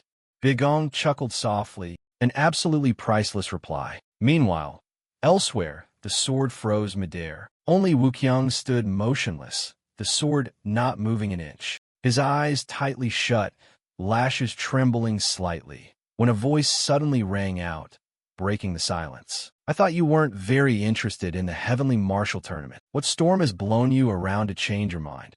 Young Master Yun Wuqiang. He frowned slightly. Did those words really bring him all the way to this place? Senior brother Li Bigium, who had just arrived from Dragon Spring Academy, Class Phi Long 53, Minor Hall Master of Lotus Sword Hall, Li Bigium. In the pitch-black night, Wuqiang's voice echoed. It's been a while since we've met like this, hasn't it? Senior brother Li Bigium, how have you been? Hearing that, he showed disdain. Spare the fake pleasantries. Are we so close that we ask after each other's health? Bigium raised an eyebrow and asked sternly, enough.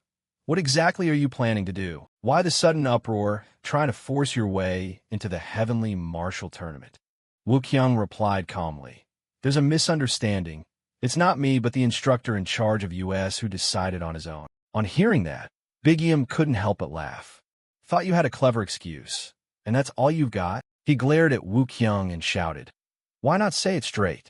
You secretly resented me for fear I'd take your place? Isn't that it? Unmoved, Wuqiang met his gaze coldly. Bigium continued angrily. You can't stand not being first at anything. Young master of the destructive Sword Yun clan. Wuqiang sighed.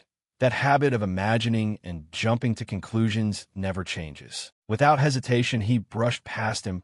Think what you want. I'm going inside. Just then, the steel sword suddenly slashed through the air, and Bigium pressed the blade close to Wuqiang's neck. He enunciated each word through gritted teeth. Don't delude yourself. Yun Wuqiang, I've let you slide out of respect for the main clan.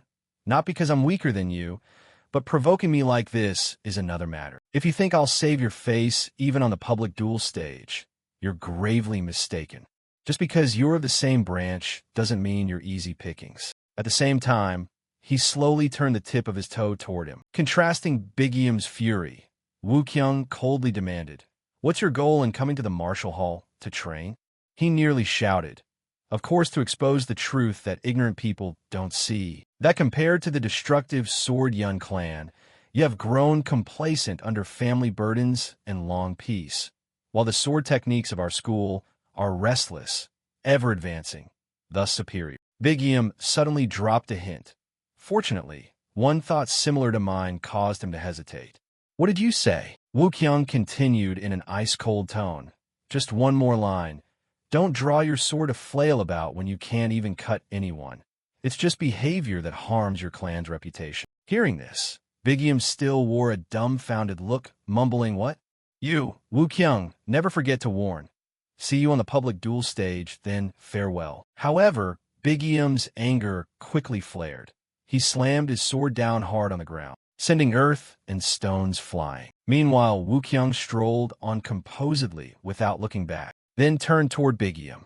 He ground his teeth. What an arrogant fellow. The scene cut to this morning, where sunlight bathed everything. And at the same time, Li Zhang appeared with a dazed expression. He vaguely recalled Burke's cold demeanor. He snarled like a beast. Get lost. In a week I'll crush you in front of everyone. Li Zhang hung his head. Thoughts piled up, training alone until late, and yesterday's words. Could Gok Burke actually be serious about this public duel? Compared to him, at this moment he suddenly turned his head to one direction and saw Jiang sitting in midair, his face drawn tight. He ground his teeth so hard the veins stood out. At the sudden sight, Li Zhang's eyes widened in surprise. Jiang seems different from yesterday's training. Just then, Muntak suddenly spoke up. Hey, don't mess with things. The moment he saw him, he jumped. Joe Muntak, what are you doing? He replied wearily. Can't you see? Grabbing a bit of rest between this brutal training. Hearing that, Li Zhang wore an awkward look. I don't really have a right to say, but is this okay?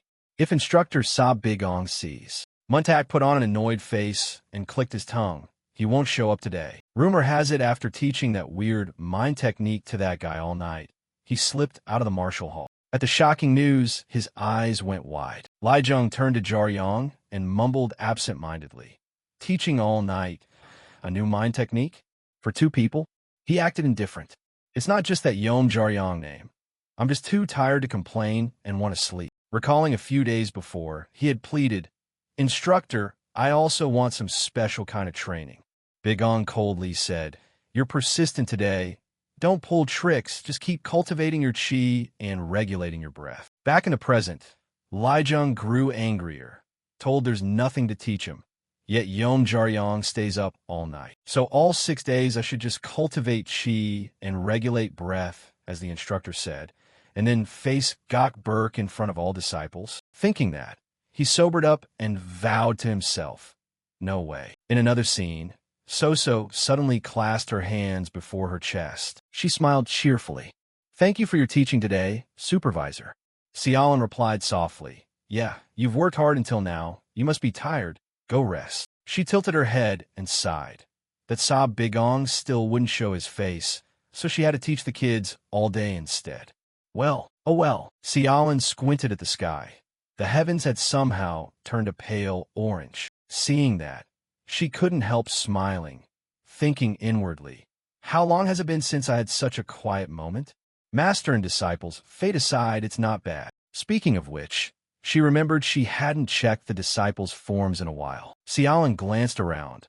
Are the other disciples okay? At that moment, a loud noise caught her attention. She saw Li Zhang wildly swing his sword at the training dummy. After a while, he bowed his head, panting heavily. Witnessing that, Xiaolin vaguely called, Tan Li Zhang. Hearing that, he slowly turned. Oh, Supervisor? She stepped closer. What are you doing here? Weren't you instructed to only cultivate qi and regulate breath until the tournament? Li Zhang gave a forced smile. Ah, well, last night Instructor Sa Bigong said from today we should train sword techniques in parallel. Xiaolin raised an eyebrow and replied with a skeptical look. Is that so? Strange, huh? He came, but didn't even show his face. Don't push yourself too hard. Yes, Supervisor. In an instant night fell, the sky as black as ink. At the same time, Wu Qiang stood motionless before the ancient tree, pointing the tip of his sword straight ahead, eyes tightly shut. In his imagination, Wu Qiang's body flew into the void as the sword whipped wildly, the slashes forming a blinding stream of light. Wu Qiang kept hacking down crazily, the cuts piling atop one another. And after a while, they were driven into the trunk of the ancient tree. In a flash, the trunk suddenly exploded. At that moment, Wu Qiang slowly opened his eyes, gaze cold like a hawk. However, the outside of the trunk showed no damage at all. When a familiar voice came at the right moment. Finished at last? Bigong curled his lips and smiled. Any sign of results? He responded indifferently, face a bit grim. No, still far from it. But at this stage, it's hard to lose against a fellow disciple. He couldn't help but laugh. Brat, you're unusually arrogant today, aren't you? Then let me test that. Among you, over the past week, who's been the most reckless? Beneath the deep night sky, thin bands of clouds stretched into long streaks. Meanwhile, Muntak casually lay down and slept. Right then, Jiaryong began to move. He panted without stopping, only to be seen trying to close off the stream of qi in his chest. His expression suddenly changed, eyes narrowing. The night before, Bigong had shown suspicion, revenge against Sang Chojin, an opponent in the duel who actually needs avenging. This case is too intricate. Tell me what's going on. He scratched his head incessantly, not knowing where to start. After a moment's hesitation, Jiaryong seriously recounted the matter with the classmate. It wasn't that it was an evil grudge from the start. I was born into a small martial family with nothing notable, so there was no reason we'd clash or want to get involved. Yet unlucky as hell that bastard dug it up. Chojin suddenly shouted, "Hey, Yom Jiaryong." Hearing that, he glanced back in panic. What is it, Sang Chojin? About that shabby old shell's hidden background. He sneered and taunted. You bastard, you're from the left sect, aren't you? How did trash like you get into Dragon Spring Academy? In an instant, anger flared up inside him. The disciples disgusted in turn, buzzing. Am I supposed to be the dark underbelly of the martial world? Another couldn't help feeling a bit unsettled. Really? He's from an evil sect. After a while, Jiaryong stepped right up to Chojin. He lowered his voice. Where do you pick up that nonsense? It's true my father once belonged to an evil sect, but he was approved by the Orthodox Alliance and reformed long before I was born. So watch your mouth. Chojin pinched his nose, trying to look disdainful. Damn it, filthy mongrel scum. How dare you puff yourself up and mouth off? Betrayed your order, clung to the righteous sect's skirts, and even spawned offspring. Like father, like son, both of them really make people sick. Hearing that, Jiaryong nearly lost his mind. He lunged angrily toward Chojin. One instant later, Jiaryong's body was hoisted up into the air. What made it unbearable was that bastard's skill wasn't lacking compared to his back. Chojin coldly trampled on him and his pride. After that humiliating defeat, Jiaryong kept challenging him again and again. Throughout their fights, he could easily knock him down. Yet not once did he even graze a single hair on Chojin. He was completely beaten with only a few strikes. Back in the present, Jiaryong ground his teeth. He continued angrily. One day I was suddenly transferred into this special class. When he finished, Jiaryong fell silent. Bigong stared at him intently, curious. And then, Jiaryong replied casually, "That's it, sir." At this, Bigong suddenly asked, "No hiring of assassins, sneaking into lodgings at midnight to get your kicks. Nothing else?" He shouted in shock. "What the hell are you talking about?" Without another word, he punched straight into Jiaryong's head. Bigong looked exasperated, eyes wide in mock horror. I thought something terrible happened. Kids' revenge schemes are that petty. Well, I'm bored, I'm off. Meanwhile, Jiaryong clutched his head, cursing under his breath. Damn it, he shouted.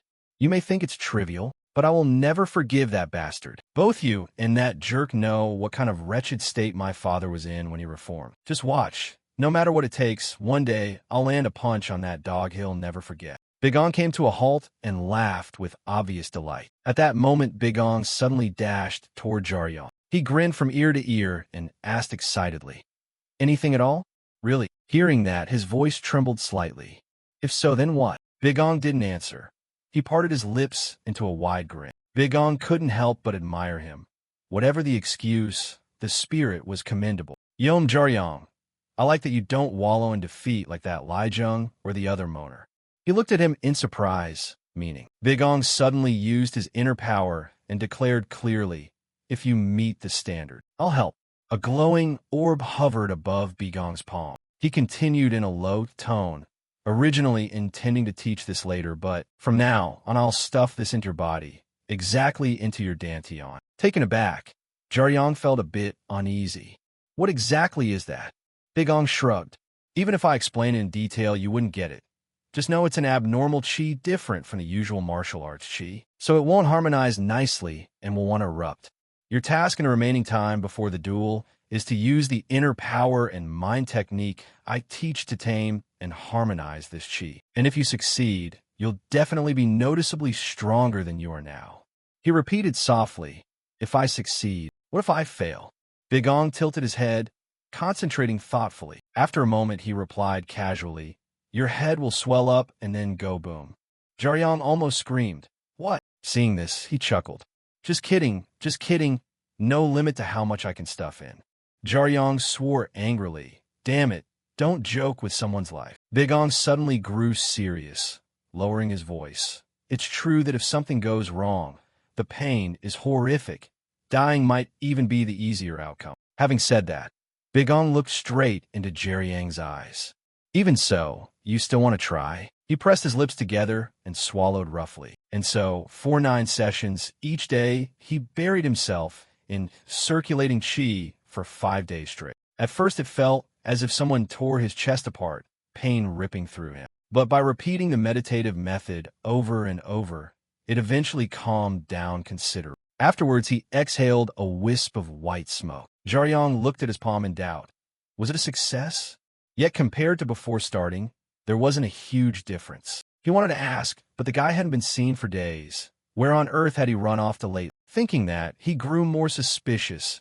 Had that bastard actually tricked him? At the same moment, Big Ong suddenly clenched his palm tight. A burst of chi surged up unexpectedly, enveloping his body. Big Ong's eyes shone brightly, his body completely motionless. He tilted his head back, eyes fixed on a point, and murmured softly, at this rate, I guess it's ready, isn't it? The next day, the sunlight was gentler, the white clouds no longer completely covering the sky. At the same time, the disciples began to gather. Right then, Pilji grinned, revealing a sinister look. The public selection tournament for the Heavenly Martial Tournament opened. That early morning, the sex training yard was packed with people. In the crowd, 2 young female disciples stood close together, faces showing different expressions, one wide-eyed in shock, voice trembling. Are they choosing representatives for the Heavenly Martial Tournament by dueling? That's never happened before. The woman beside them laughed delightedly, eyes sparkling with interest. So what? Means I get a day off training. How great is that? At the same time, a man folded his hands behind his back, eyes fixed on the scene below. They call that a special selection, right? Do you really think they have a chance? The man beside him shrugged indifferently. No way. I'm just here to watch those nobodies get taught a lesson. The man frowned slightly and lowered his voice. You never know. Forgot? Tan Lijiang once defeated Yun Wuqiang. Besides, this time Yun Wuqiang is in the same class too. He sighed softly and added, you don't understand what you're saying.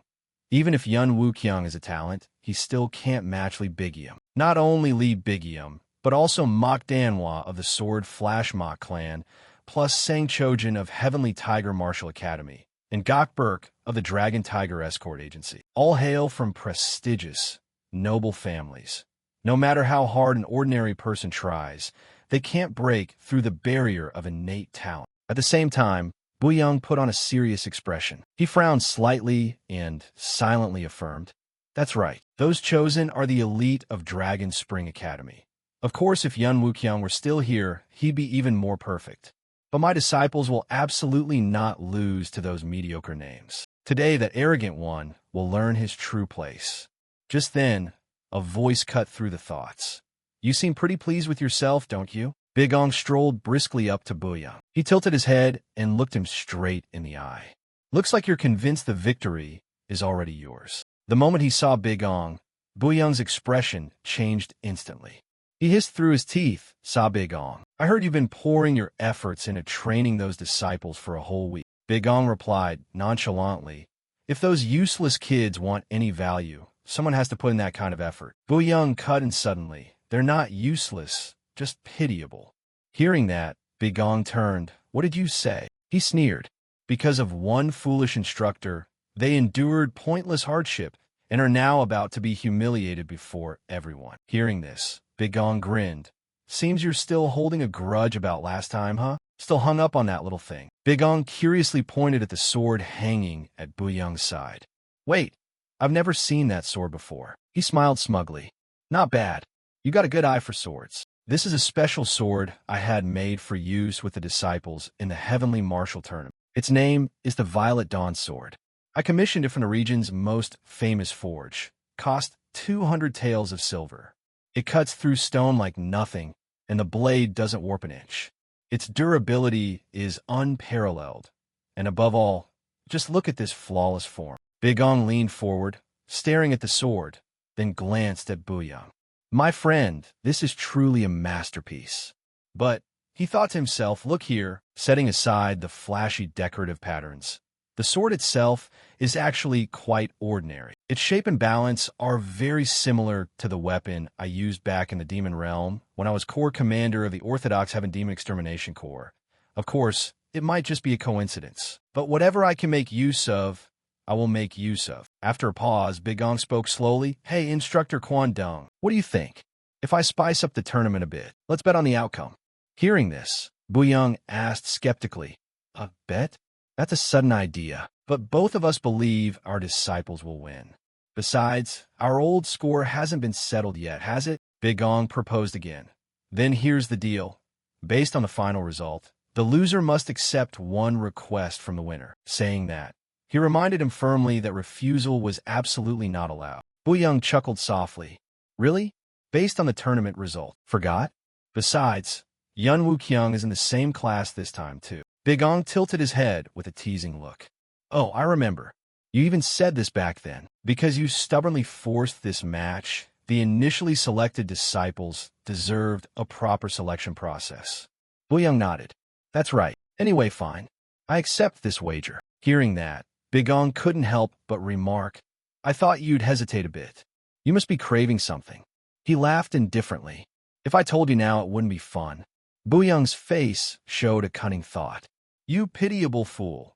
Did you think I wouldn't guess? The moment I drew the sword, your eyes betrayed you. You're itching to get your hands on my sword, aren't you? I didn't expect you to be so shamelessly greedy. Shall I thank that greed of yours? My request is simple. If I saw Big Ong win, I will have you resign your instructor post myself. That hated special committee will be disbanded.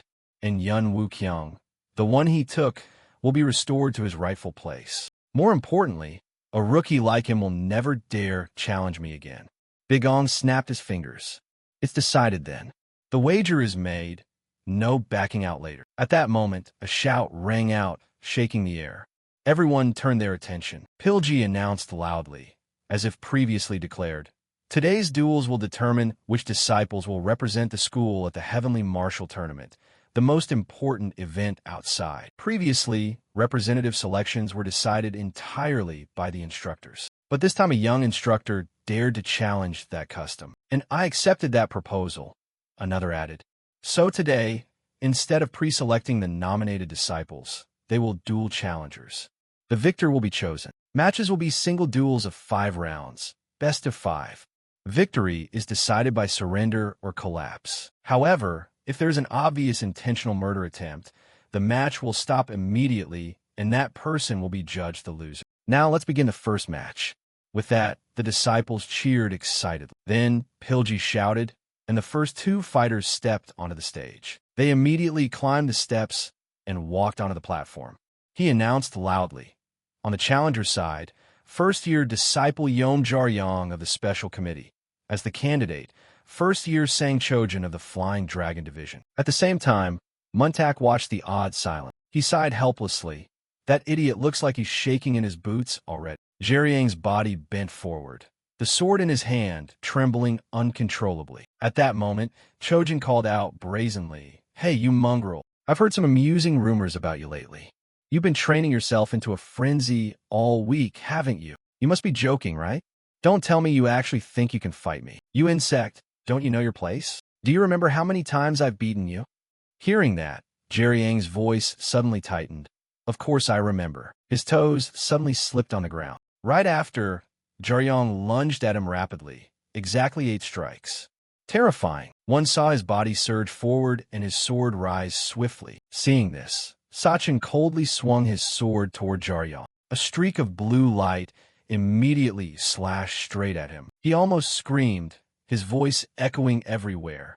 "You won't hit us, you fool." Having said that, Chojin grinned smugly. Over here, Muntak held his head and shouted, "Damn, nothing's changed." At the same time, the instructor curled his lips in a sneer.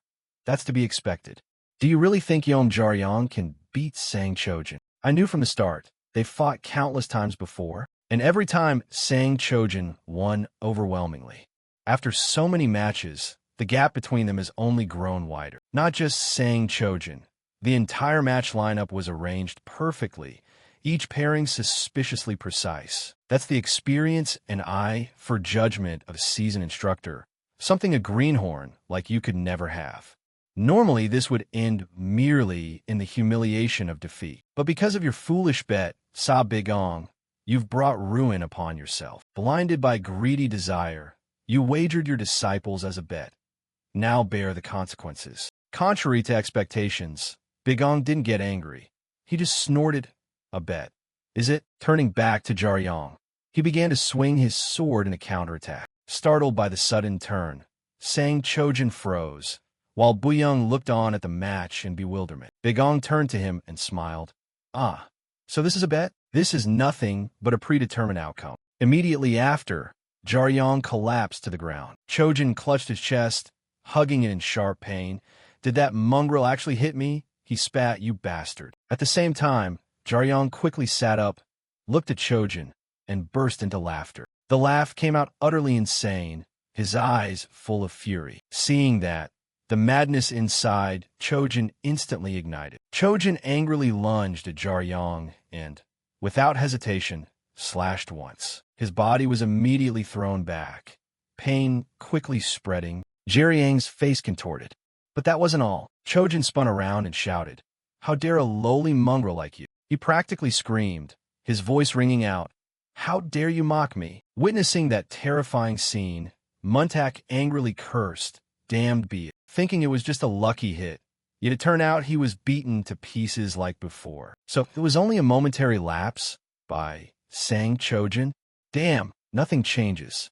Wukyung suddenly spoke up. Of course he made a mistake. Hearing that, he turned over in confusion. Wukyung looked straight ahead and added that his slip had happened in previous matches too. That fool boasted everywhere about dueling Yom Jaryong, always bragging he'd never been hit even once. Muntak snorted coldly, typical braggart. Wukyung's tone hardened. Whatever his personality, he's a prodigy from a prestigious martial family. Just because Sang Chojin was careless for a moment and let his opponent land 8 hits, do you think that's possible? He turned with a puzzled look. "You mean?" "There's only one conclusion." Back behind Chojin, he let out a roar. At that moment, Jaryong suddenly swung his sword. Chojin's eyes widened in surprise. "What?" He quickly sheathed his sword, eyes fixed on Chojin.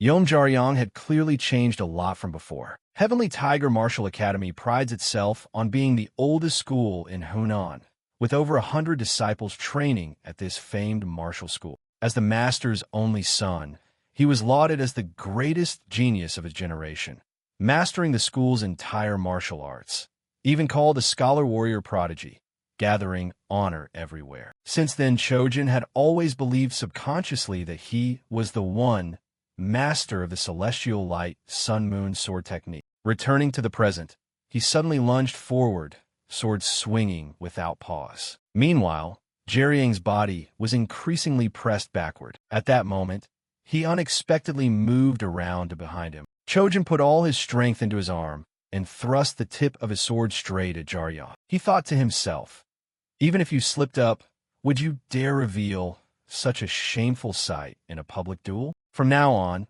I'll pour all my strength into crushing you, so you can't even breathe. Finish it in one decisive strike. That's the only way to reclaim my honor." At that moment, Chojin suddenly stomped his toe hard into the ground. Instantly, Jaryang's body was hurled high into the air, his whole body seemingly losing all weight as he fell. Before his eyes, Jaryong slammed hard onto the ground, lying almost motionless, still clutching his aching body. Seeing that, Chojin curled his lip in a sneer. He taunted, "Finally done, Some worthless punk who put me through all this trouble. Then Jerry Yang's voice suddenly rang out. Done already?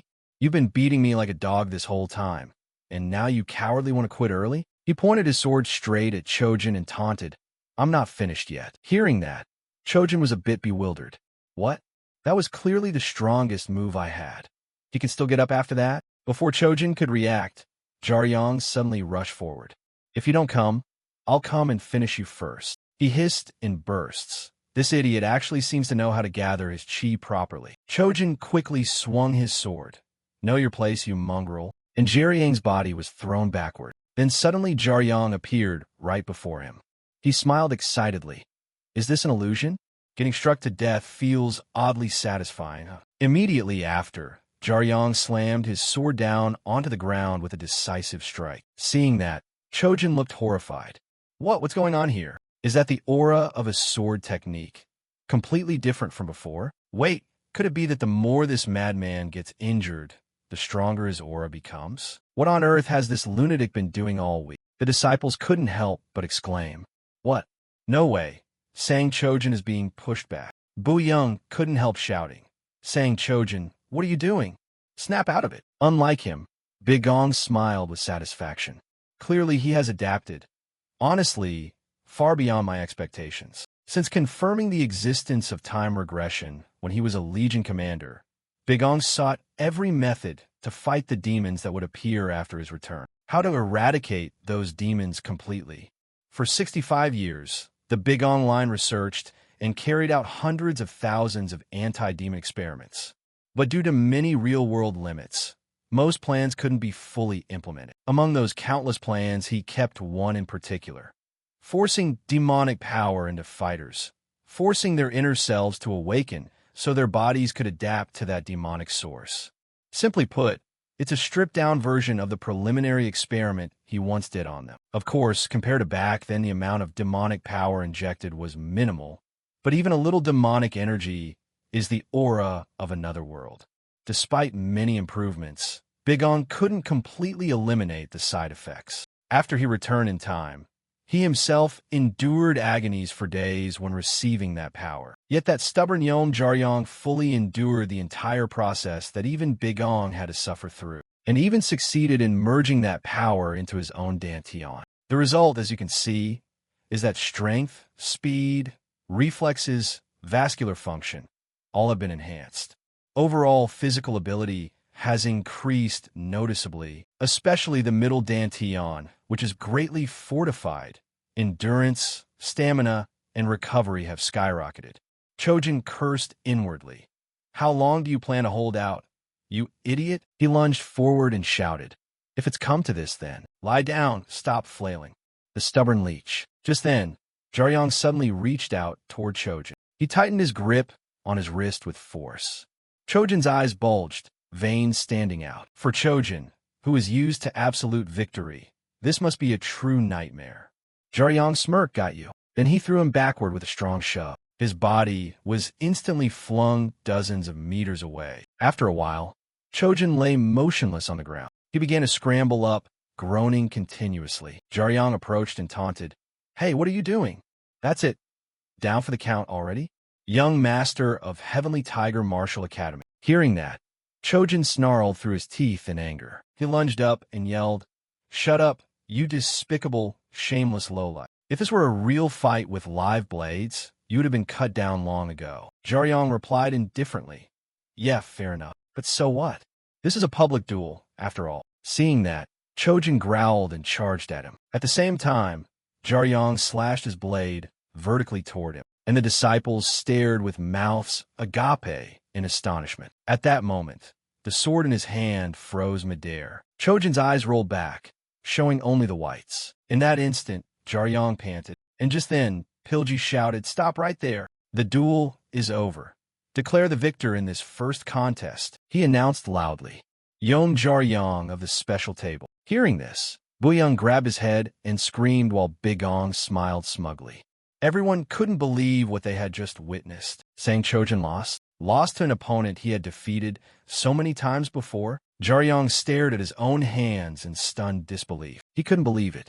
Did I win? Really? Did I really defeat Sang Chojin? Jiaryong recalled the events in disbelief. Now he stared at Chojin being carried away. After the fight, he looked to be in terrible pain. Jiaryong was overjoyed, gripping his weapon tightly. He laughed loudly with excitement. I won. I really won. Oh my heavens, you see that? Burn this scene into your eyes.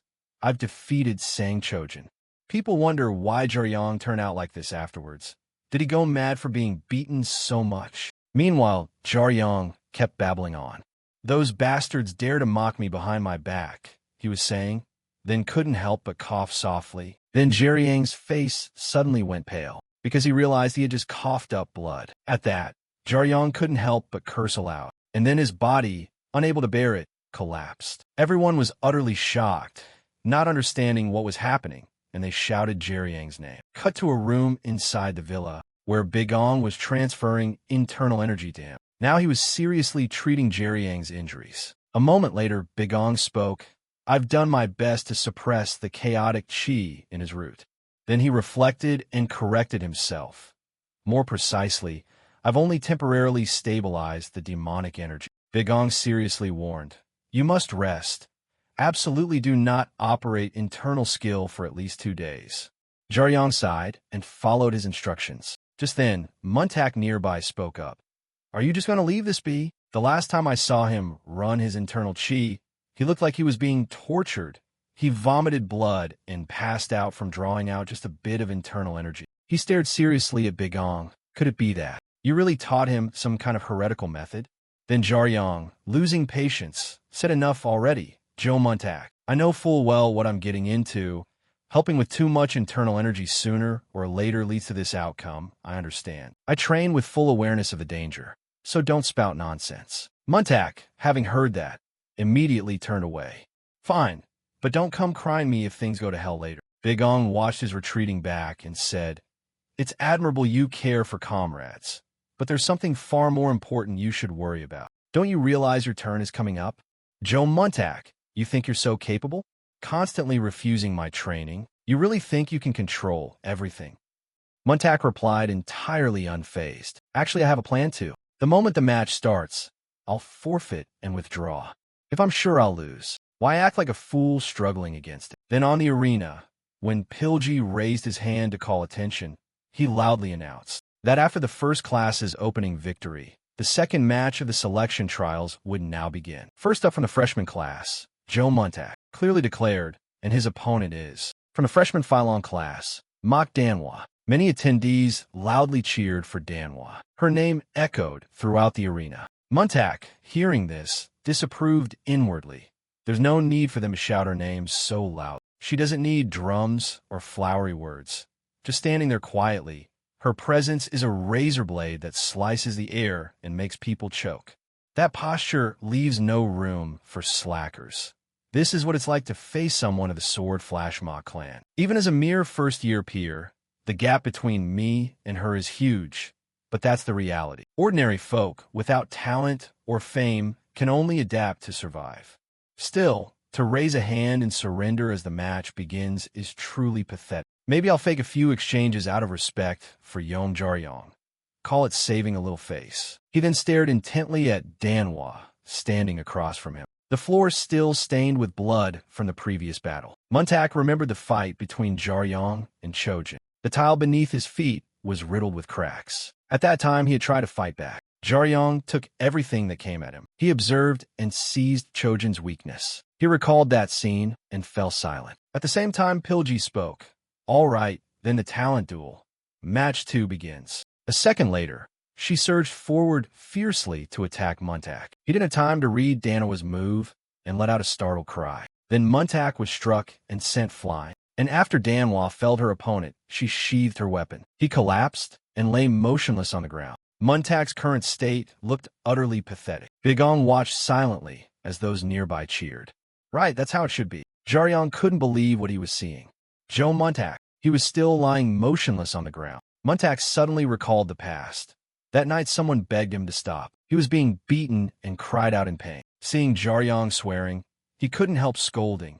You fool, I told you to stop. That's not ordinary internal energy. That quack Bigong must have tricked you. Why push yourself this far? This isn't the first time you've lost to Sang Chojin. right? You could have swallowed your pride like before. He heard that and cried out in shock. He angrily retorted, "Do you think I'm trash with no self-respect? You think losing 8 times straight means one more loss doesn't matter?" Montak hurried to deny it. "No, I didn't mean that." Jaryong ground his teeth in anger. "Yes, that's right. 8 losses in a row. I really am an idiot. Fine, I admit that. But don't say I was born just to lose to others." His hand tightened on the wooden shaft. "I hate losing. That alone is reason enough, isn't it?" Back in the present, Danhua flinched when Montak spoke. If he'd stayed down quietly, it would have ended peacefully. But that bastard insisted on doing something he had never done before. His hand moved toward the hilt of his sword. Montak spun the wooden sword a few times before gripping it tight. Now he said with determination, "It's my turn to suffer for him." Montak had assumed a ready fighting stance. Everyone was surprised to see him holding 2 short wooden swords. They were too short to be called swords, and something like a ring was attached to the back. But why did he only pull them out now? Just then, Danhua lowered her wooden sword. "No matter, do whatever you can." He couldn't help but laugh. "If that's what you want, let's have a real match then." Next, she easily dodged one of Montak's attacks. He brushed past Danhua's body and dashed backward, and she watched Montak warily. A moment later, he lunged toward Danhua like a blade. Montak spun his weapon in midair, then stared at her with murderous intent. Montak slammed down hard, making a loud impact, a cloud of dust engulfing the spot where he landed. When the dust cleared, Montak glared angrily. He quickly launched an attack, but Danhua evaded. She raised her sword to block one of Montak's moves. He went berserk, unleashing a flurry of strikes. As he attacked, Montak fumed to himself, "Just as I thought." But it was nearly impossible to find even a crack in her defense. After a while of trading blows, Danhua seemed to spot his weakness, so she quickly counterattacked. Montak, hit by the counter, couldn't help cursing inwardly, and a moment later he was struck straight in the chest by a floral pattern strike. Montak had no way to defend and was flung backward, crying out in pain. He still wouldn't give up and swung his sword forward, only to have her effortlessly stop his blade. Then his wooden sword dropped to the ground. Montak was knocked down, kneeling on the ground and coughing loudly. She looked at him with contempt. "Do you have any other weapons to wave about? But if that's all you've got, you'd better quit now." Montak smiled calmly. "What do you expect from a mediocre guy like me?" Suddenly he gripped the string in his hand, but then Montak gave the cord a violent yank. Only then did Danhua panic, realizing something was coming from behind. She immediately dodged to the side and avoided his wooden sword. Montak retrieved the sword and gripped it tightly. Now he smiled wickedly. "I still have one hidden card left." "Danish? No." Danhua quickly realized the silver thread. Since when did he? Just then, Montak suddenly leapt off the ground. He charged at her fiercely to attack. The pressure Montak brought was terrifying. Then a blinding light enveloped the arena, and she easily executed a counterattack against him. Montak had no way to respond and fell down. "I give up." He lay on the ground, grimacing as he admitted he had lost. Danhua coldly glanced at Montak. He lay on the ground, staring at her silently. Suddenly Montak laughed. "The match is over. The winner is..." At that moment, Pilji loudly announced Mock Danhua the Phylon class as the victor. He complained dejectedly from the back. "In the end, I still have to lose. I gave it my all and just exhausted myself," someone loudly remarked. "That match wasn't bad, though." Montak forced a smile upon hearing it. "You lost, but that was a good fight, squinty eyes." Then he stood up after accepting his defeat. People called out to encourage Montak. "You used some strange moves I've never seen before." They urged him to keep it up and wondered what on earth had happened out there. A girl in the stands asked, "Didn't you say you'd surrender as soon as the match started?" He stood there listening to everyone's chatter. At that moment, Jaryong stepped forward and asked, "Then why did you fight with everything you've got?" "Shut up, you idiot. Who do you think turned me into this?" Montak remained exceedingly confident and said, "Aren't I cool? Can you be quiet now?" Someone judged aloud. "For someone who just took a beating, you still look pretty spry." Montak couldn't help complaining. "After getting such a good thrashing, you think I'm fine? It hurts like mad." Now, Jaryong carefully admonished, "Do you hear me?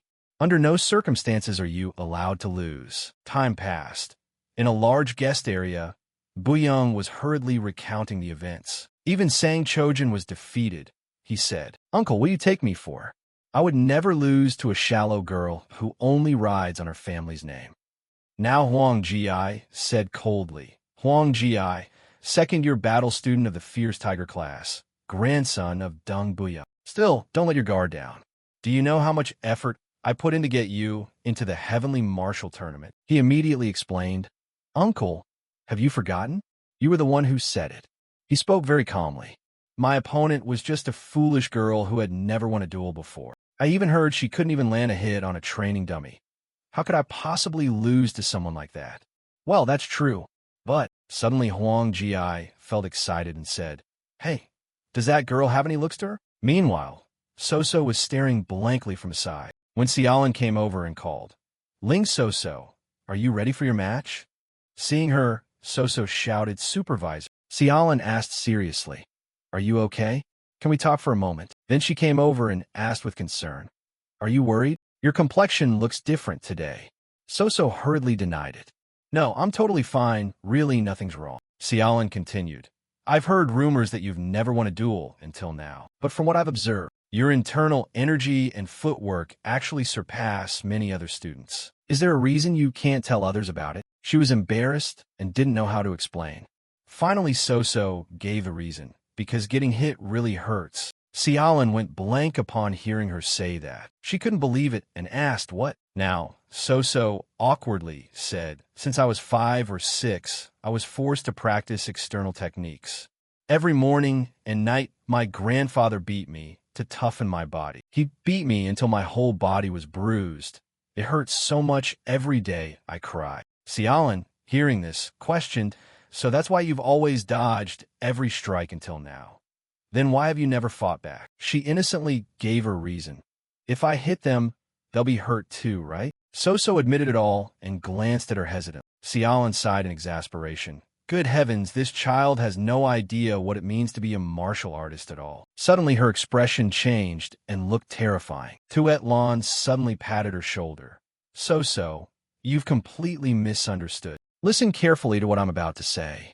Actually, cut to the arena as Pilji announces they're ready. Soso and Huang Ji stood facing each other amid the cheers. At that moment, he loudly declared, The third duel begins. Bigong silently watched the battle on the arena, while Pilji continued introducing the candidate Huang Ji, a second-year student of the Fierce Tiger class. On the challenger side, Nung Soso, a first-year student of Dragon Spring Academy. Now he glanced at the girl opposite with contempt. Huang Ji stared at Soso, assessing her.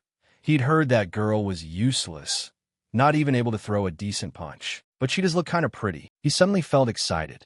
This match might be entertaining after all. Then Pilji crisply announced the start of the bout, and Huang Ji bowed, gathering his strength, thinking, First of all, I'll make it clear to her the gulf between our ranks. She's no slouch either with her quick footwork. Soso easily dodged one of his attacks. She was stunned as Huang Ji's hand brushed past her face. He kept launching aggressive moves at Soso. Huang Ji both attacked and remarked, So you're just good at dodging, huh? Unexpectedly, his attack was once again easily evaded by her. At that moment, Soso seriously began to channel her energy. She recalled Xiaolin's words. Soso, you've completely misunderstood.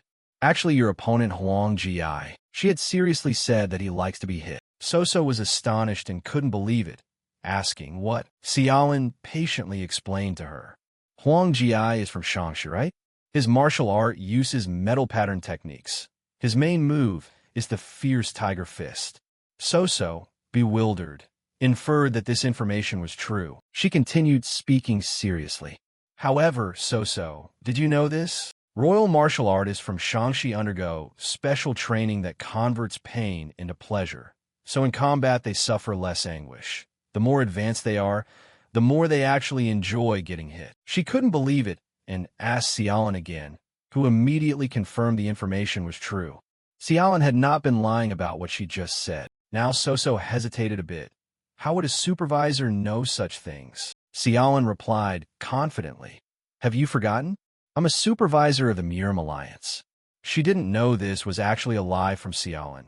Without a hint of shame, Xiaolin said, If you still don't believe me. Back to the present as she concentrates her power. Soso stared at Huang Ji, preparing to act tough. A moment later, she launched an attack, knocking him backward. Huang Ji couldn't brace himself in time and let out a cry of pain. And finally his body collapsed heavily to the ground. So had easily defeated Huang Ji using only a modest technique. Everyone couldn't believe what they were witnessing. Bigong was delighted while Buyang's face looked utterly displeased. As for her, she exhaled in relief after delivering the move. So was somewhat incredulous at her own strength, while he in front of her slowly got back to his feet.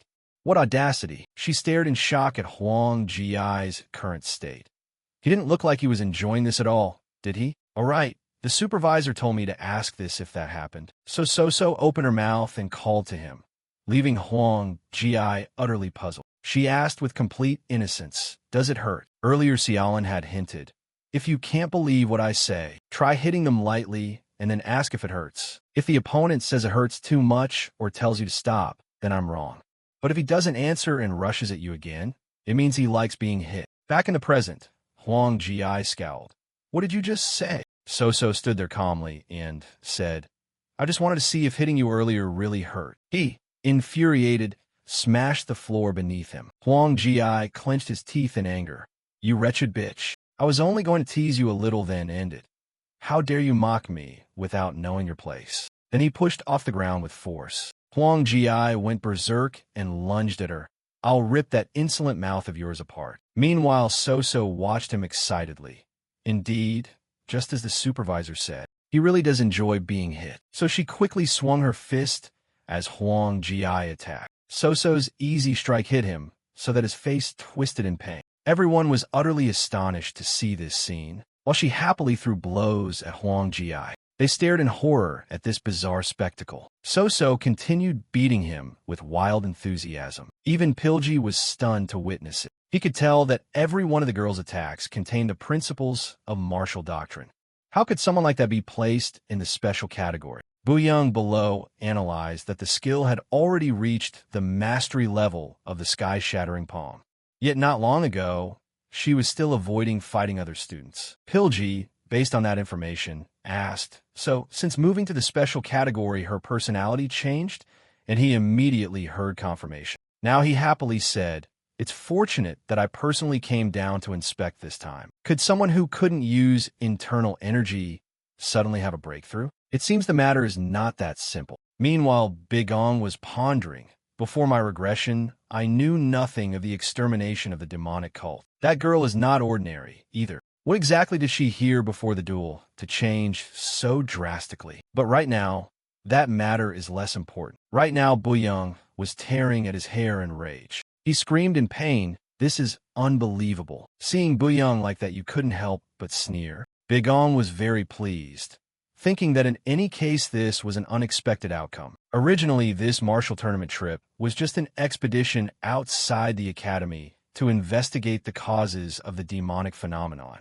I only planned to bring Tan Lijiang and Yun Wuqiang for real combat training, but discovering that Yom Jaryong and Nung So were stronger than expected was truly an unexpected gain. Perhaps from now on the training plan needs to be adjusted a bit. Meanwhile, Huang Ji was beaten to the point of trembling and begging for mercy. I surrender. So, hearing this, calmed down and stopped hitting. Then she stood dazed for a moment at her victory. After a while, So finally smiled happily. She said excitedly, "I won." Everyone watching the match was bewildered to see him surrender like that. Pilji spoke up to judge. "What a rare and excellent duel. The match is over. You win, So of the special category." So was still lost in joy. I won. Meanwhile, Huang Ji lay on the ground, trembling and wailing. He left the arena with an indescribable pain. Everyone who witnessed the duel was left staring in shock. Then she excitedly went to Xiaolin's room. "I won, supervisor." She glanced at So and praised. "Well done, So." She recounted happily, just as the supervisor taught. "Good heavens, I never thought there were people who actually enjoy being hit. So I hit with my all." Xiaolin, pleased, continued to praise So and then mysteriously asked, "Want me to tell you something even more surprising? Actually, there are many people in the world with strange tastes and pleasures like that." So asked in astonishment, "How can that be?" "Supervisor, aren't you treating me like an idiot?" She calmly replied, "I told you, If it seems unbelievable, just ask the opponent directly. So of the Abyss asked Xiaolin again, pondering how many people in the Jianghu would admit they feel pain when hit by a woman. After a moment's thought, Xiaolin said, "All right, you've worked hard. Go rest." She obeyed her order. "Yes, supervisor. See you later." So left, and someone else entered Xiaolin's room. Bigong couldn't help asking, "Seems those two are very close, huh?" She even gave some horribly practical advice like that. Xiaolin retorted angrily, "Where on earth did you go, and what did you do to come here? This was originally something you should have handled." You stood there and calmly explained, "I had my own matters to attend to. I just got interested in a rather odd person." She heard that and fell silent, offering no reply. Then Xiaolin turned away coldly. "I heard that on that outing you gave advice to Yong Jiaryong and Tan Lijiang. Do you really think you could beat all three of them, even Yun Wuqiang?" Bigong, hearing her say that, puzzledly asked me, "You suddenly feel puzzled about that Tan Lijiang guy?" At that moment, Burke was warming up his limbs, preparing to fight. Bigong recalled Lijiang and bluntly said, "With that guy, I didn't teach him anything special anyway." Scene shifts to another place where someone smashes a vase. Buyang, furious, wants to give Huang Jia a beating. He loudly scolds, "What an arrogant, useless fool. And yet he got smashed to pieces by that brat, trying to shame the whole clan? If you got the nerve, let's see if you can talk your way out of this." It was a struggle, but I managed to secure you a spot in the Heavenly Martial Tournament. The Heavenly Martial Tournament is where White Martial Academy, Heavenly Academy, Dragon Spring Academy, the top students from each school, gather to compete. Selection for the Heavenly Martial Tournament isn't based on skill, but on family lineage. Big Yum of Lotus Sword Hall, Mok Manhwa of the Sword Flash Ma clan, Sang Chojin of Heavenly Tiger Martial Academy, Gok Burke of Dragon Tiger Escort. As long as their descendants attend the Heavenly Martial Tournament, those families rake in enormous sums. That's the selection criterion. Buyang continued to grumble angrily.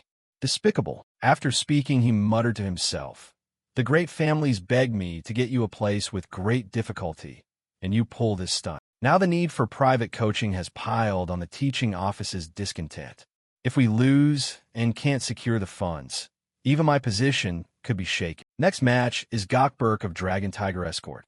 Huh? Earlier someone opened the door and surprised Buyang greatly. That person entered the room and got straight to the point, saying they'd fight the ragtag lot from the special category. "And you're the one who has the authority to arrange opponents." The one loudly questioning him was none other than Burke. Buyang glanced at him, judging Gok Burke quite cheeky.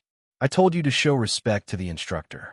Burke, unperturbed, replied, "Do you expect me to care about that? Let me fight that Tan Lijiang. Can you manage that?" Hearing that, he waved his hand in annoyance.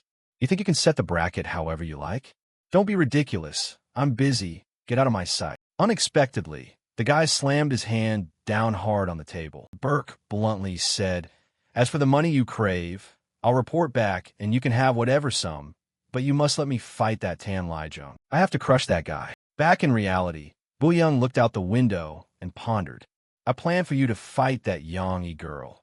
If you lose disgracefully again, you'll face the consequences." He was furious as he noted down the name Gok Burke. On the arena, Burke was facing off against Lijiang. Pilji couldn't help laughing, saying this is really entertaining. Then he declared clearly that the special category is currently leading 2-1. The current situation, the special category leads 2-1. It's exciting.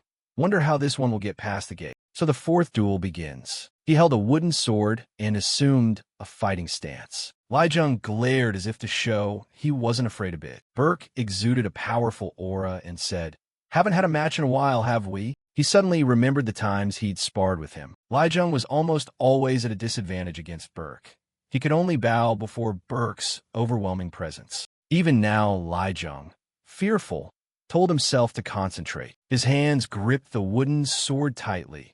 No overthinking, just do what needs to be done. Lijiang told himself that he only needed to focus his inner power. Next, he dodged one of Burke's attacks. He didn't give up and continued launching strikes. Then Burke dropped into a vicious, coiling punch. Lijiang was pushed back several steps by the blow, yet he held his ground and refused to quit. Lijiang, blazing with determination, kept his eyes on him. Burke, displeased, snapped, What are you staring at? He lunged forward to attack again, thinking he hadn't taken hits before so he'd be easy prey. You think I'm easy meat?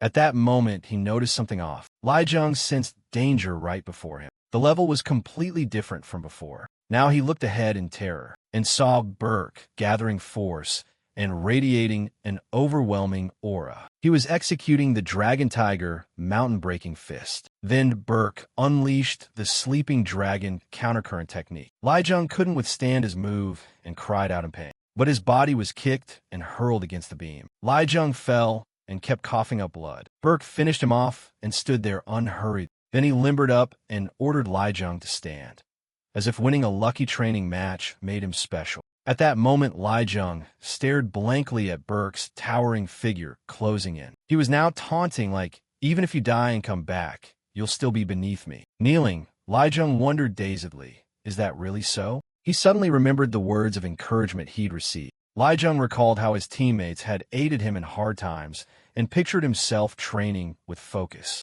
From his efforts, Li Jung quietly resolved not to let things end like this. He restored his will, gripped the wooden sword, and a strange light suddenly glowed around him. Li Jung confidently affirmed that he was no longer the weakling he had been. Burke, seeing this, also grew excited.